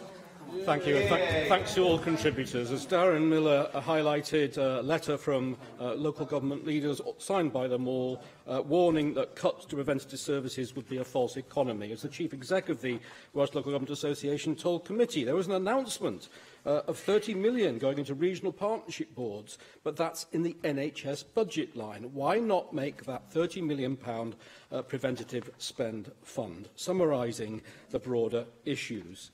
As Darren said, there are suspicions that the Cabinet Secretary is using underhand tactics to force council mergers, and as he said, the Welsh Government's 17-year-old local government funding formula is no longer fit for purpose. As a health professional, Dr Di Lloyd highlighted the need to see more money spent on illness prevention in local government and the need to allow GPs to refer to social services. Susie Davies said that local authorities were close to not being able to run services safely, and that the Welsh Government can't continue to use austerity as an excuse. Mike Hedges provided a formulaic defence of an outdated formula. Rina Piorath moved Plaid Cymru's Amendments 2 and 3, which we will be supporting. He also noted it's taken consequentials from the UK Government budget to persuade the Welsh Government to issue crumbs to local government, and as he said, it's Labour's austerity. Mohammed Asghar referred to the humiliating U-turn performed by the Welsh Government thanks to extra funding from the UK Chancellor. Rhiannon Passmore provided us with her usual shouty speech about the austerity inherited by the UK Government in 2010. Russell George highlighted the funding formula divide between urban and rural Wales, and that said local authorities should be at the front of the queue for additional funding from the Chancellor. And all we got from Cabinet Secretary Mr Bumble was the usual economic illiteracy, buck-passing and political chicanery. And of course he referred to the impact on the economy if Labour votes down the Brexit deal negotiated between the UK Government and all 27 members of the EU. Currently, for every £1 spent by the UK Conservative Government on devolved matters, £1.20 is given to Wales. But Welsh council taxpayers are bearing the brunt of poor Welsh Government decisions over almost 2 decades. The Cabinet Secretary again compared funding between England and Wales, claiming that councils there are worse off. But local government funding policy has diverged significantly since devolution. For example, direct funding for schools in England, not Wales, and business rates retention there, not here. And it's impossible to make the percentage comparisons he keeps making. We also know that there is an overly bureaucratic, complex and outdated funding formula that's resulting in skewed local government finances. And therefore, on that note, I will finish by quoting a Labour-led county council in Wales. Because last week, Flintshire County Council, Labour-led, launched its Back the Ask campaign in full council and received unanimous support of all councillors of all parties to take, quote, the fight down to the local government department in Cardiff to get a fair share of national funds. I'm delighted to show my support for them, and I'm grateful that people who live in the county of Flintshire and Wrexham and the other disadvantaged councils are now standing up to the bullies in Labour in Cardiff who will not listen, who have ceased to be accountable and who should go once and for all. The proposal is to agree the motion without amendment. Does any member object? Thank you. We defer voting under this item until voting time. Item 7 on our agenda this afternoon is the Plaid Cymru debate on poverty, and I call on Leanne Wood to move the motion. Diolch, Dirprwy Llywydd. Although there has been limited media coverage, the recent statement from the UN Rapporteur on extreme poverty was very hard-hitting. I'm therefore pleased to open this Plaid Cymru debate on what our response to that statement should be. It seems to me that there are a variety of options for any government when faced with a critical report from the United Nations. The list of countries that has faced critical statements from the UN isn't really a list that any government should aspire to be on. The UK government and their colleagues here, it would seem, has adopted the worst kind of response. Their response is one of denial.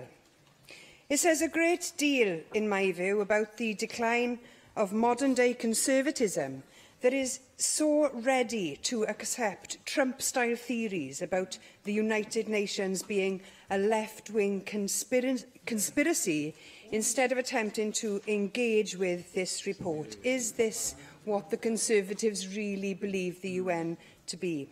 So we will not be supporting the Conservative amendment. I now turn to the Government amendment. At least this amendment has the merit of accepting the case made in the report, but at the same time, it deflects any responsibility, and so we will, of course, be voting against that amendment too. My colleagues will detail why Wales should have control over the administration of welfare, like Scotland and Northern Ireland. In particular, they'll be looking at the inbuilt gender bias that universal credit has created. And I'm sure most members, if not all members here, will be aware, for example, of the rape clause, where a woman has to prove that she was raped before she can draw down any support for a third child. And while Labour will say all of these matters are for the Tories in Westminster, then how can the SNP and even the DUP bring protections for their populations from the worst of universal credit?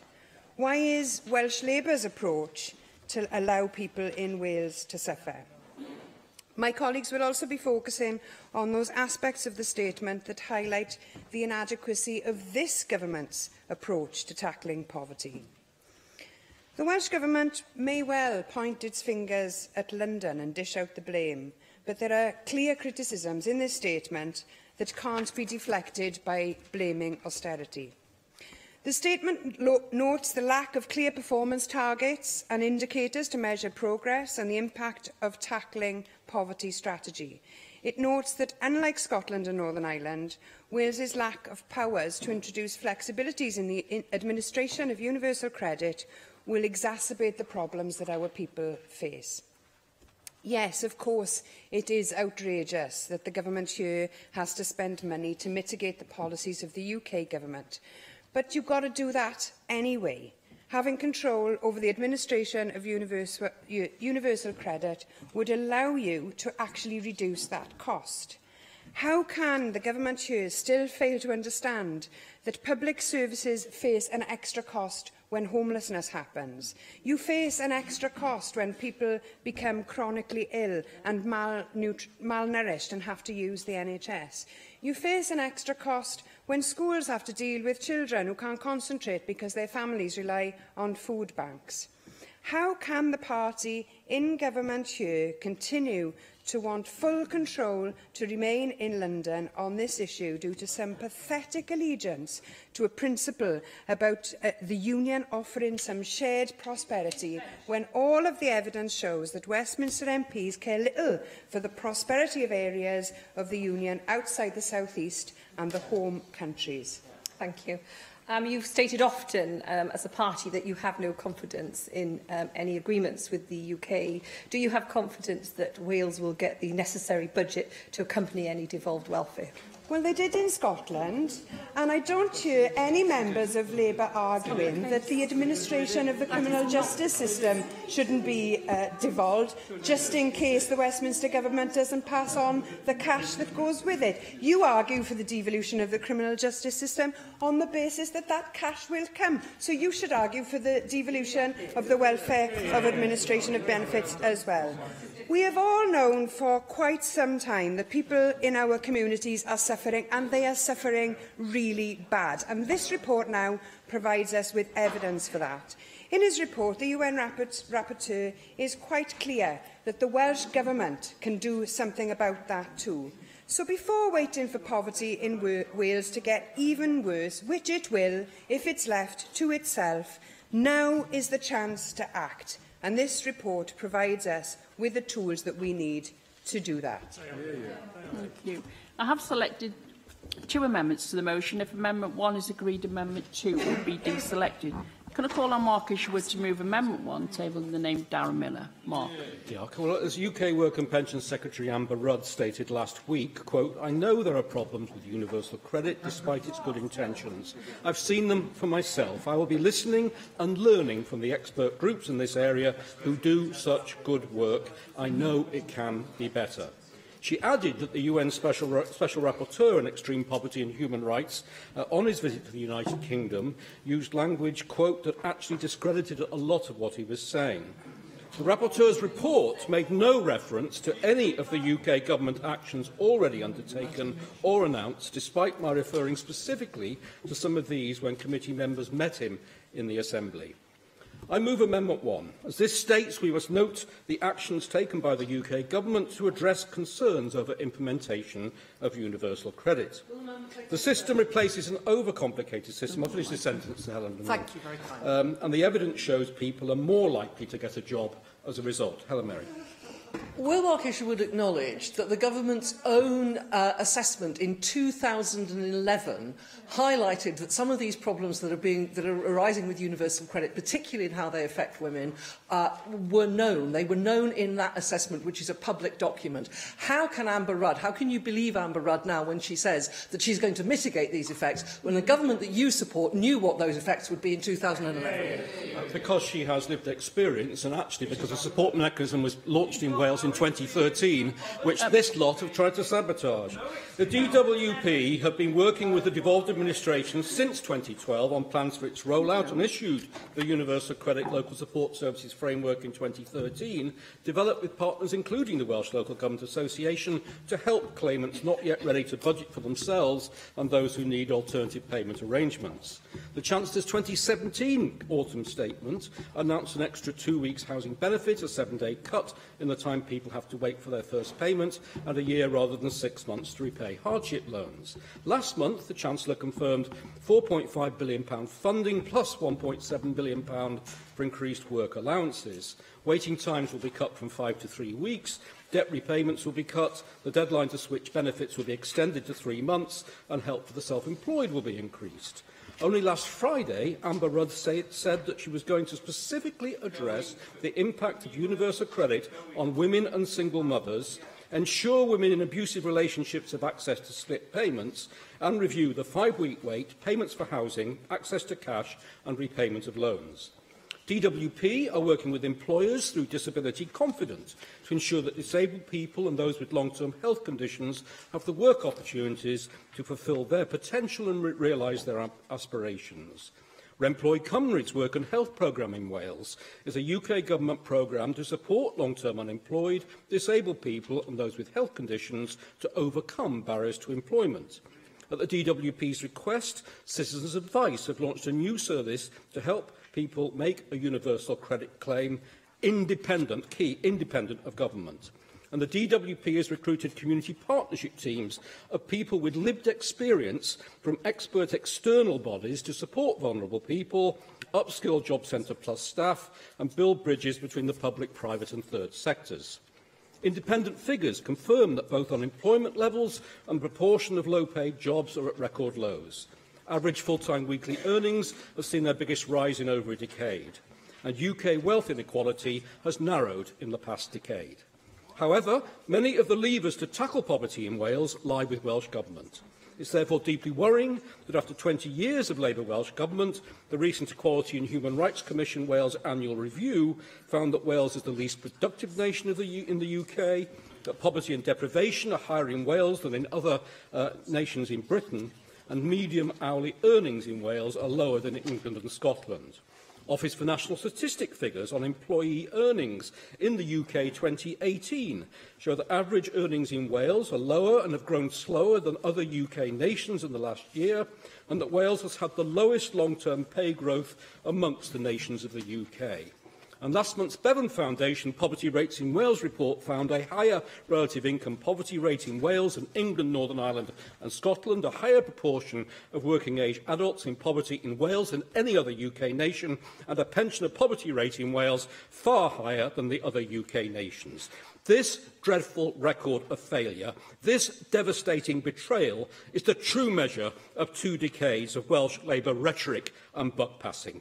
We therefore call on the Welsh Government to publish a robust and meaningful plan to tackle poverty that contains clear performance targets and indicators to measure progress and impact. Thank you. Can I call on the Minister for Housing and Regeneration to formally move Amendment 2 table in the name of Julie James? Thank you. Rhyn ap Iorwerth. Diolch, Deputy Lywydd Piperdan. Thank you. If our nation was one that was generally civilised, then the statement by the UN Rapporteur for Extreme Poverty would be seen as a moment of awakening once and for all, I think. It should be seen as an appalling situation that a state as rich and wealthy as the UK is put on a list of nations that can't look after its poorest, and I'm afraid that the clear suggestion from the response that there has been to this statement is that our political culture here at the state is quite as civilised as we may have liked to have thought it was, think it was. I'll try to put it in a language that everyone understands. I'll talk about money for the first time, not for the first time today. I will talk about austerity. We've heard the Conservatives arguing that austerity and cuts to the welfare state have been inevitable. They've been vital for economic reasons. It wasn't something that they wanted to do, but they had to do so. And what could be wrong, after all, with hitting the poorest 20% because of problems with regulation in the financial services sector?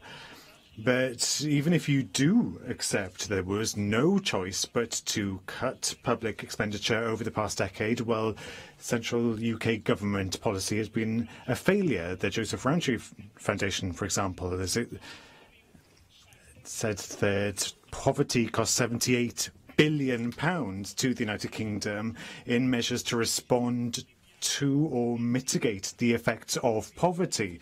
And that doesn't include the welfare state payments. A pound from every £5 is spent on public services makes up for the fact that the way that poverty rather has impacted people's lives. Crisis has modelled the costs of homelessness and suggests that if the United Kingdom continues to allow homelessness to allow, as it does at present, rather than trying to eradicate it, then public services will have to spend £35 billion in addition.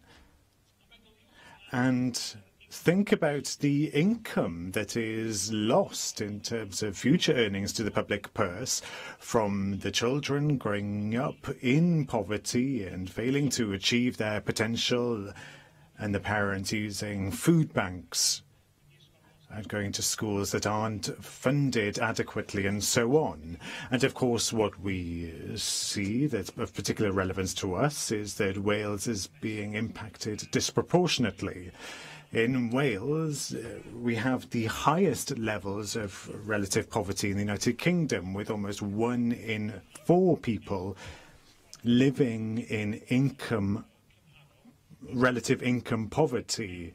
Now, in-work poverty has grown over the past decade, despite the fact that wages have increased. What we have is posts that aren't good enough. A quarter of the posts, I've seen figures, are under the minimum wage. And what this tells us is that public services in Wales are more expensive to run than the UK average in terms of getting to grips with the impact of poverty. And the way that the Welsh Government responds to this clearly isn't working. I'd encourage you to read the evidence of Victoria Winkler from the Bevan Foundation, where she's looked at the budget and she failed to see where this budget showed signs of a clear strategy to get to grips with poverty.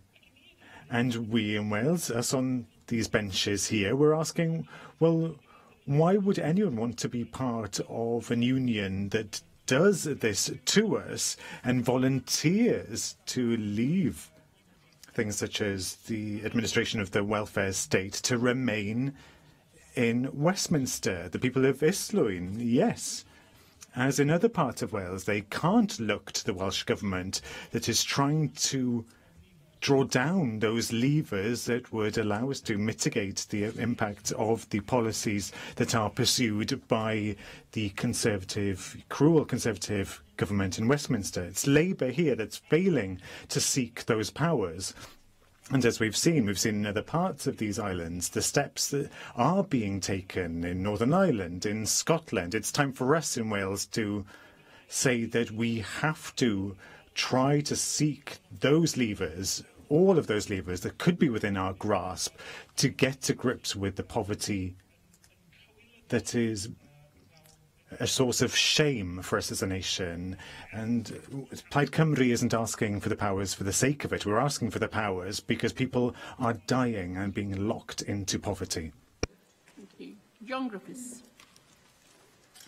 Diolch, Deputy Lewydd. I must say, when I speak to those involved in dealing with the consequences of government policy and poverty in Wales, the third sector, local authorities, agencies directly providing services, they seem to have a clear understanding that it's the UK government's austerity agenda that is driving these issues for all of us, Welsh Government, local government and everybody else that's trying to provide a service or deal with those consequences.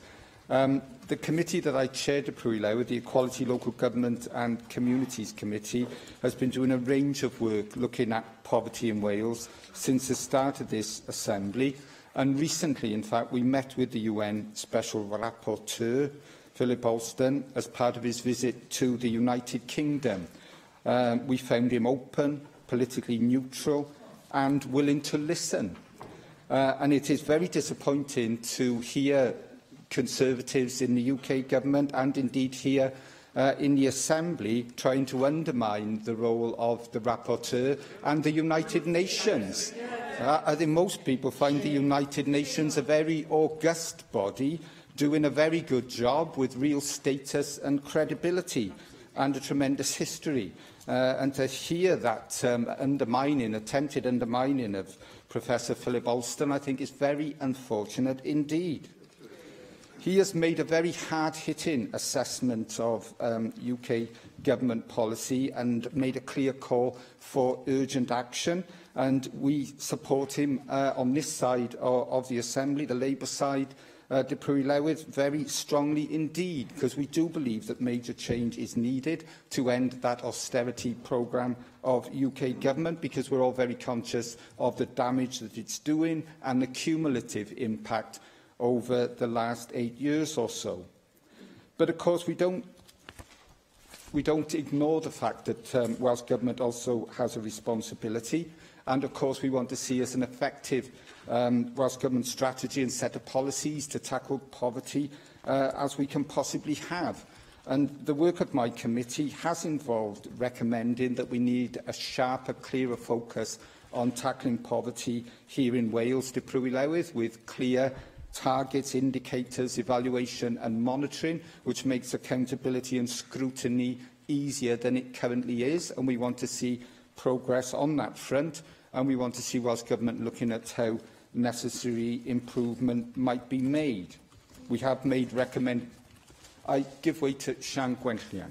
Diolch. Just on that point about the government not having an anti-poverty strategy, despite calls from the committee twice, 3 times, how disappointed are you that we are still without that anti-poverty strategy, and that in fact we don't even know precisely who the Cabinet Minister responsible for anti-poverty across government is? I thought it was Ken Skates, but now it's all of you. So who actually carries the can at the end of the day? Well, as I said, I think there are issues around accountability and scrutiny. I know the sector outside the Assembly feel that as well, and I think our committee's view is quite clear. There has been various approaches from Welsh Government over a period of time in terms of how you tackle poverty most effectively, and currently Welsh Government obviously stress a collaborative cross-government approach. The committee doesn't believe that having a more direct ministerial accountability and an overarching anti-poverty strategy would negate that sort of cross-government approach that is seen as the best way of dealing with these matters by Welsh Government at the moment. So I think the committee's view is quite clear, and we are looking for progress and change to that effect. And whatever happens, we need that clearer focus, laser-like focus, and more and clearer accountability and scrutiny opportunities. Also, Deputy Lewydd, I think I need to move on to the administration of welfare in Wales and possible devolution. Again, the committee that I chair is going to do a body of work on this and will look at all the issues, including the financial aspects. We believe that the experience is that there are real problems around the rollout of universal credit. It's had a terrible impact on rough sleeping, for example, and we see the evidence of that in all our town and city centres all of the time. And if we are going to deal with the problems of waiting times when claims are first made, the way the sanctioning regime is taken forward, and in fact how easy it is to have direct payments of housing benefit to the landlord, then it would be very useful if we had more direct control over that. So the committee will be looking at those issues in the new year, and that will include looking at the experience in Scotland and Northern Ireland. Thank you. Neil Hamilton. Presiding Officer. Well, UKIP will be supporting the Plaid Cymru motion this afternoon, although I think it was a mistake to base it upon this UN report by Philip Alston. He's very far from what John Griffiths has just said, politically neutral. He's in fact an extreme left-wing anti-Trump zealot professor of law at New York University with a political axe to grind. I mean, his measure of poverty is anybody earning less than 60% of median household income. That's not a measure of poverty, but a measure of inequality. And the two things are quite distinct.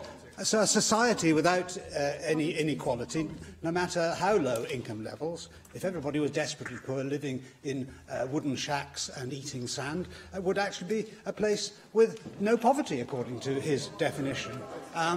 He has written reports about other countries. He has written a report about Mauritania, for example, and has praised President Mohamed Ould Abdel Aziz for the significant progress he's made in tackling poverty. And this is a country in which 42% live in absolute poverty, with an average yearly wage of less than £1,000, where the life expectancy of the people is 20 years less than in this country, and where the state murders its political opponents and subjects them to torture, none of which excited his animosity. So let's put this in perspective. It's not disgraceful. I'm merely reporting the facts. If the members can't cope with them, that must be a matter for them rather than for me. I mean, the other absurdity about this measure of poverty is that recessions, of course, are great for reducing poverty, because in recessions there tends to be generally a fall in income from capital, dividends and so on. And so if the rich get less rich relative to the poor, it doesn't matter that the poor are actually no richer in reality, but poverty is reduced. I mean, that's an absurdity. If we look at the experience in other countries, it puts the British position into perspective as well. I've got the Office for National Statistics report on persistent poverty in the UK and the EU in 2015 here in my hand, and 7.3% of the population of the United Kingdom in 2015 were living in persistent poverty. That compares with 10.9% as the average in the EU. 11.3% of the population of Germany lives in persistent poverty on the same measure, 8.5% in France, 14.5% in Italy. So, in fact, in many ways, there is less poverty in Britain, defined in relative terms, than there is in other parts of the EU and in other parts of the world. The problem in Wales is not so much relative poverty. I want to see the incomes of the people generally in Wales raised relative to the rest of the United Kingdom, of course, because Wales is at the bottom of the heap. That's a great tragedy, and I think an indictment of 20 years of Welsh Labour government. But what amazes me is that the parties of the left are so enthusiastic normally to soak the poor. In the many tax proposals that they have are designed actually to make life more difficult for those on the lowest incomes. Green taxes, as I raise frequently in this chamber. Now 20% of people's electricity bills are accounted for by green taxes. And it's the poor who are most hard hit by these taxes. In the winter, people do have to make a choice, sadly, between heating and eating very often. Sugar taxes, minimum prices for alcohol, these are all taxes that are going to disproportionately hit the poor hardest. The parties of the left are so very, very keen, of course, on continuing our membership of the European Union. But the European Union is a protectionist racket, the worst victims of which are those on the lowest incomes. VAT, for example. We can't get rid of VAT on domestic heating fuel, for example. We can't get rid of VAT on shoes and clothing. And the tariff regime within the EU subjects all these things as well to crippling tariffs, so that we can't take advantage of the lower prices for all these basic items and necessities which would be brought about as a result of Brexit if we negotiate free trade agreements with the rest of the world. The CAP makes food in this country massively more expensive than it need be. Look at the tariffs on things, which are often 40 or 50%. I know that we need to keep farmers on the land, and we need to subsidise them in order to do that in certain areas, but that can be done in other ways, other than hitting the poor through high food prices. So what we need to do is to have a proper analysis of poverty and its causes and how to alleviate it, and indeed the key role of government in perpetuating it and making it, in fact, worse. Universal credit was a good idea, but has actually been botched in the way in which it's been introduced and implemented. So we have no problem in supporting the general tenor of the Plaid Cymru amendment, but unfortunately they're not living in the real world if they base it upon a political diatribe from Philip Alston. Helen Mary Jones. Thank you, Deputy Llywydd. I am going to focus most of my remarks today on universal credit, particularly as it affects women. Now, this was sold to us as a new, more flexible system that would help people move more easily between work and benefits and would be easier for people needing benefits to understand and navigate. But behind these apparently laudable aims lurked a poisonous, archaic and, I would argue, as the UN rapporteur has said, a profoundly misogynistic agenda. And I would say to Mark Isherwood, who is a fellow member of this chamber that I respect, the rapporteur used very strong language because he was outraged, and he was right to be, that our fellow citizens are living in these circumstances in the fifth biggest economy in the world.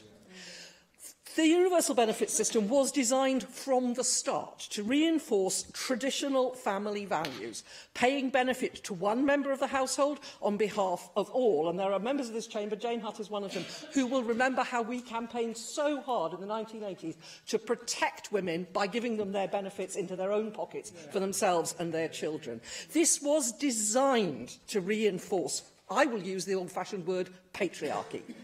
Now, in practice, the single receiver of the benefits is almost always a man in a family where there is one, and this reinforces a stereotypical view of a male breadwinner with dependent wife and children. And I would submit this is not desirable in general, but when that male breadwinner is an abuser and a beast, That puts women at real risk. This system discriminates against the second earner in a dual-earner household, which is mostly a woman, and that is not an accident. It was designed to do so.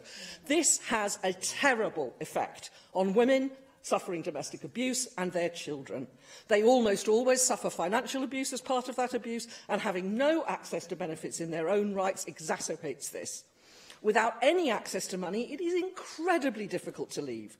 And if a woman does get away, she has to make a fresh claim for herself and her children, waiting at least 5 weeks, and I'd emphasise at least 5 weeks, for the process. On what, I would ask the members opposite, is she supposed to live in those 5 weeks? And we know what she lives on. She lives on food banks and the charity of the Women's Aid System. This, Llywydd, supports abusers and makes it harder for survivors to leave, and it is not accidental and it was not unforeseen. Impact assessments in 2011 showed that this would happen, and the Tory government, supported then by the Liberal Democrats, chose to proceed anyway. Put this together. I will happily give way to Jane Hutt. Thank you very much, Helen Marion. But this, of course, is the week where we are focusing on eliminating violence against women, and we've had a statement from Julie James this afternoon. Wouldn't you say that this should be a test of Amber Rudd, the new Secretary of State for Work and Pensions, to see if she will halt and dump this iniquitous attack on women and change it so that it isn't a single household payment, and she does recognise the impact this will have on women, and particularly recognise Philip Alston's report. I'll come to my comments about Ms Rudd in a moment, but I would agree with what you've said. Now, if we put the way that universal credit works, together with, for example, housing benefit rules that will only pay young people the cost of a room in a shared house, which leads to vulnerable young women often being forced to share with entirely unsuitable fellow tenants, and the vile rape clause to which Leanne Wood has already referred, along with many other examples I could cite, leaves us with a benefit system that is predicated on a myth of the man as the breadwinner and the myth of the lazy, undeserving poor, and it is a misogynistic system, and it was always meant to be. And the politicians that introduced that system should be profoundly ashamed of themselves, but they are not, because the system is achieving what they wanted it to do. And with regard to Jane Hutt's comments and Mark Isherwood's comments about Amber Rudd, I don't think she will be allowed to mitigate in the way that she says she would like to do, because these effects are not accidental. And I have to say to my friends on the other side of that chamber, and some of them are my friends, that they need to take a long, hard look at themselves if they think that they can support this. I really think, are they really proud of this? I thought better of them. But the government has no justification for complacency here, and the rather self-congratulatory tone of their amendments is a bit disappointing. I do not believe that any party or combination of parties that might get elected to govern in this Parliament would treat our poorest citizens in the way that the Tory UK government is. As we've already heard, Scotland and Northern Ireland have taken administrative control of universal credit, but our government does not seem to wish to do so. And if I may quote one of the candidates for the Labour leadership, he says, "I am not enthusiastic about the devolution of a tax and benefit system. It seems to me that they are what bind the UK together. If you are a redistributionist, the tax and benefit system is the way to do it. On a key question of poverty, I believe that Wales benefits from this redistributive model." Well, I have to say to this chamber that that redistributive mechanism is not serving our poorest citizens very well at present, is it? And I'm not sure that the Cabinet Secretary for Finance, who I was quoting, can really stand here or sit here and defend that position. No one claims that taking control of the administration of universal credit would solve all the problems that we have in this pernicious system. But we seek, of course, as Rina Pioreth has said, full control of the benefit system. But it could, as the Bevan Foundation has said, make a real difference, particularly in terms of how benefits are paid. And I welcome what John Griffiths said earlier in this debate in this regard. Dyfry Llywydd, in supporting the original motion and urging this chamber to reject the amendment, I urge this government, our government, the Welsh Government, to show some courage and at least ask for administrative control of universal benefit so you can do some of what Northern Ireland and Scotland are doing for their poorest citizens. Our poorest citizens need action now and not unionist dogma. Jenny Rathbone. Thank you, Deputy Presiding Officer. It's not green taxes that are making people poor. It's, the deliberate policies of the UK government in terms of how they choose to tax and distribute benefits. I have to agree with him on one thing, that the VAT on essential goods is not a progressive tax, but we therefore have to find another tax to replace it. Were we to leave the European Union, that is something we could do. But we have to focus on the here and now on what the UK government is doing to people with the choices that they are making in their budgets. The people who are faring worst out of the Chancellor's budget are women in low-paid part-time work, because they are going to miss out on any tax cuts because they earn too little to profit from the rise in personal allowances, and they are suffering reductions in real income as a result of the benefits freeze. So they are actually going to be worse off, regardless of all the hype about how austerity is now over. It's completely not over for part-time workers, most of whom are women. Over 3.5 million women earn less than £15,000 a year. They are 1/3 of the workforce. At the same time, the top 10% of households are going to increase their income by £1 billion more than for the bottom 10%. This is absolutely shocking. This is how we are absolutely widening the overall earnings gap between the richest and the poorest. And as Helen Mary said, as you know, this is in the 5th largest economy in the world. We have to understand that raising the tax-free threshold always disproportionately benefits people on middle and higher income. It does not benefit the low-paid. There have to be other mechanisms provided to ensure that work does pay, because everybody who goes to work, does a hard day's graft, is entitled to get enough to pay for the essentials of life and provide for their families. That is clearly not happening at the moment. Instead, the nearly £17 billion in foregone tax revenue from this deliberate policy could and should have been ploughed into the benefit system and public services, which poor people disproportionately rely on. So they could reverse the benefits freeze, and even some Tory MPs, even senior former ministers, are arguing that we should be ending the benefits freeze. But I just want to talk about the way in which since 2010 we have really disregarded all our obligations towards children, because the attack on children has been relentless since the new government took over. First of all, in the way that it's undermined child benefit, which is the most essential part of, on behalf of society, helping those who have children to ensure that they have enough money to raise them. By using the consumer price index rather than the retail price index, they guaranteed that benefits would not keep up with prices. And then there was a freeze in child benefit for the first 3 years of the Tory government. And then this shift has had a massive impact on the amount of money made available for children. In 2010, a child benefit was £20.30 per week for a family's first child and £13.40 for subsequent children.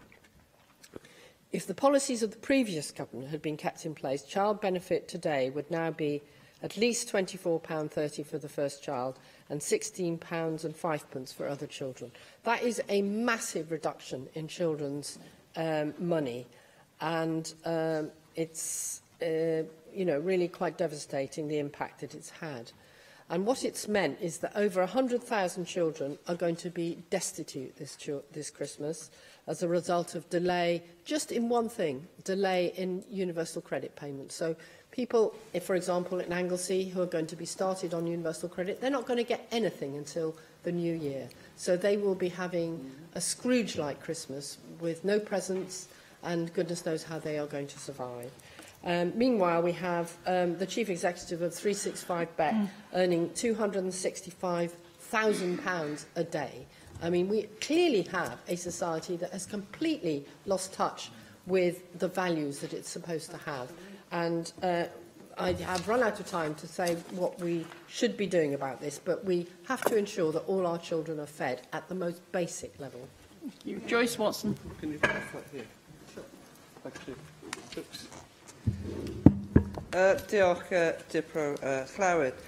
It's time to get real here. The UN report that squarely, unequivocally put the blame at the door of the UK government. For nearly a decade, the Tory governments have inflicted great misery on the British people with punitive, mean-spirited and callous austerity policies. Those are the words of Philip Alston's, not mine. Levels of child poverty are not just a disgrace, but a social calamity and an economic disaster. Again, his words, not mine.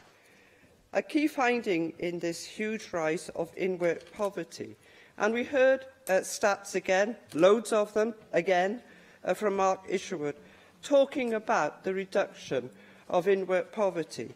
And yet this report finds quite clearly that it is in-work poverty that is at the root of child poverty. And it is those people who are in work who are being affected by the universal credit rollout. So let's be clear, this isn't about getting people into work. This isn't about, as the Tories used to say, get on your bike. Well, you try and tell that to the courier who can't pay this month's rent despite getting on his bike or her bike and despite working all the hours that God sends in their way.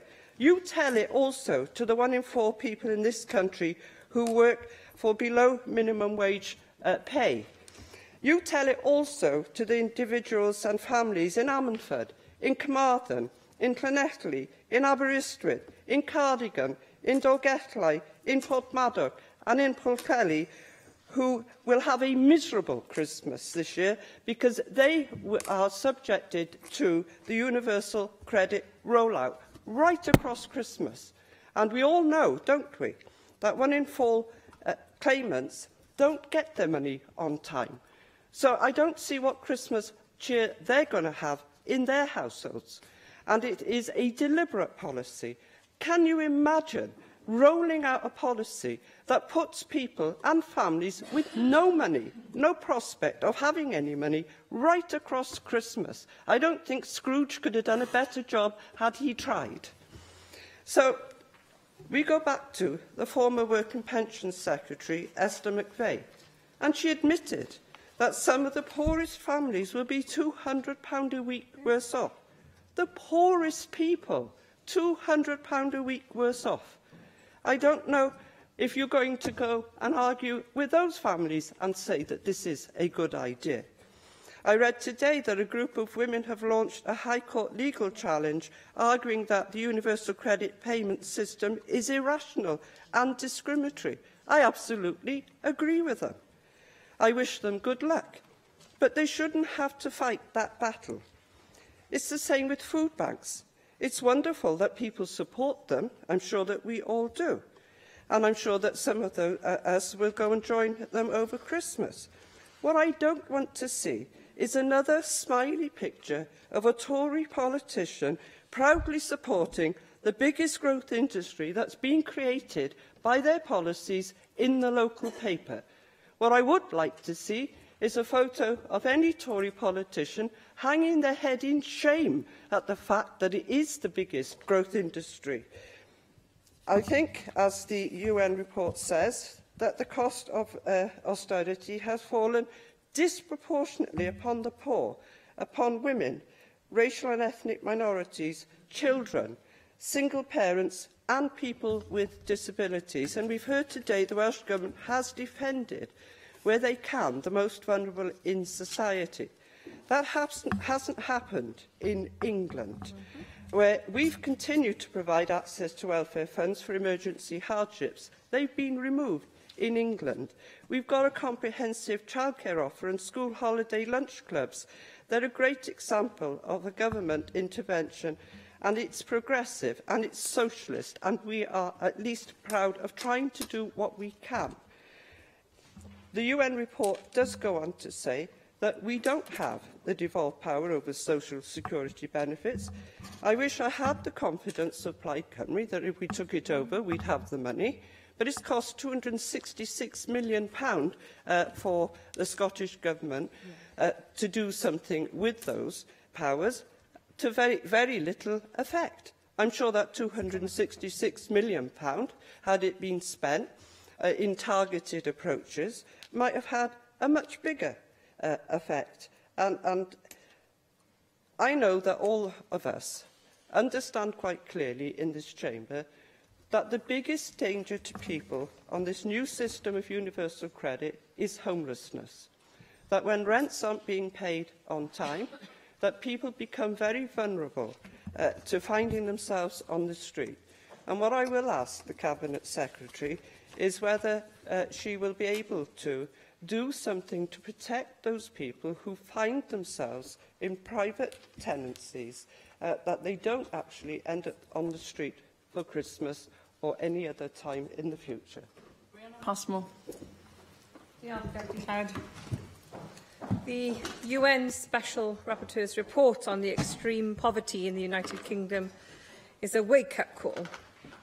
The true impact of this Tory government's austerity agenda is clear for all of us to see. It is a political choice that is placing the greatest burden on those least able to bear it, forcing people into poverty.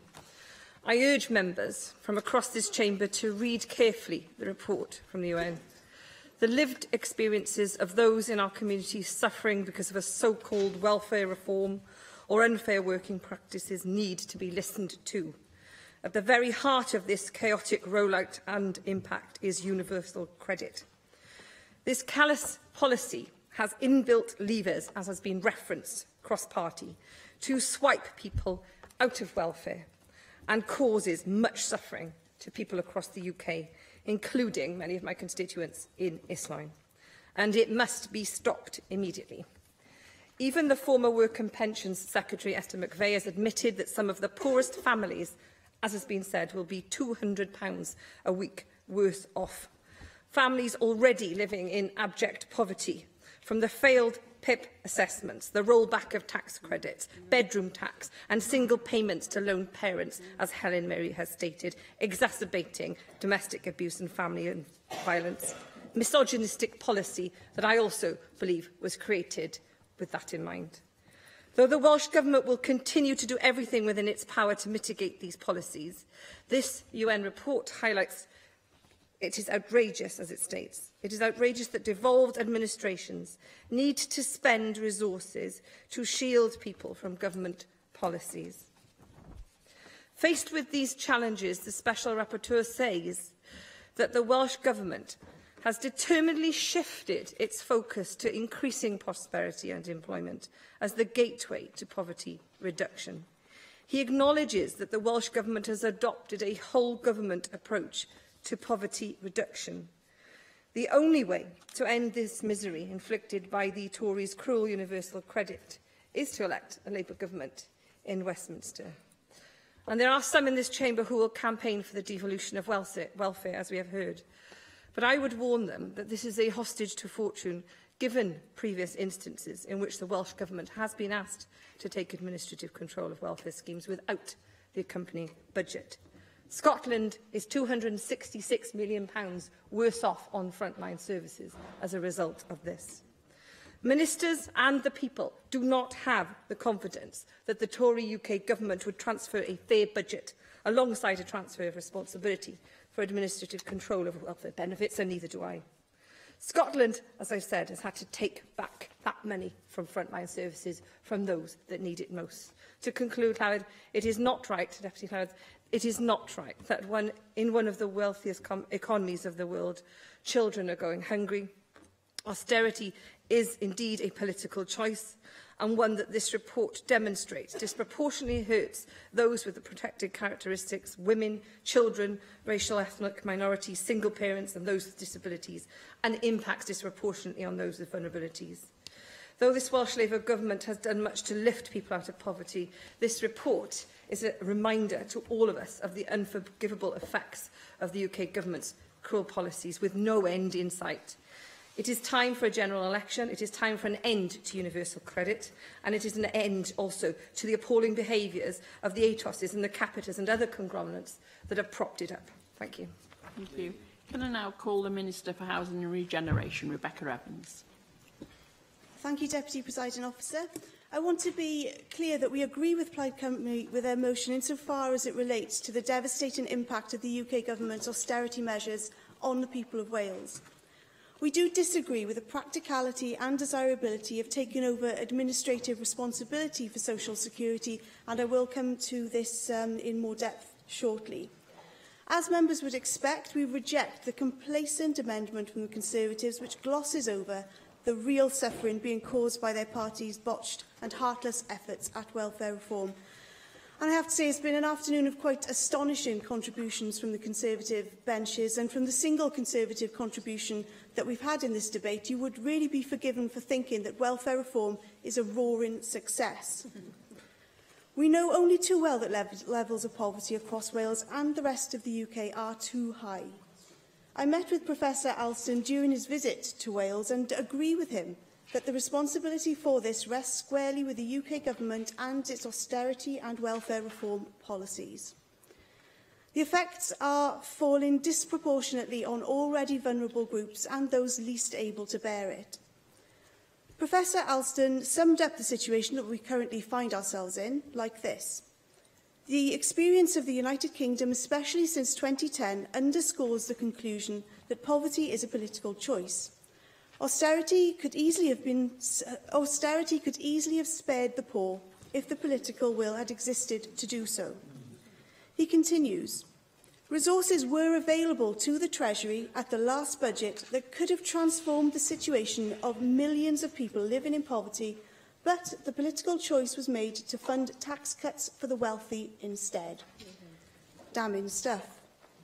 The Special Rapporteur expressed his outrage that the devolved administrations need to spend their diminishing resources to shield people from these harmful UK government policies. Austerity has meant that our overall budget is in 2019-2020 is down £850 million in real terms compared to 2010-2011. Nevertheless, in the absence of a change of direction by the UK Government on key policies, we must continue to do all we can to mitigate the worst impacts of these destructive policies. Welsh Government doesn't support the devolution of welfare benefits for a number of reasons. As a matter of principle of social solidarity, we should all be entitled to an equal claim to our welfare state. The needs of citizens, wherever they are within the UK, should be equally met. And we do not believe that equality and solidarity and redistribution of wealth is, as the Plaid Cymru benches have suggested, a pathetic allegiance or unionist dogma.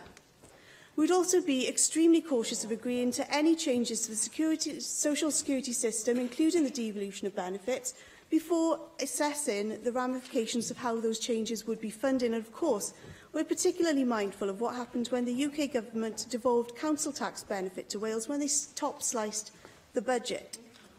The approach to the devolution of welfare benefits to the Scottish Government has transferred the financial risk associated with the demand for benefits growing faster per head in Scotland than England from the point of devolution, and for Wales that would prove to be a significant financial risk.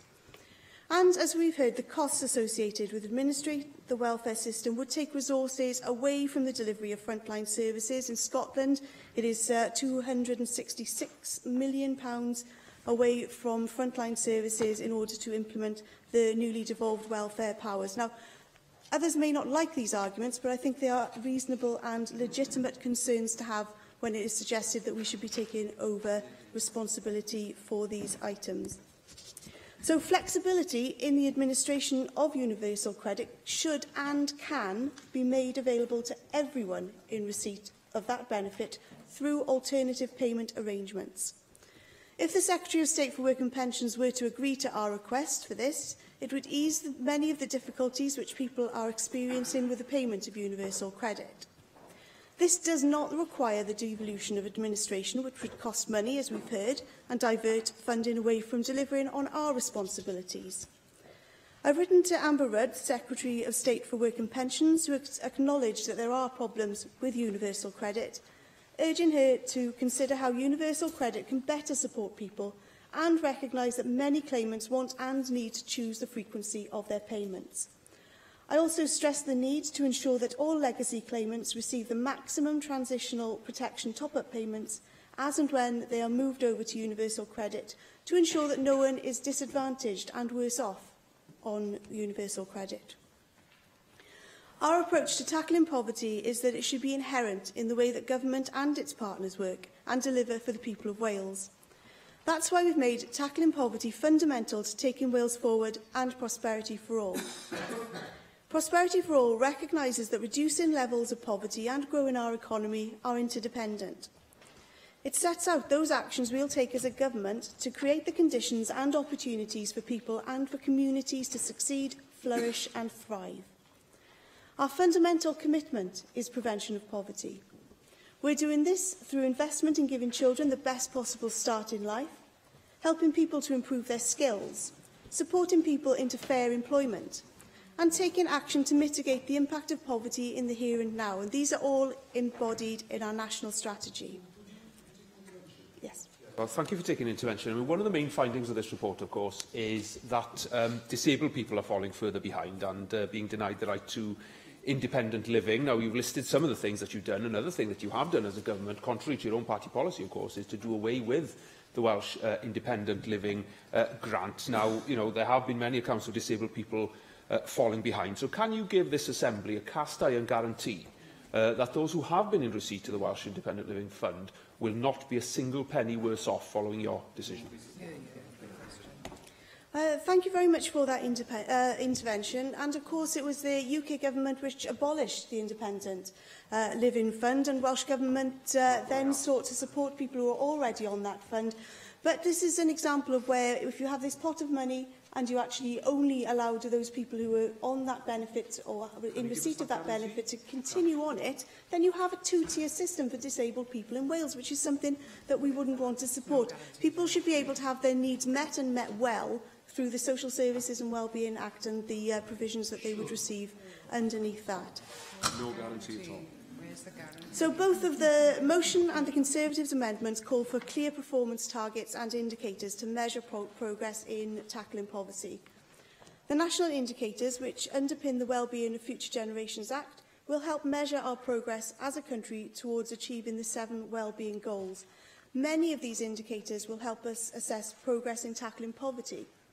These will measure, for example, relative poverty, material deprivation, levels of employment, and healthy lifestyles, amongst other things. In addition, the Wellbeing of Future Generations Wales Act places a duty on Welsh ministers to set national milestones which will indicate the scale and pace of change needed if we are to deliver the 7 goals by 2050.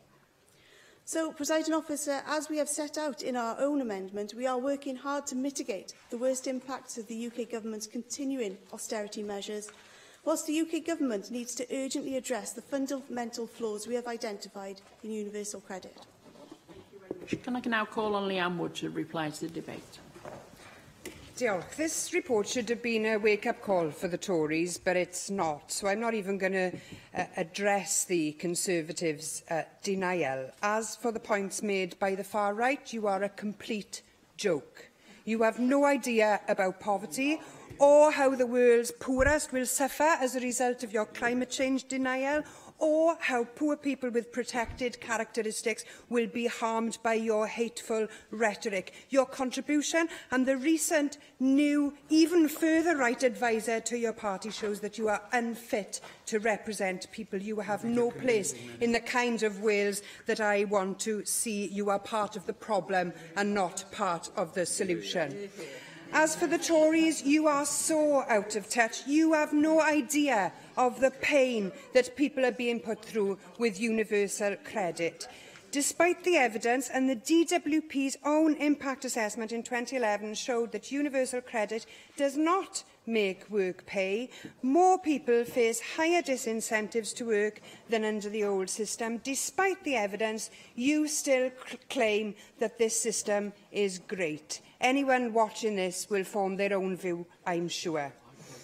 I want to say thank you to the members who contributed to this debate in a positive way, in particular to those who highlighted the impact on other devolved services from the fallout of universal credit, and those who spoke about specific groups being discriminated against. And a special thanks goes to Helen Mary Jones for putting the gendered nature of this debate so forcefully. And I also support Jane Hutt's call to put further pressure on Amber Rudd on this. I have to address the point made by Joyce Watson and the Minister about what Scotland has done in terms of mitigating these problems. In Scotland, they now have powers to deliver 11 benefits. They are going to introduce an increased carers allowance, followed by the Best Start grant and the Funeral Assistance grant from September 2019. They've had the money and they are spending more. Why? Because they are prioritising poverty. Now, Scottish Labour want the SNP to go even further, to be even more generous, to mitigate even further the effects of these benefits. So why are you opposed? This is yet another example of Labour facing in a number of different directions. The changes that we want to see in terms of the devolution of the administration of benefits would save this government money. Get this right and you could save the NHS, you could save money in housing, you could save money in education and much, much more. Given where we are with all of this poverty, and it's likely to be made much, much worse post-Brexit, the fact that the government has no strategy and no dedicated minister to tackle either poverty or child poverty is an absolute disgrace. I want to finish with a quote from the report from Professor Philip Alston himself, who says, "In the absence of devolved power over social security benefits, the Welsh Government's capacity to directly mitigate the reduction of benefits is limited, thereby shifting the burden to low-income households. There is a wide consensus among stakeholders that the benefits changes are one of the structural causes behind the increase in poverty, rough sleeping and homelessness in Wales. Parliamentarians and civil society voiced serious concerns that universal credit may exacerbate the problem, particularly in the light of the Welsh Government's inability to introduce flexibilities in its administration, unlike its Scottish counterpart." That says that you have the power to do something about this. Just do it. Thank you. The proposal is to agree the motion without amendment. Does any member object? Object. Thank you. Therefore, we defer voting under this item until voting time. We have reached voting time, so unless 3 members wish for the bell to be rung, I will proceed to open the votes. Right. Okay, thank you. The first vote then this afternoon is on the debate: a National Contemporary Art Gallery Wales feasibility study and a Sports Museum for Wales feasibility study. And I call for a vote on Amendment 1, tabled in the name of Darren Miller. Open the vote.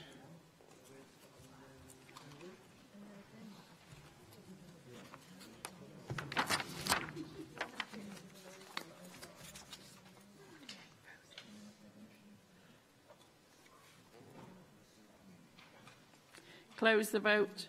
For the motion, 12. No abstentions, 36 against. Therefore, the motion is not agreed. I call for a vote on Amendment 2, tabled in the name of Rhun ap Iorwerth. Open the vote.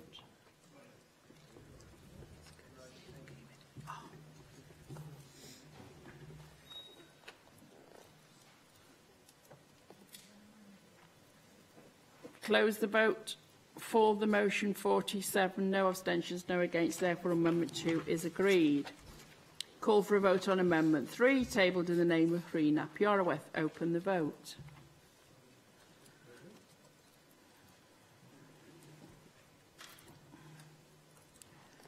Close the vote. For the motion, 10. 10 abstentions, 28 against. Therefore, Amendment 3 is not agreed. call for a vote on Amendment 4, tabled in the name of Rhun ap Iorwerth. Open the vote.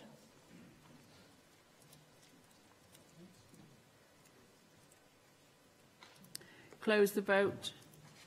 For the motion, 38, 10 abstentions, no against. Therefore, Amendment 4 is agreed. Call for a vote on Amendment 5, tabled in the name of Rhun ap Iorwerth. Open the vote.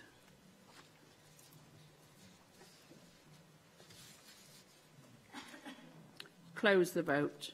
For the motion, 20, no abstentions, 28 against. Therefore, Amendment 5 is not agreed. Call for a vote on the motion as amended, tabled in the name of Julie James. Open the vote.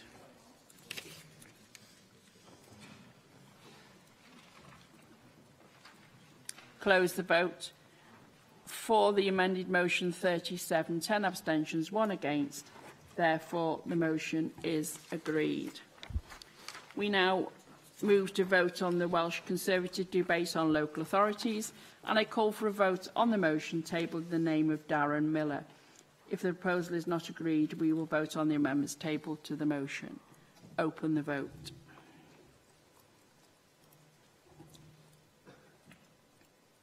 Close the vote. For the motion, 13, no abstentions, 35 against. Therefore, the motion is not agreed. We now move to vote on the amendments. If Amendment 1 is agreed, Amendment 3 will be deselected. So I call for a vote on Amendment 1, tabled in the name of Julie James. Open the vote.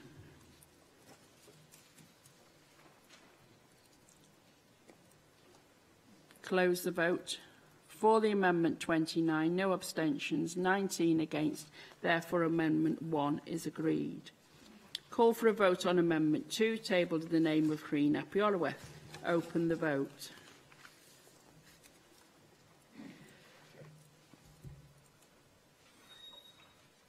Close the vote.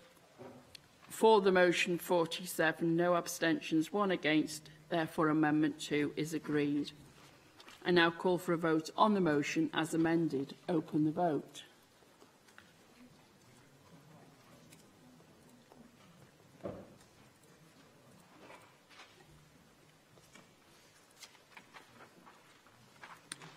Close the vote. For the amended motion, 34, 1 abstention, 13 against. Therefore, the motion as amended is agreed. We now turn to vote on the Plaid Cymru debate on poverty, and I call for a vote on the motion tabled in the name of Rhun ap Iorwerth. If the proposal is not agreed, we will vote on the amendments tabled to the motion. Open the vote.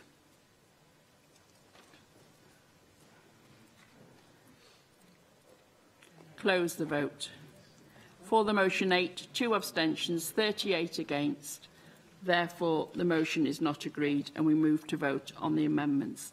If Amendment 1 is agreed, Amendment 2 will be deselected. So I call for a vote on Amendment 1, tabled in the name of Darren Miller. Open the vote.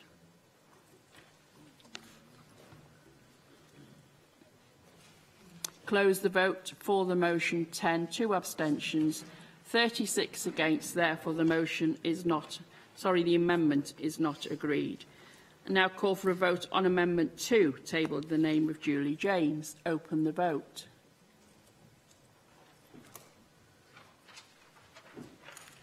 Close the vote. For the amendment, 28, no abstentions, 20 against. Therefore, Amendment 2 is agreed. And I now call for a vote on the motion as amended. Open the vote.